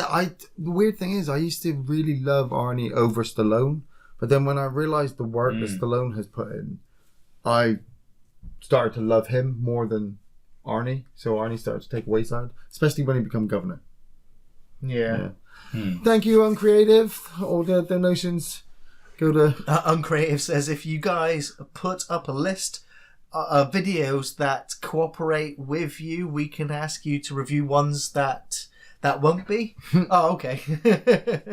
Trying to keep up with the chat trying now. to keep up, yeah. Sorry. Love you massively. Got to go see Evil Dead on 30mm now. Take care. Also by Linda. Wow. Awesome. Getting a screening of Evil Dead. That's going to be amazing. That's nuts, man. Yeah. They just had Batman, didn't they? In the view. They just did Batman and Batman Returns. Yeah. Dude, I wish I had the Anniversary. fucking time to get there. It's set up. I could have gone to see them, but it would have started. Batman would have started at 7 and finished at 9. Yeah, and and then the Batman second Returns one was would have at started 9. at 9 Yeah. until 11, and then I would have had to driven home, gone to sleep at 12, and woken up at 5. I was like, Oh, fuck. it's like so close. Yeah. Can I? Because you're looking at your phone and it's only £5 a ticket. Yeah. Yeah. I could It's a watch, £10 man. for the night of great Yeah. entertainment. Yeah. But I couldn't. It was just like it's just Yeah. I could easily just go down, get the DVDs, put it on, climb into bed, and just Yeah. watch it in bed. But you don't watch Batman Returns until Christmas. So, next question. Who's got a question? Sunny Solstice says, Zodiac and Fight Club, the best Fincher films for him. Nice. And Uncreative is saying, studios that cooperate with us. So basically, we'd just review films that we know we're not going to be difficult to get past copyright. Yeah, that's no fun. No, it's fine. We it doesn't matter. We've been battling the system so long. We'll just keep battling them. That's it. Yeah. That's it. It's. But, Linda's calling you out in the chat. by the way, my first gift was a Hulk lamp. Oh yeah. That was when we lived back at the old flat. I remember that whole lamp. Yeah, I remember that whole lamp On now. Sydney Street. Yeah. Yes. Yeah. I've still got it. It's in the attic. No, I did. Yeah, I threw the bulb away. Matthias has a question for you, Ian. Yes. Why the fuck did you make him watch Sucker Punch? Fuck you. Why would you do that? Sucker Punch is class. What the fuck is wrong with you people? The girl runs up a fucking samurai blade and fucking takes out that guy fucking just to the great fucking soundtrack. There's fucking dragons flying after fucking bombers and they're not actually doing it. They're actually dancing inside a mental ward, which is actually the backdrop for her fucking damaged relationship with her and a fucking bunch of fucking near stepdad. miss. You sound like the sort of person that would defend the writing of Game of Thrones Season 8 right now, Ian. Do you want me to watch it? Imagine if I watched it, mate. Wiki it. Just get the clip that I only need clip notes. It's fine. Mate, I don't need to. I know Daenerys is. He told me ages ago. There are films out there that people like, and some films that people don't like. I think we've really, really established that. But if you watch a film and you don't like it, don't try to hate somebody else for liking it. No. You bring it up in light conversation. That's what I've heard. You know, I can't turn to somebody and go, well, fuck you, sucker punch, and beat everyone. No, Okay. but you find a lot of that with Game of Thrones. It seems to be there is this huge thing, isn't there? Of sort of like, I'm one of those people that's never seen a single episode. Like, Yeah. And there's a bit of like, there's quite a lot of fucking banter online between them, isn't there? Yeah. Especially when you got, I mean, like, yeah, I'm always like, when I say no, I don't watch Game of Thrones or I haven't seen the latest, or whatever, they're like, oh, you're one of those people, and I'm like, well, no, I watched it to a point and decided I didn't like it. I'm not. You know, I'm glad you enjoy something. Yeah, but there seems to be a lot of people like, no, I don't like it, so fuck you. Yeah. But also, you do get a lot of like, if I don't really like Game of Thrones. Oh, it's too sophisticated for like you. Chud. I'm like, yeah, fuck, I've seen so many dicks in that. That's how it's fucking sophisticated.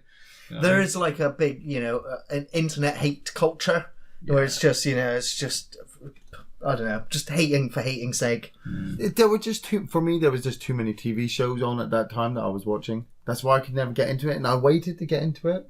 But then the internet culture spoiled it. Before I knew it, all the greatest moments in Game of Thrones were memes.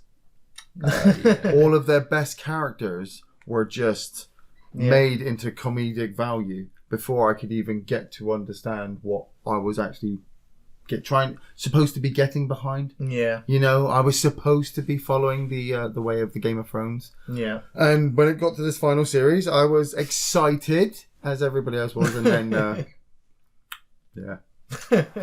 Next question. Next question. 1 second. Daniel Allen says, your fun is wrong, Ian. Okay, my fun is wrong. Yeah. That should be a t-shirt. You're having fun. I would have wikied it as well. Opinions on Starman and Memoirs of an Invisible Man. It's John they're Carpenter. remaking I love Invisible it. Man, aren't they? They're doing a new one now. No. The Universal Monster. Is this the Dark Universe? Yes, Well, still it's where going. they just try and every few years. It's like the Fantastic Four thing, isn't it? I think they Yeah. just got to use the property. Yeah. Jan Donat says, what film do you hate that everyone else loves? Sucker Punch. Sucker Punch, Cabin Fever.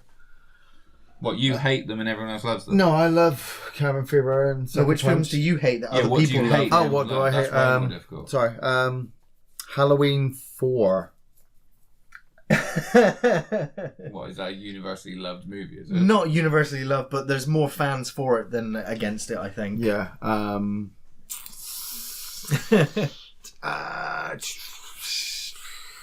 I'm trying to think of a hate. I can't think of it. I can probably name some that I hate, but I'm also like, not ones that everyone's like, oh, it's, I don't know. Yeah, it's the one where you go against the grain of what's popular, or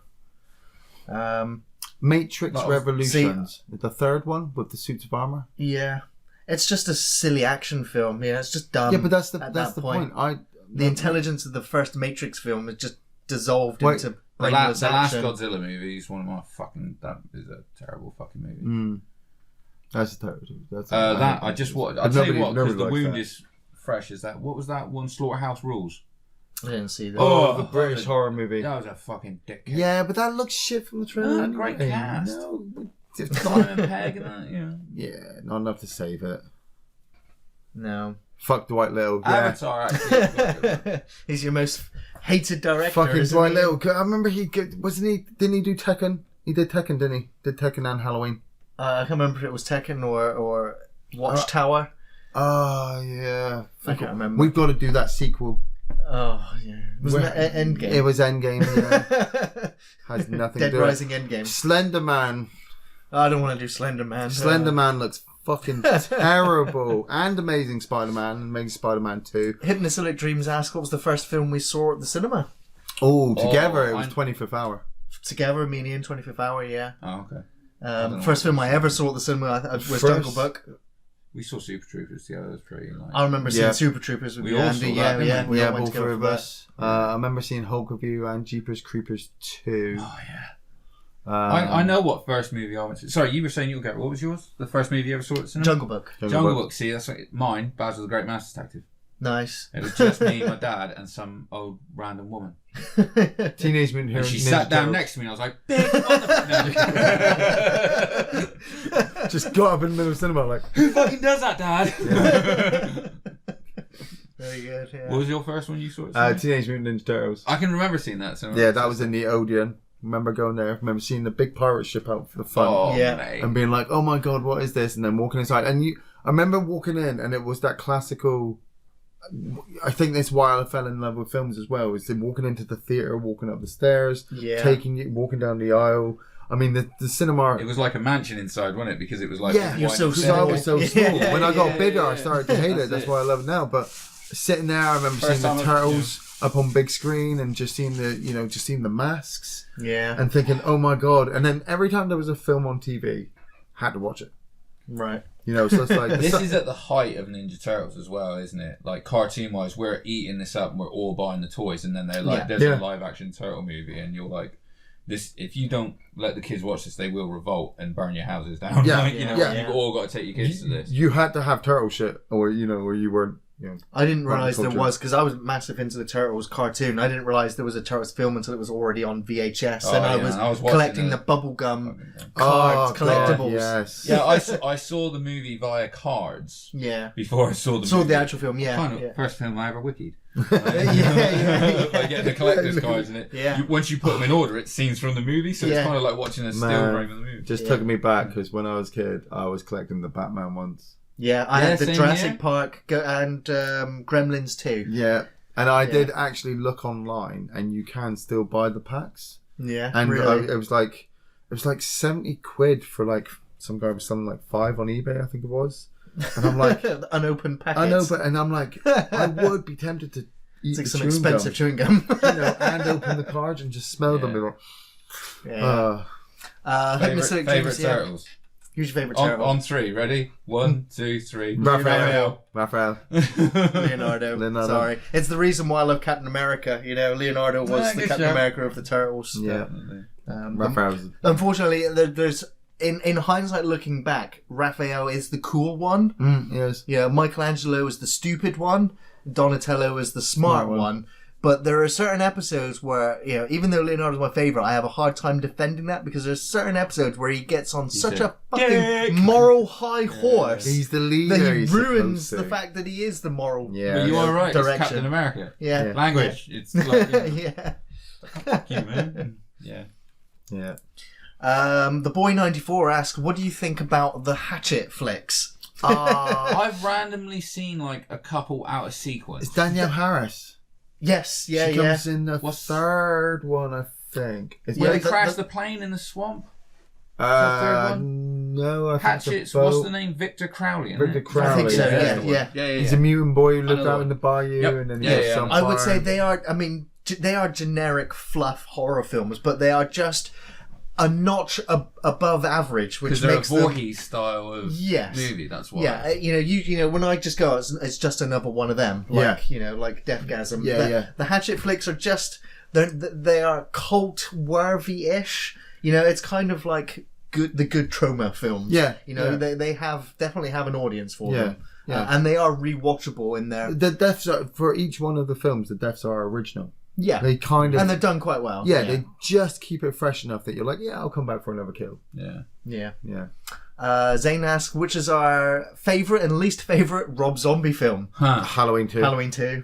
No, I'm going to say that fucking Lords of Salem is my least favourite. That sucks. Actually, I'm not watching that one. Lords of Salem, I didn't even Halloween get 2 was your least favourite?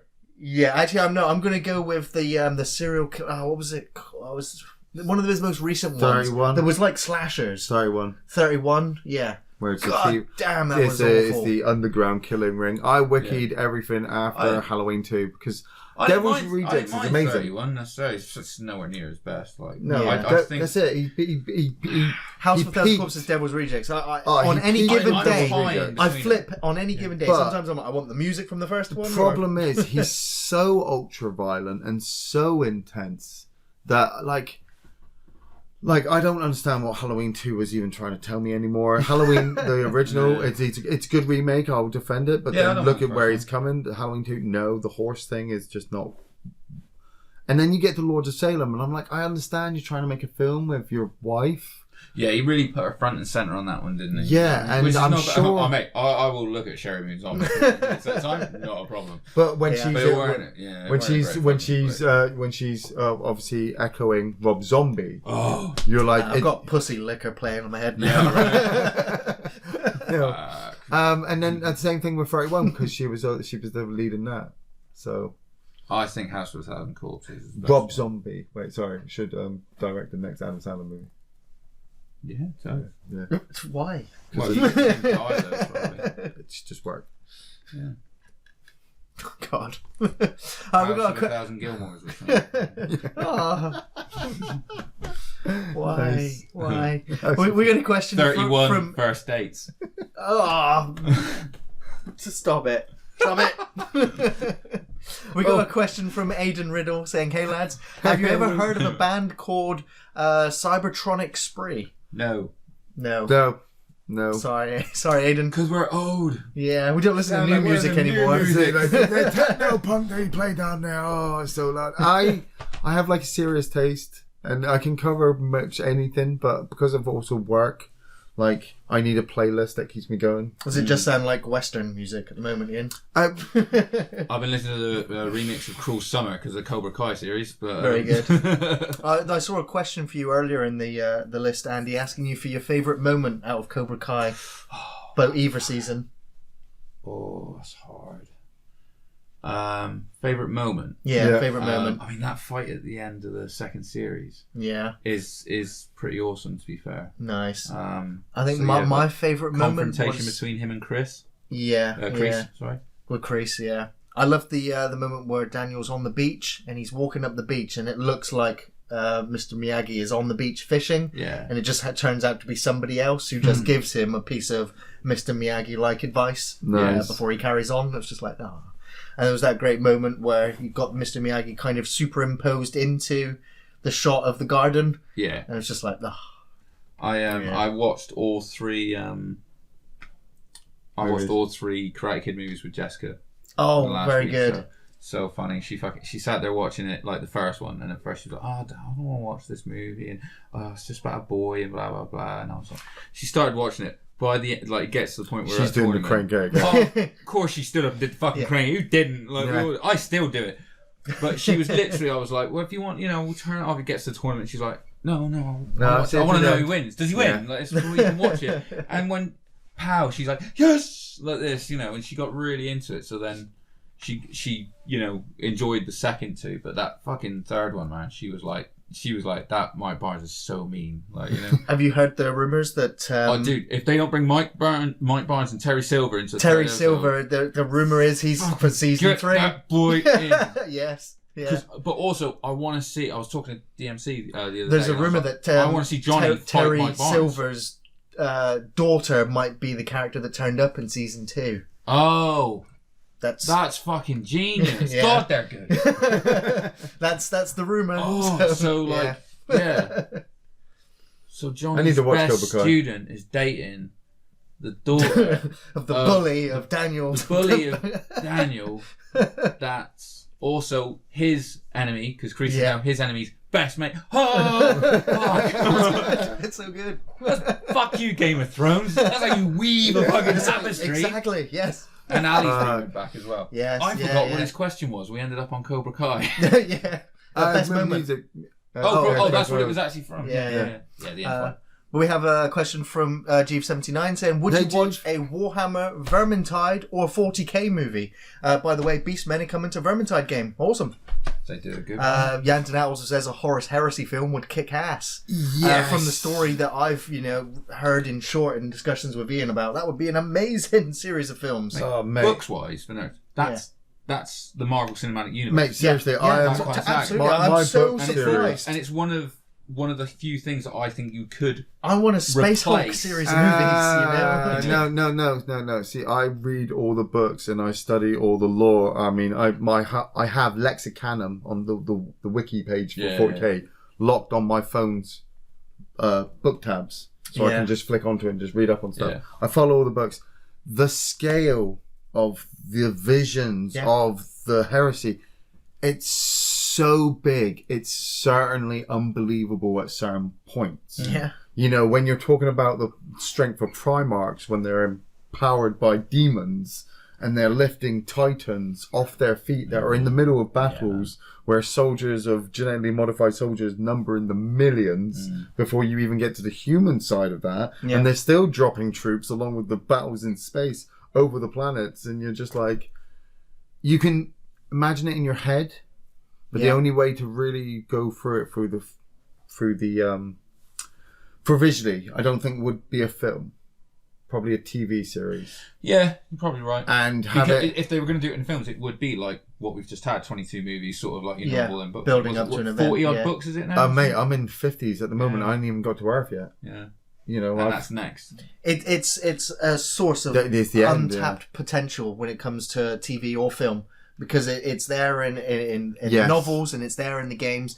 In the magazines, the artwork, the cover, the video games, the cinematics and everything. It's the closest we're getting to it. But they've attempted films. There is a 40K animated Ultramarine movie on YouTube that you can buy and watch. Yeah, but but the animation is terrible and it looks less than a computer game. And it's like Games Workshop stuck their name on it. Right. And I mean, Andy, as a fan of and got all of their IP back not too long ago, so they're not going to give that to a studio. No. It's going to be in-house made. Yeah. So I reckon that's why we're never going to see, other than Ultramarine the movie. Right. So let's not go there, but I don't think you're going to see it because no studio will be able to get hold of it. Yeah. And no studio would spend Avengers kind of money bringing it to life if they didn't have that kind of control over it. No, that's what I'm saying. Disney and Games Workshop, I'm telling you, in the future. Well, no, because basically Disney will be like, yeah, give us it, and we'll spend $100 million making it, and they'll go, okay, but we're making it. We're just letting you distribute it. They're gonna be like, well, we ain't giving you fucking $100 million for that because we can't control it. That's like saying you get to basically make whatever movie you want, and we're just going to put it out. But I mean, even if they don't do the 40K stuff, just going back to the Warhammer fantasy world, Game of Thrones is off the air. We've got Lord of the Rings, which is coming on the air. There's a gap now. And there is a gap for that fantasy world. I did have a really cool fantasy idea, actually. Right, it was going to be called The Golden Axe, and it was going to be set on a tavern. Right, so the openings. This is all on the back of a turtle. Well, the drum. Spoilers. Well, spoilers. Yeah, you start going into this tavern right at the start of the episode, right? And as you go in, the tavern will be busy or quiet or whatever, and every character you see in there has an episode.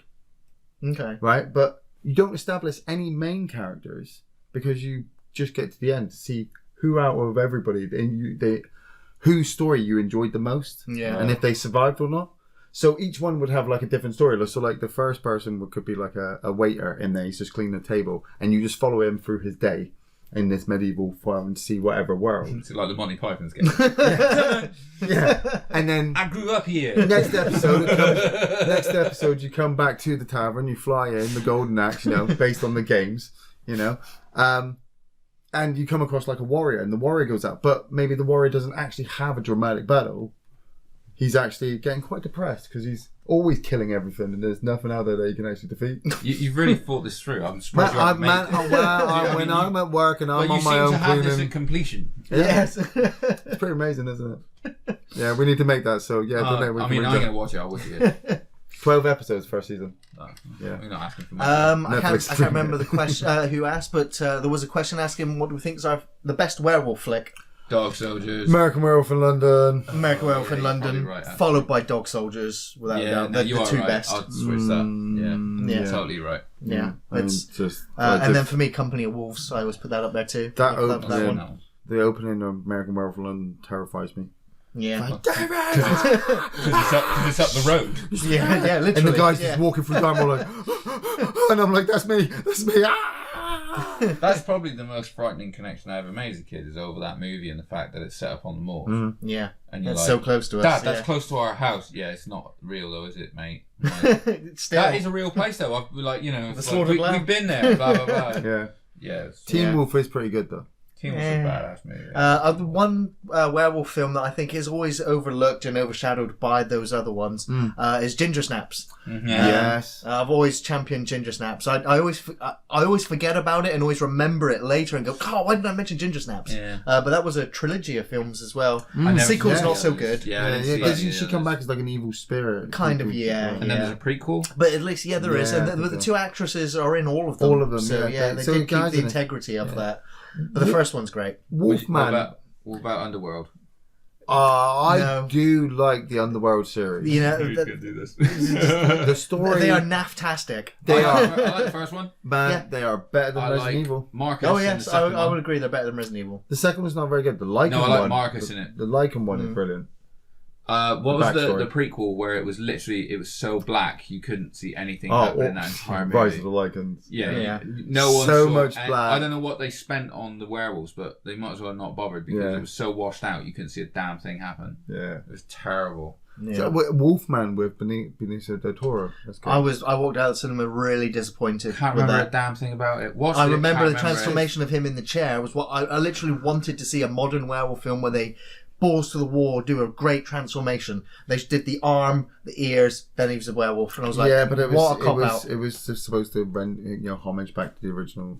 Wasn't it Anthony Hopkins? Anthony Hopkins, Dad? yeah. But I just felt really disappointed. Yeah, the Howling, love. Howling, yeah, that's great. Howling 2. Howling 2's Man, fun. Howling 2.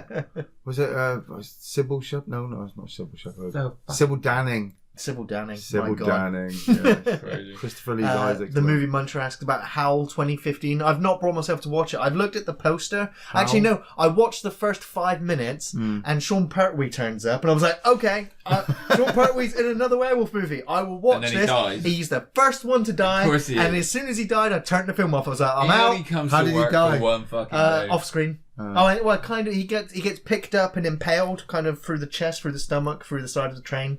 The train basically breaks down in buttfuck nowhere, and he's the guy running the train, and so he gets out to go, oh, what's going on out here? And he gets Oh, killed by a wolf. so you don't really see the wolf, and he's just dead. I was like, that sucked. So yeah, I didn't really stick with it.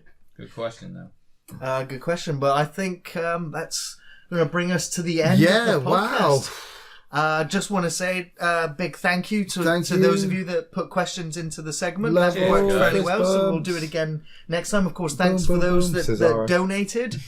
And we'll be back next month with podcast 31. Yes, we're also posting up the link for next Friday For next the Friday's Resident Evil finishing. the finishing.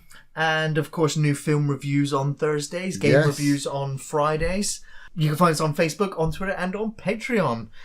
Big thank you, everyone. We'll see you Yes. next time. Take it easy, everyone. Thank you. Much love. Love you, face. Boom, boom, boom.